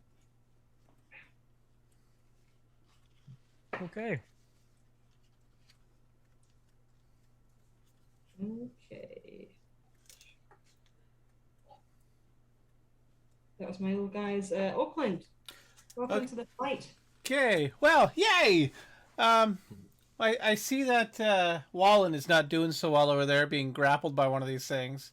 So, can I make it to him if I... Yes, you can. You'd be okay. It'll take all your movement, but yep, you can make it. Perfect. Okay, so what I'm going to do is I'm going to start booking it over there. Now on my way, I'm casting Shocking Grasp. So, all I need to do is a touch attack for that one. I don't need an actual full attack. But I'm going to just try and bull rush this thing. Just, like when trying to shove these guys through the cave entrance. Just kind of just knock them off the way. And if I make contact, the Shocking Grasp will go off and hit him as well. Not on Wallen. On the creature on Wallen. Yep. I just thought I'd clarify that. I was just good to be clear. Yep, okay, yeah. Okay, so roll to hit. Mm-hmm. A 19, excellent. Plus spell attack plus 7 is a 26. 26 to hit, yeah. 26 to hit, yeah. I hope you hit with that. All right. If I did not hit, you've got bigger problems. And then, so the 2d8 on the Shocking Grasp. Ooh, 10 damage on that. And then I don't know if you want to add any for the Bull Rush or not. That's DM's call. So, and then what happens if it lets go or what happens? I have no idea. So, if you would like to charge and throw your body at it, I will let you roll another d6, d8 damage for throwing yourself at it. Okay, so another d8 damage. Yeah, but I gotta warn you, touching it didn't work out so great for Wallen. That's okay. Touching it's not going to work out for Ed either, so. And besides, I've already touched it, just making contact for the Shocking Grasp. That's 3 more damage. And then do you want my strength bonus because I'm pushing into it? Yeah, sure. Okay, plus 3 more, so 6 more. 6, okay. You'll take 7 points of fire damage, though, as you charge your shoulder. And I'm going to Stone's Endurance that. Yeah. So as I'm going in there, I'm protecting myself. And I did warn you about it earlier. Yeah, you did. Totally forgot. So 4 plus con is 2, so that's 6. How much damage did you say? 7 points of damage. So I take 1 point of damage. Ooh. Little cinder, Nice. little bird spot on there. What's going on there? Yeah, I was gonna let you off on the Shocking Grasp, seeing as I can imagine arcing and you not having to grab it a whole bunch, but charging into it, that's what hurt. Byron, back to you. Back to who? Byron, you. Oh, all right. Let's go ahead and do I have any more bonus actions? Because I'm really gonna do my patented 3-point assault. Gonna do my double attack fanciness, and then Leo's gonna come in and finish this thing off. Hopefully, on all the fronts. All right. Attack number 1. That was a natural 20. 27.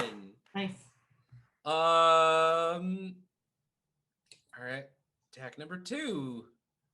Does a 12 hit? 12 does not hit. All right, and then I'm just gonna roll for Leo real quick. Oh, is Leo moving? Because he is. If he moves, he's gonna get. Or the 2 creatures that are on him are gonna get attacks of opportunity.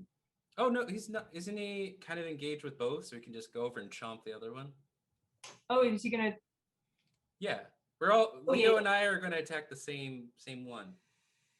Right. You right now. I've got you engaged with one of the salamanders. That's what I assumed you were attacking. Yes. Leo is dealing with 2 magmins. Oh, Leo is dealing with magments? I thought he was with the salamanders. Oh. All right, then I guess it's just a by-point attack. So, okay, let's roll that crit. That is a total of 11 for that hit. And then I missed the second one. And I do not have another bonus action. And my bonus action is command Leo to attack. So he's gonna go ahead and unleash some fury. Hopefully, roll. Does a 16 hit? 16 does hit. Yes. All right, let me just double check his damage. One more again. All right, so it's going to be a 1d8 and a 1d6 plus 2. That is an 8 damage. Yeah, okay. So Leo is like on the ground, these 2 little guys, and they're rolling around the dirt. And he just turns his head and gets this great opportunity, just sinks his teeth like right into this thing. It's like, and it little lights in its eyes bug out, and then like fade into nothingness as it like crumples into the ground. As it does that though, its body like starts to glow, and all of a sudden it just bursts into a has a death burst, and anything in a 10-foot radius takes 2d6 damage, which would be 5 points of damage for Leo from this thing he just killed exploding in his face. I hate these things. The other one of these creatures that was on him also takes that damage, but doesn't explode. But is looking very injured. Maybe like one of his little arms is limp by its side. It's not looking so good. Okay, but that is Byron's turn all done. Wallen is barely conscious, wrapped up in the tail of this salamander and like burned and stabbed by a spear or a flying javelin. As a bonus action, Wallen is just going to like through a red haze and like swaying, fading consciousness, say a quick prayer to Tyr, his chosen god, in an attempt to get himself somehow out of the situation. There's those like flashing things, and something came flying in, but he can't really see what's going on. He never did see Auckland coming, did he? No, he could not face that way. So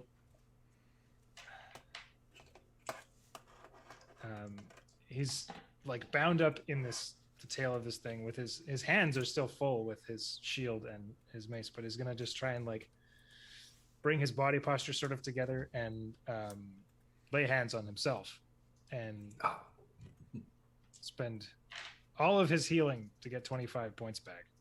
I can imagine like your arms are just crushed in and you're like, yeah, like the handle of the shield is like in his face, but he does it anyway. Yeah, I like it.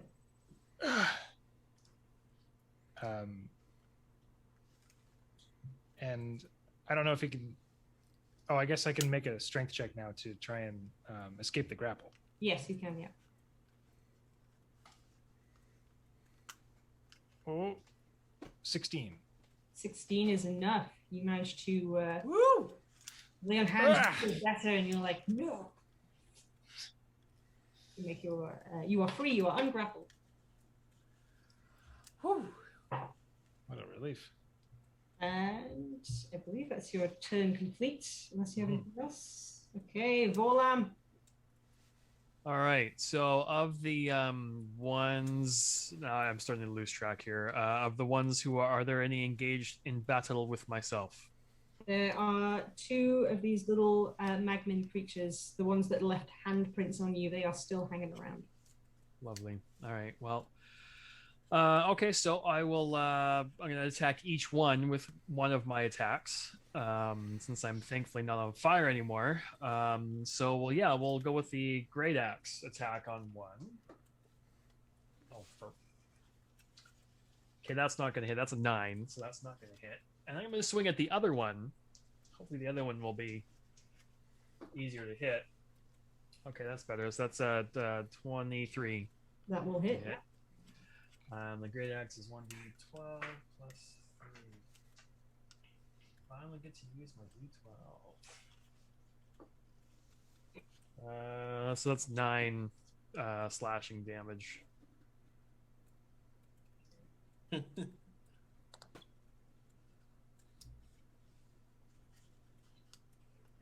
I just noticed we are over time. That is bad. How bad is that, Blair? I was going to be tired tomorrow either way, so I mean, ultimately, Andrea's already off to bed, so it's only bad for you guys if you want to go to bed. I want to see how it ends. Let's see how it ends, Yeah. but I need a bio break. Do we want to do that now? Because it has been 2 hours since our last one. Just a quick one, and I think we can probably wrap this up in half an hour. Yeah, I vote yes. Excellent. I Right. want to know what it ends. We could just take 5. Yeah, 5. Yeah. All right. So I'll switch over to here. Transition this way to the empty couch. Hey, look, everybody, there's an empty couch. Thanks for tuning in. It's been a lot of fun. And thank you to your sponsors. Thank you to everyone who's contributed. We know we're over time on this one. We're hoping to be done within the next 20 minutes. We're just taking a quick bathroom break. Everyone will be back shortly. Thanks for hanging in there with us. Those who have survived this long. It's been a long day. Only 2 sessions today. Wait till tomorrow when you get 5. We're back at it at 8:30 for our welcome speech that Andrea's got prepared, or notes. Usually she takes good notes. And the games start at 9. 9 o'clock we have...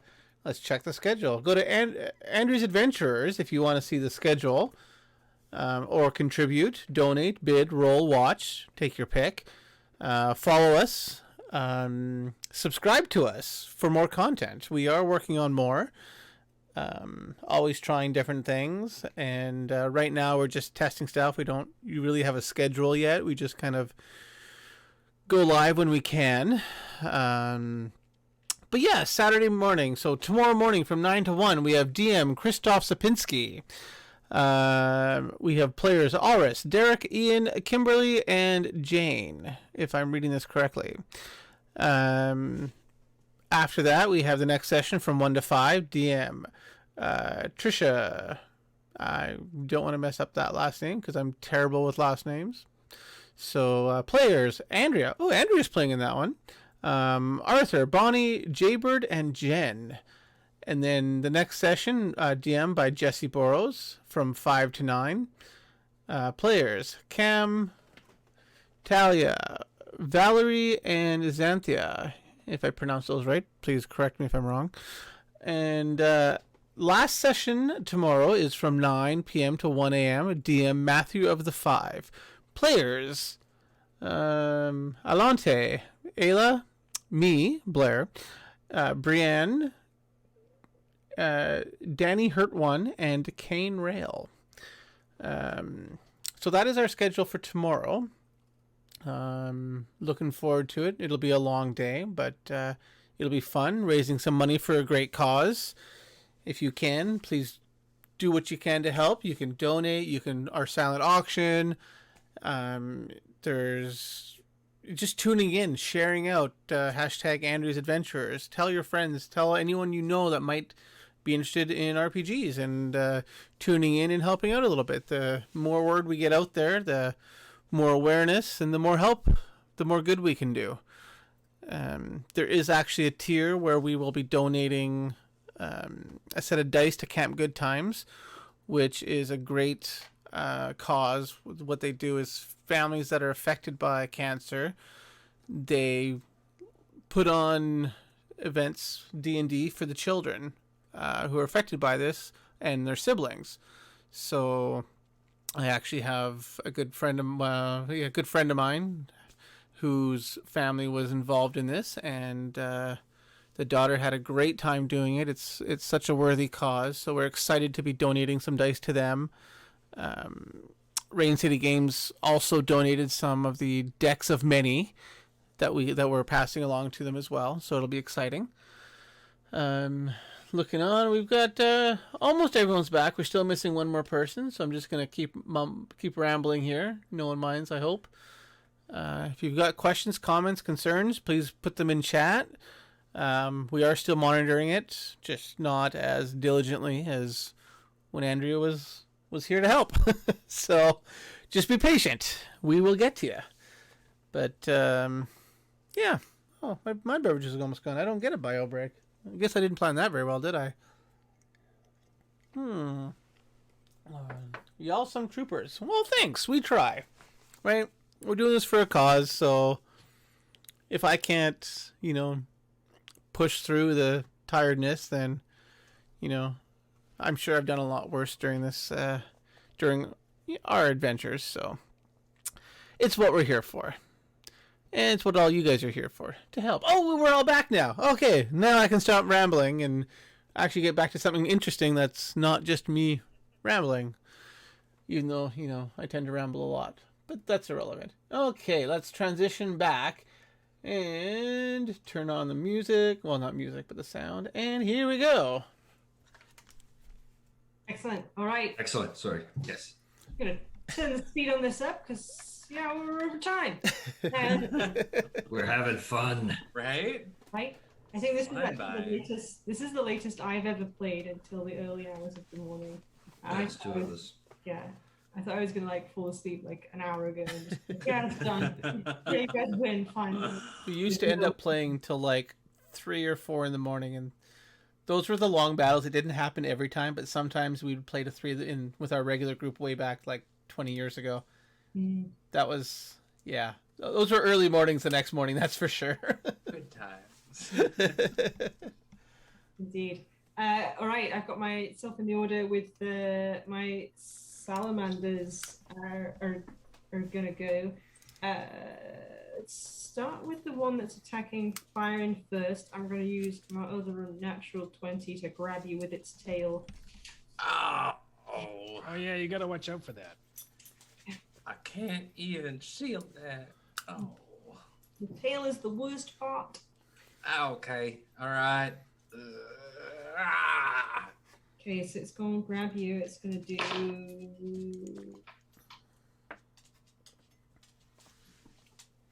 19 points of bludgeoning damage. What? Okay. 8 points of fire damage. Yeah, this tail is vicious. Woo! And it's nat 20 with that base thing. It's already rolling 12. It starts with 12 points of damage. So it's vicious. Thank you. Nat 20s. This was great. So if I wasn't a genasi, I'd be unconscious. Oh, But wow. because I have literally 3 hit points left. Excellent. You are also grappled, and it will automatically hit you on its next turn unless you can break that grapple, which you can attempt to do when it's your turn again. All right. And then the other one is attacking Wallen. Or no, it was attacking Wallen. Got thrown off. Got shocked by Auckland coming in. It's dropped this little gnome. Slithers and sees this big creature, and it's going to try and hit you with its fiery. Can we give it a 1? Can we give it a 1? Anybody? I think I can give it disadvantage. Is it within 5 feet of me? Yeah, it would be. Yeah. So I want to like try and bonk it with my shield and use protection to give it disadvantage on this attack roll. It has a reaction, right? It's a reaction. Okay. Yeah. This isn't the tail attack. This is just it trying to punch. Oh, you know what? I should save it for the tail attack. I've seen what that can do. We could use the one for the tail, though. Use your Yeah. reaction for this. Sure. Okay. Sure. We can do that. So I'd roll this one at disadvantage. Yeah. It does. Does 12 hit you? I will cast shield so it misses. Okay. So it misses with its 12 normally hits you. I have like a 10 AC. Come on. Are you even wearing a shirt? I forgot to get armor. Oh no! I'm a sorcerer. What do you want from me? Oh. Okay, it whips its tail around, and this is the one you're imposing the one. Yes. Yes. I never get to kill anything. Okay, these are its turns. We're on to Omax. Whew. Max, he sees the damage that Farron's taken, and he goes over to Farron and puts his hand on him, and he says, "You'll not be dying. Sorry, dude, you're not dying today." And he puts Cure Wounds on him for, let's see. Ooh, nice. That's 14, 17 points of healing. Ooh, that is very nice. Oh, I'm feeling better already. Yes. Dude, you're okay, man. Just, you feeling better? Except for this thing coiled around me. Yeah, It was all medicinal stuff you gave him, right? that's right. So, but I need to do an attack next time or I won't get to use my natural 20. So, as a bonus action, he pulls out his scimitar. Well, yeah, you're ready to do some damage next time. Oh. You're on to my Magmins. The two that are... oh, no, one. You killed one of those guys. Let's get you off my board, little guy. I got one left. It has got 1 hit point, and it is scrabbling at him with its one fist. Oh, it rolled a 2. That feels basic. It tries to hit you with its fists and realize they've both fallen off. Like, oh no. Falling off? Yeah. Mm. Poor little guy, he's almost dead. So yeah, that doesn't work for me.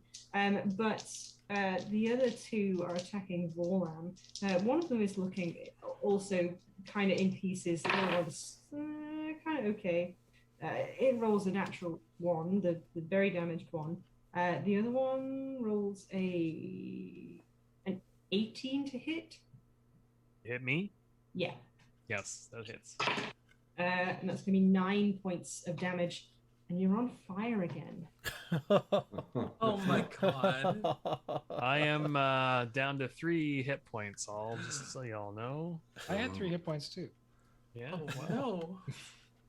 Wow, this is a tough one. Yo, come on. We got this. We got this, right? Okay, that's my guys. Auckland, it's you. Okay, so one way I've generally played chaotic creatures. It'd be a shame if I didn't get Fireball off at least once. Now, in a 20-foot radius or 40-foot diameter, how many of these creatures can I get? Now, keep in mind, if I can get like 3 or 4 of them and only one of our guys, the math works. So, Even though you might kill one? yeah, we've got healing. It's fine. You guys haven't died yet from me, so That will live forever. yeah. So what It's was fine. the diameter on that? It's a 20-foot radius, so it's a 40-foot diameter. 40 feet. At least the mushroom people might survive. Okay, you can get both, or 3 of the little Magmin creatures that are on Leo and Vorlam, or you Nope. can the Magmin that's on Leo and the Salamander that's engaged with Viren, and Omax is over there now too. Or you can do the one that's right next to you. So I can get 1 on me, or 2 on 2 others, Yeah. or 3 on 1. Yeah, yeah, The 3-on-1 seems like the best ratio. yeah. So I'm gonna go for those ones. Who was that? Who was the one? The one was himself. Okay. Yeah, All right. you're going to go for the little creatures. So it's Leo and Vorlam, and then three of these little sprite things. Yeah, 3 of them. Yeah, that Okay. sounds like a good plan. Okay, so Orlin is already on fire too. I'm not gonna make it worse. Oh my God, if anything happens to Leo, I will never forgive you. Okay, so I'm gonna roll fireball. I think you could actually straight out kill Vorlum with this roll. No, it would just put him below 0. He'd start making death saves. It's fine. It depends how much you roll. Why would you do this? Why? Fireball, spell slot level. No, wait, don't do. Cast. I just want to roll it. How do I just roll the dice? It won't. Oh. Spell slot. I just want to roll the dice. I can't just. Hold on. Maybe I got enough. I need 8. 1, 2, 3, 4, 5. 6. I'll just re-roll 2 of them. Fine. Whew, okay. 10, 20, 27. 34 damage. 34 damage. 34 damage on a failed save. What type of damage? It's fire damage. Magmins are immune to fire damage. Yeah, I suspected they might be, but other people were doing fire stuff, so Were they? I don't know. I thought they were. I think I've been listening out for it because I knew they had this immunity, and I suspected they might, but oh well. 34 damage then. To Vorlum and Leo and no one else? Why would you kill Leo? Why would you? No 34 healing for damage, you. that's what we're going with. Okay, make your deck save. Yeah. Hey, no, Leo goes down even if he makes it.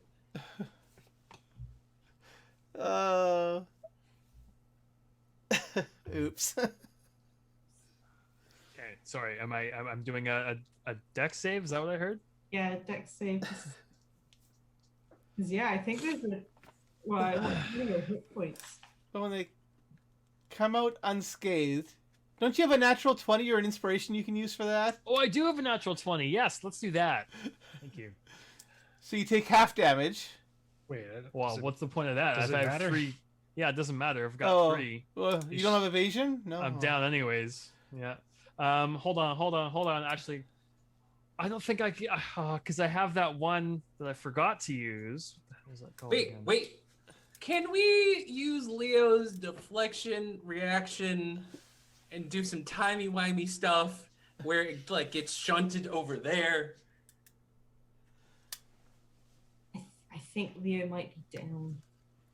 But if you use that nat 20, I will make it nice for you.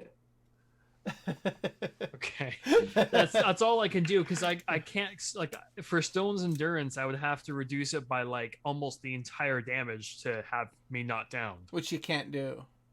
Yeah. So yeah, I guess we'll have to use the D20. I mean, for argument's sake, your skin could be so callous that like for one time it's an enhanced endurance. It's true. Okay. We can thank the yeah, that's true. That's a good point. I don't even know. Someone may have mentioned using a D20 for death saves. Is that something I can do? It would be. Yeah, you could do that, and then that would. You could take all of this damage. That might That's be probably best. Yeah, because a nat 20 on a death save is an automatic success of your death saves. Yep. So, All right. Going down, guys. Okay, so this fiery explosion engulfs the center of the bits of Leo are blown in big chunks. They're reassemblable. promise. They go in different directions, and Vorlam is a lifeless heap on the ground. The little fire creatures that had been attacking them, as the fire dissipates, you just see them be like, "That was so awesome! We love it. Yes." Wait, wait. Auckland's her favorite. Oh, I made a new friend, guys. I love fire. Yeah, because I think firing, before you describe the damage of your attacks as force damage, so I was like, no.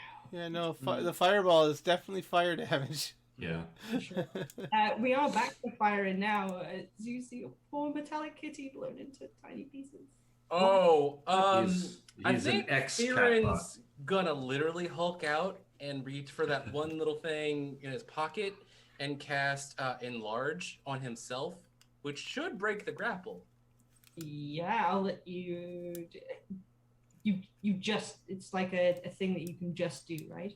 It is a spell and blah blah blah. Just a creature I can see, and it just becomes either large or small. Well, I could make myself large, or I can make that smaller, but I think making that smaller kills me. So I'll go large and maybe explode the salamander.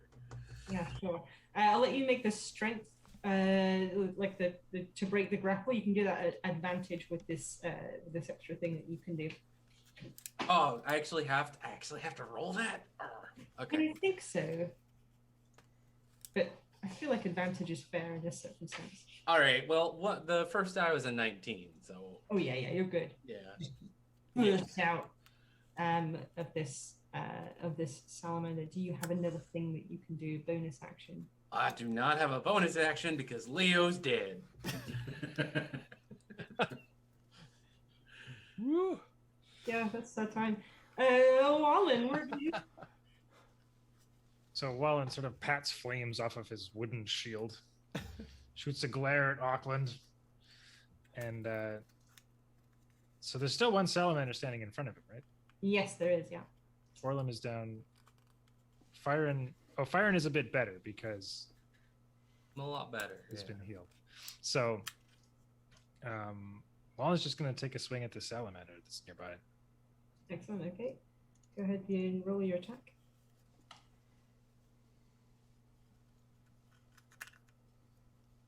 A clean 20, 26 total. Very Nice. So this says on a crit, it says 2d8 plus 1, so 15. From D&D Beyond. 15. Okay. It's regularly 1d8 plus 1, but Okay. Excellent. And do you get a second attack? I do.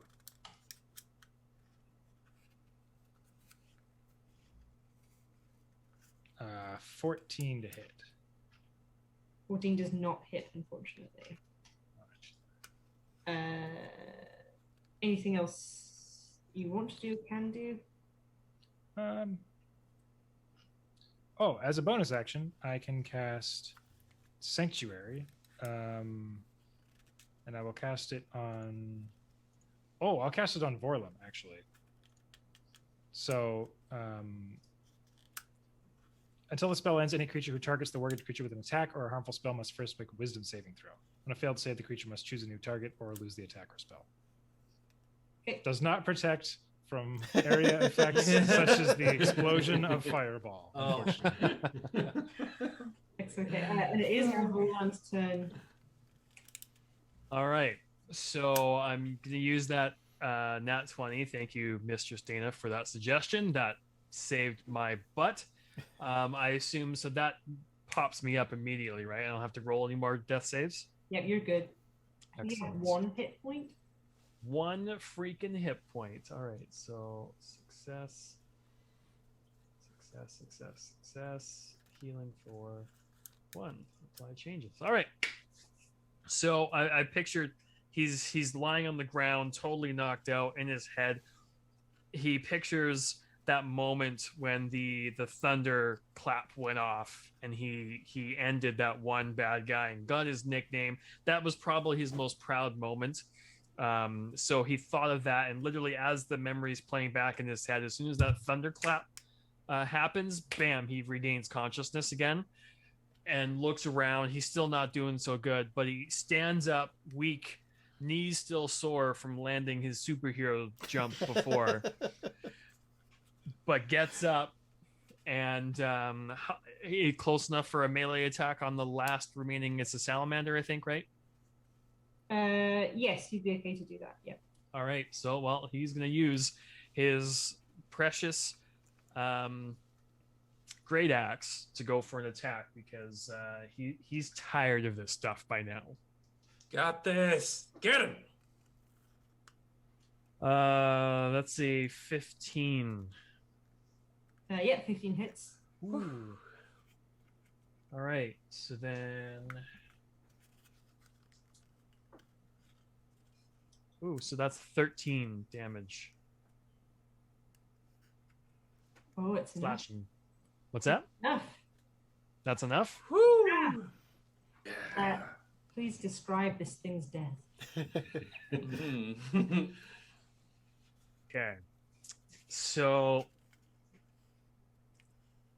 I'd say he was, because he's been on fire a little bit. So his axe is probably pretty hot. So yeah, he's gonna take a swipe at it, but then as he swings, he's gonna, again, he likes the flat end of the flat side of his axe with the designs and stuff on it. So he's swinging, and as he swings, yes, he makes the killing blow, but he comes back down and smacks it on its head really hard so that the heat and everything else, and plus the impact, kind of knocked this thing 6 inches into the ground. Fantastic. You do that.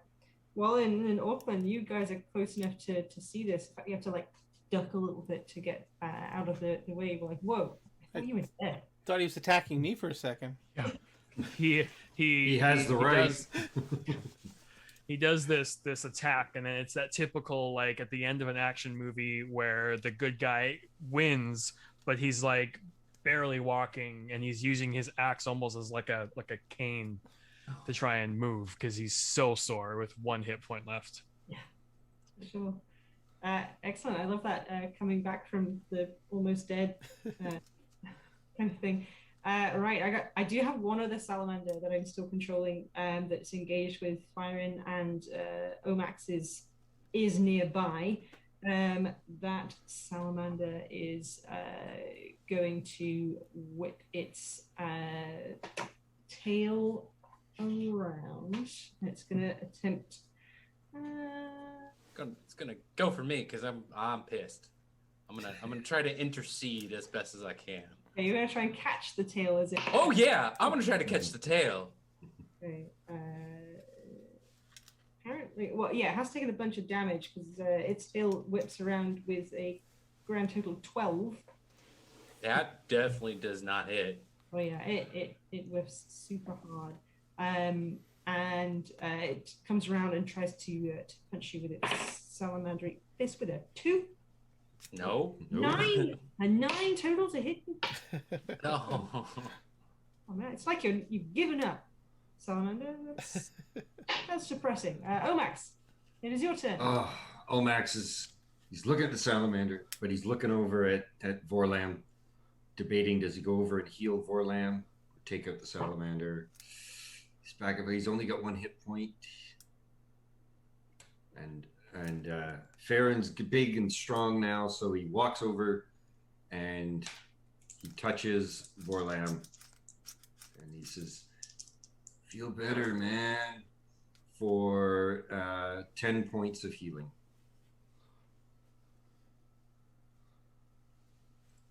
And 11 hit points for you now, Vorlam.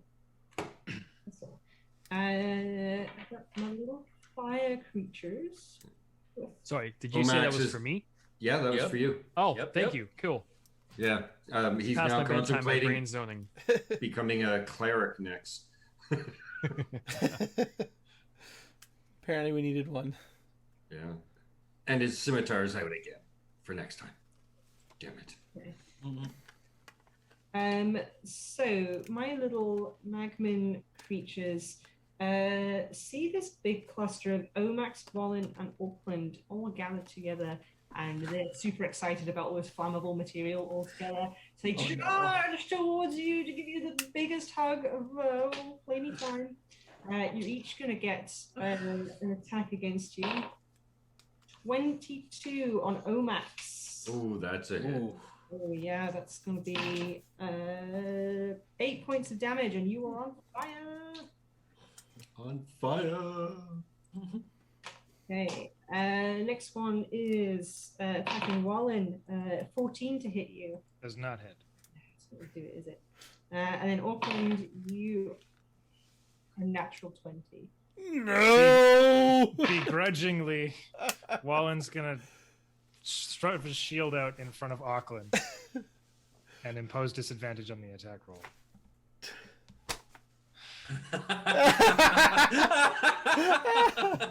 Because it's the right thing to do. Is it though? Leo. So the second one was a 13 plus 4 is 16. 16 hit you? Oh yeah, your AC's like 10. My AC is 10. Shield would put me as 15. Wow. I can't get 16. Well, you take 6 points of damage, which was better than the 16 points of damage you would have had with that net Oh, 20. jeez. Okay, another round. These guys are super excited. You are very flammable, and they know it. They're coming back next round. I'm not flammable. I'm sitting here shirtless. I mean, it's kind of true. It's your turn. What do you like to do? Oh, it's my turn. Okay, so I have this creature on me. Mhm. So I guess I might as well just hit it with a shocking grasp. Sure. So, yeah, I hit it with a shocking grasp, I guess. So a touch attack. So I only have to hit its touch AC. Oh, this is gonna hurt when I touch it with a fire. That's good. Good thinking, Blair. Okay, good thinking, Auckland. Oh, and a natural one. Excellent. But Leo. If that touches me, I'm going to be so upset. All right. So what happened? Oh, with a natural one, you go to you go to like touch this little guy, and he sees your hand coming towards him. He's like, oh! He grabs it and like jams it into the ground. He essentially earths your shocking grasp. Oh. And you'll take the fire damage from him grabbing you, which is 8 points of fire. Oh, ouch. That hurt. That's vicious. You could be double on fire, you would be, but Byron, we're back to you. You have this one salamander that you are engaged with. Yep, and now I'm like a life size. Did I happen to have grabbed its tail when it tried to assault me? If you would like me to roll fire damage, I mean you're immune. You're Yes. resistant to that. You can grab it, but it's gonna hurt. A little bit. Yeah. I want to grab it, and I want to whip it, like use it like a whip until it's dead. Okay, an improvised attack. Yeah, all right.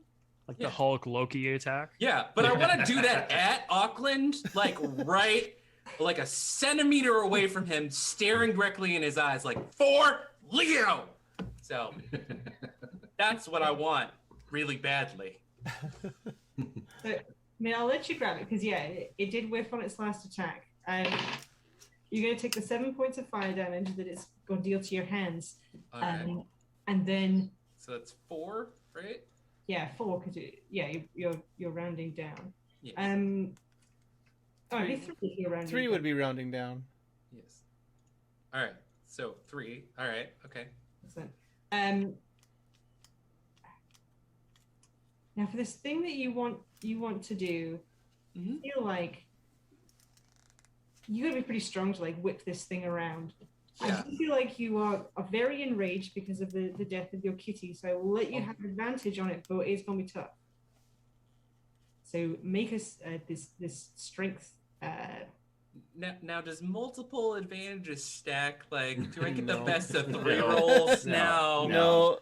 No. All right. Well, It does 19. Oh yeah, 19. That's good enough. Do I get to do it again because I get an extra attack? Yeah, both sides. Ugh. All right. Oh, the rage. Now I get it. Now I get it. Why Volram is always so intense. It's addictive. Yes, I yes, rolled it the is. wrong thing. What am I? Sorry, I got so excited and flustered at the same time. What am I rolling again? Okay, so it is improvised. I'll let you roll a d6 and add your strength modifier. So d6 for both of those thrashing on either side. Okay. All right, that's a 4 total. Hey, it's four total. 4 total. Wait, that was 4 for 1d6. Was I supposed to roll again? Yeah. Like for the second attack? All right. Do better. Roll better. Another 4. Another 4. Are you rolling ones, or what's your strength modifier? I have no strength modifier. Wait, no, wait. Sorry, the potion of enlargement gives me like an extra d4 on both of those things. An extra d4 of damage. Oh, I'm so glad I remembered that. All right, so that was a 4 and a 3, so another 7 on top of that. Which is enough. You beat this. Nice. Yeah, just the 8 would not have been enough. So really good you remembered about that at the time. Oh, it's a good spell. I like this spell. Excellent. Spyron, Wallen, you have one of these little creatures engaged with you. So Wallen is pretty sure that he can handle this small fire creature. He's just like bounced an attack from it off its shield, and he just watched one of the salamanders get like smashed to death. So he's gonna take a swing with his warhammer in a sort of contemptuous way. 16 to hit. Yeah, 16 is gonna hit. Yeah. Okay, and with a Wallen will use a second level spell slot to roll an extra 3d8 of damage. Woo, nice. Very nice. Yes. So 3, and then I'll roll d8s. So 3, 10, 15. Yeah, this little guy. What weapon were you using? A glowing warhammer. It's glowing even more now as you just like cleave this thing in two. The two halves of it just fall to either side, and poof poof up in little smoke. Because it wasn't whole when it died, I'm gonna negate the explosion damage that it would usually deal. Volam, you're up to you. How many of these little pixie fire dudes are left? 2. 2. One of them is very damaged. The other one is quite damaged. All right. So I'm going to, take advantage of the one that is very damaged. And we'll go with my trusty great axe on this one. Sweet. It is 23 to hit. Very nice. We will totally hit, yeah. All right. And great axe done.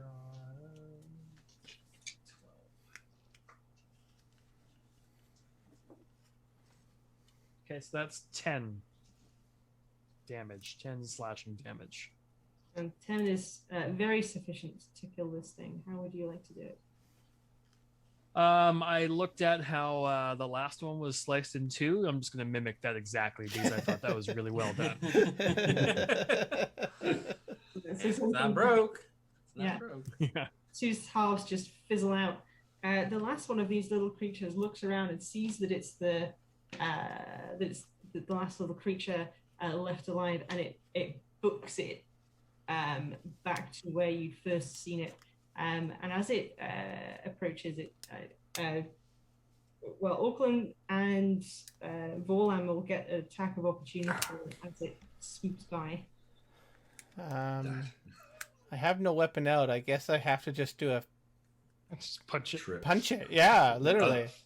Quite literally. Oh, You're a Goliath. That could work. Can y'all like punch it in unison so that it like gets crushed between your fists? Well, it's a 15 to hit for me if that hits. Yeah.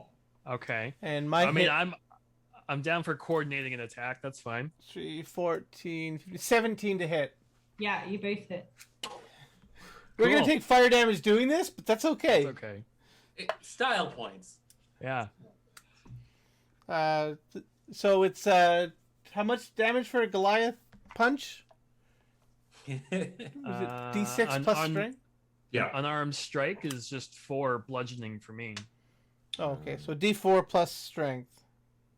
It's just static 4. Oh, is it? static 4. Yeah. Oh, Oh yeah. well then, 4 damage then.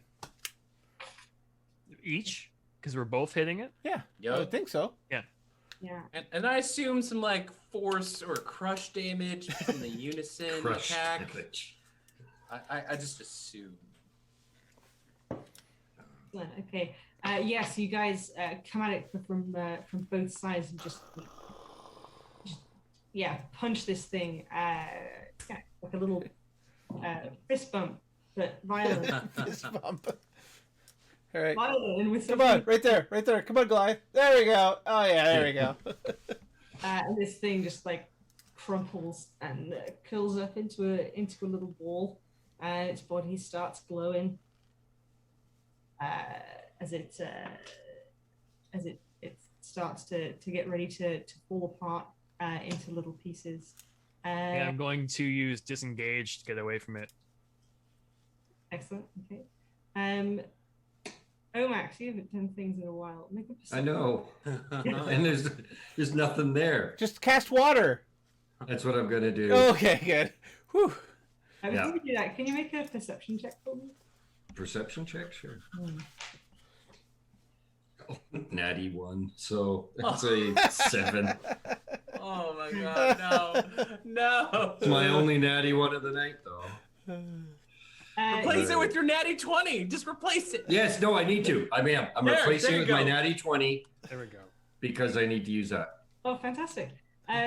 So you notice as this battle is winding up, you notice that that big chunk of rock, the dark rock that those creatures were attacking when you guys arrived, part of it is moving. You see this shape lurch forward out of it. It's kind of humanoid. It looks like it's got limbs, but it's very like amorphous. It's like a kind of like a rock golem is the idea that you get from it.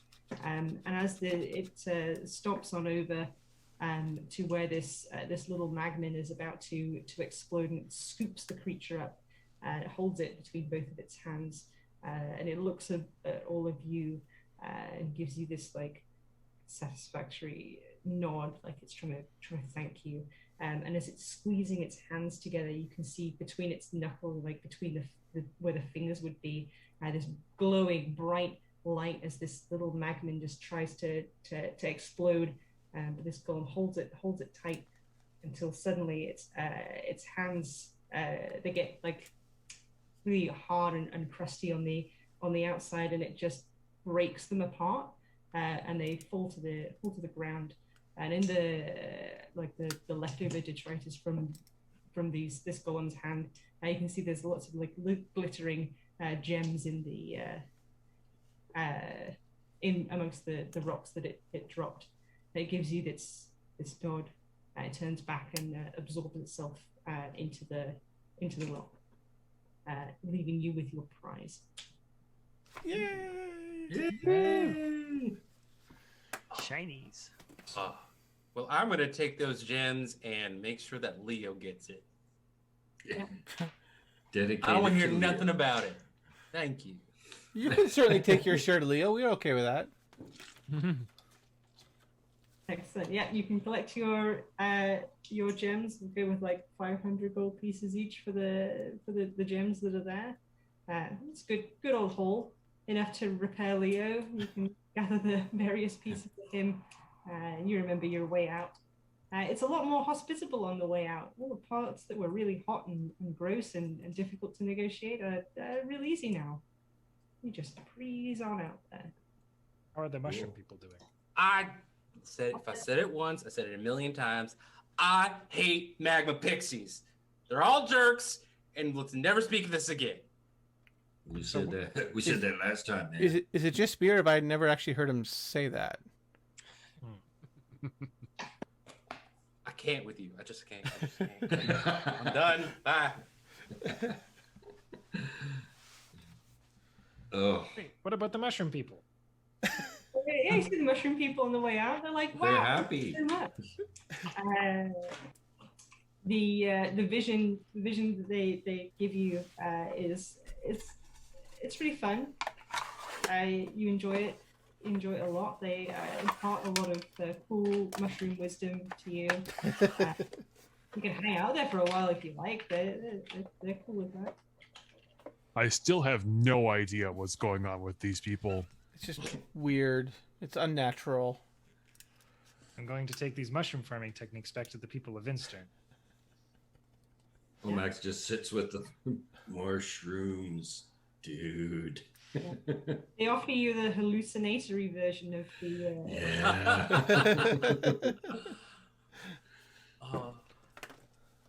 I still think they're zombies. Only one way to find out. Some of the chat. Are you guys going all night, by the way? That's a I'm no. with By the way. Blair, I've got an early morning, so. Yeah. Oh, no worries. No, so do we. Our like I said, our intro is at 8:30 and our first session's at 9. So Yeah. it'll be a whole weekend full of gaming. So thank you guys. Thank you guys for joining. Thank you for playing. It's a lot of fun. Blast. Yeah. Sorry I killed one of you. That's You okay. killed I forgive my you. true friend. All right. You killed Now, I have a question Fairness, for you Rachel. can rebuild him. Mhm. Yeah.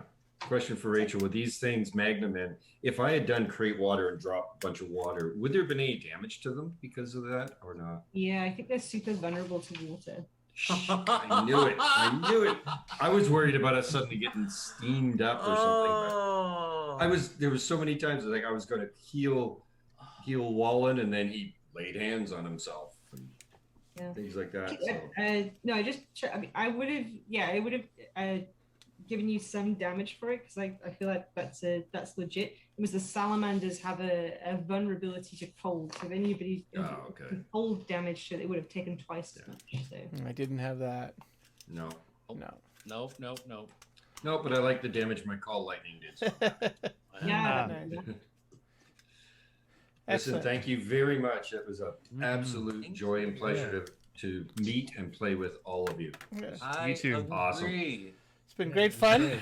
For those of you interested, Auckland will be back tomorrow night at 9 for some more shenanigans.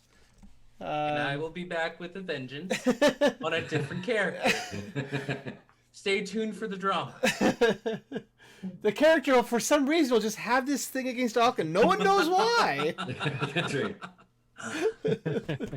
And Rourke, to answer your question, it's not all night, but it is from 9. We'll be gaming from 9 o'clock tomorrow morning until 1 a.m. and then Sunday again from 9 until 9. We're not going till 1 a.m. Sunday because that would be crazy ridiculous. Since I work the next day. So, it's a weekend packed of gaming. Raids are great.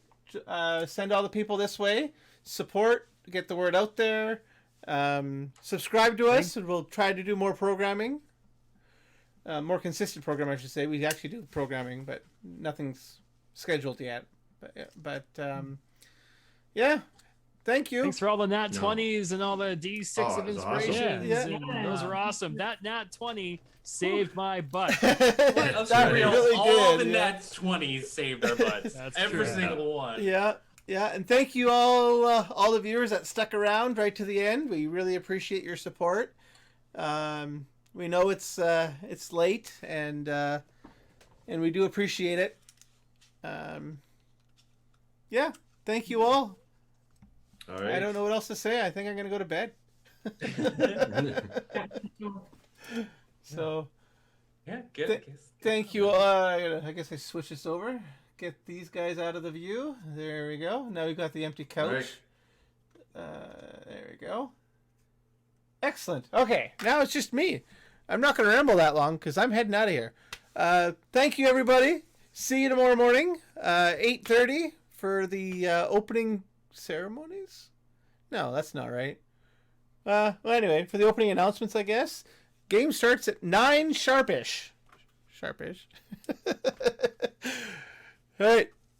Thanks, everyone. And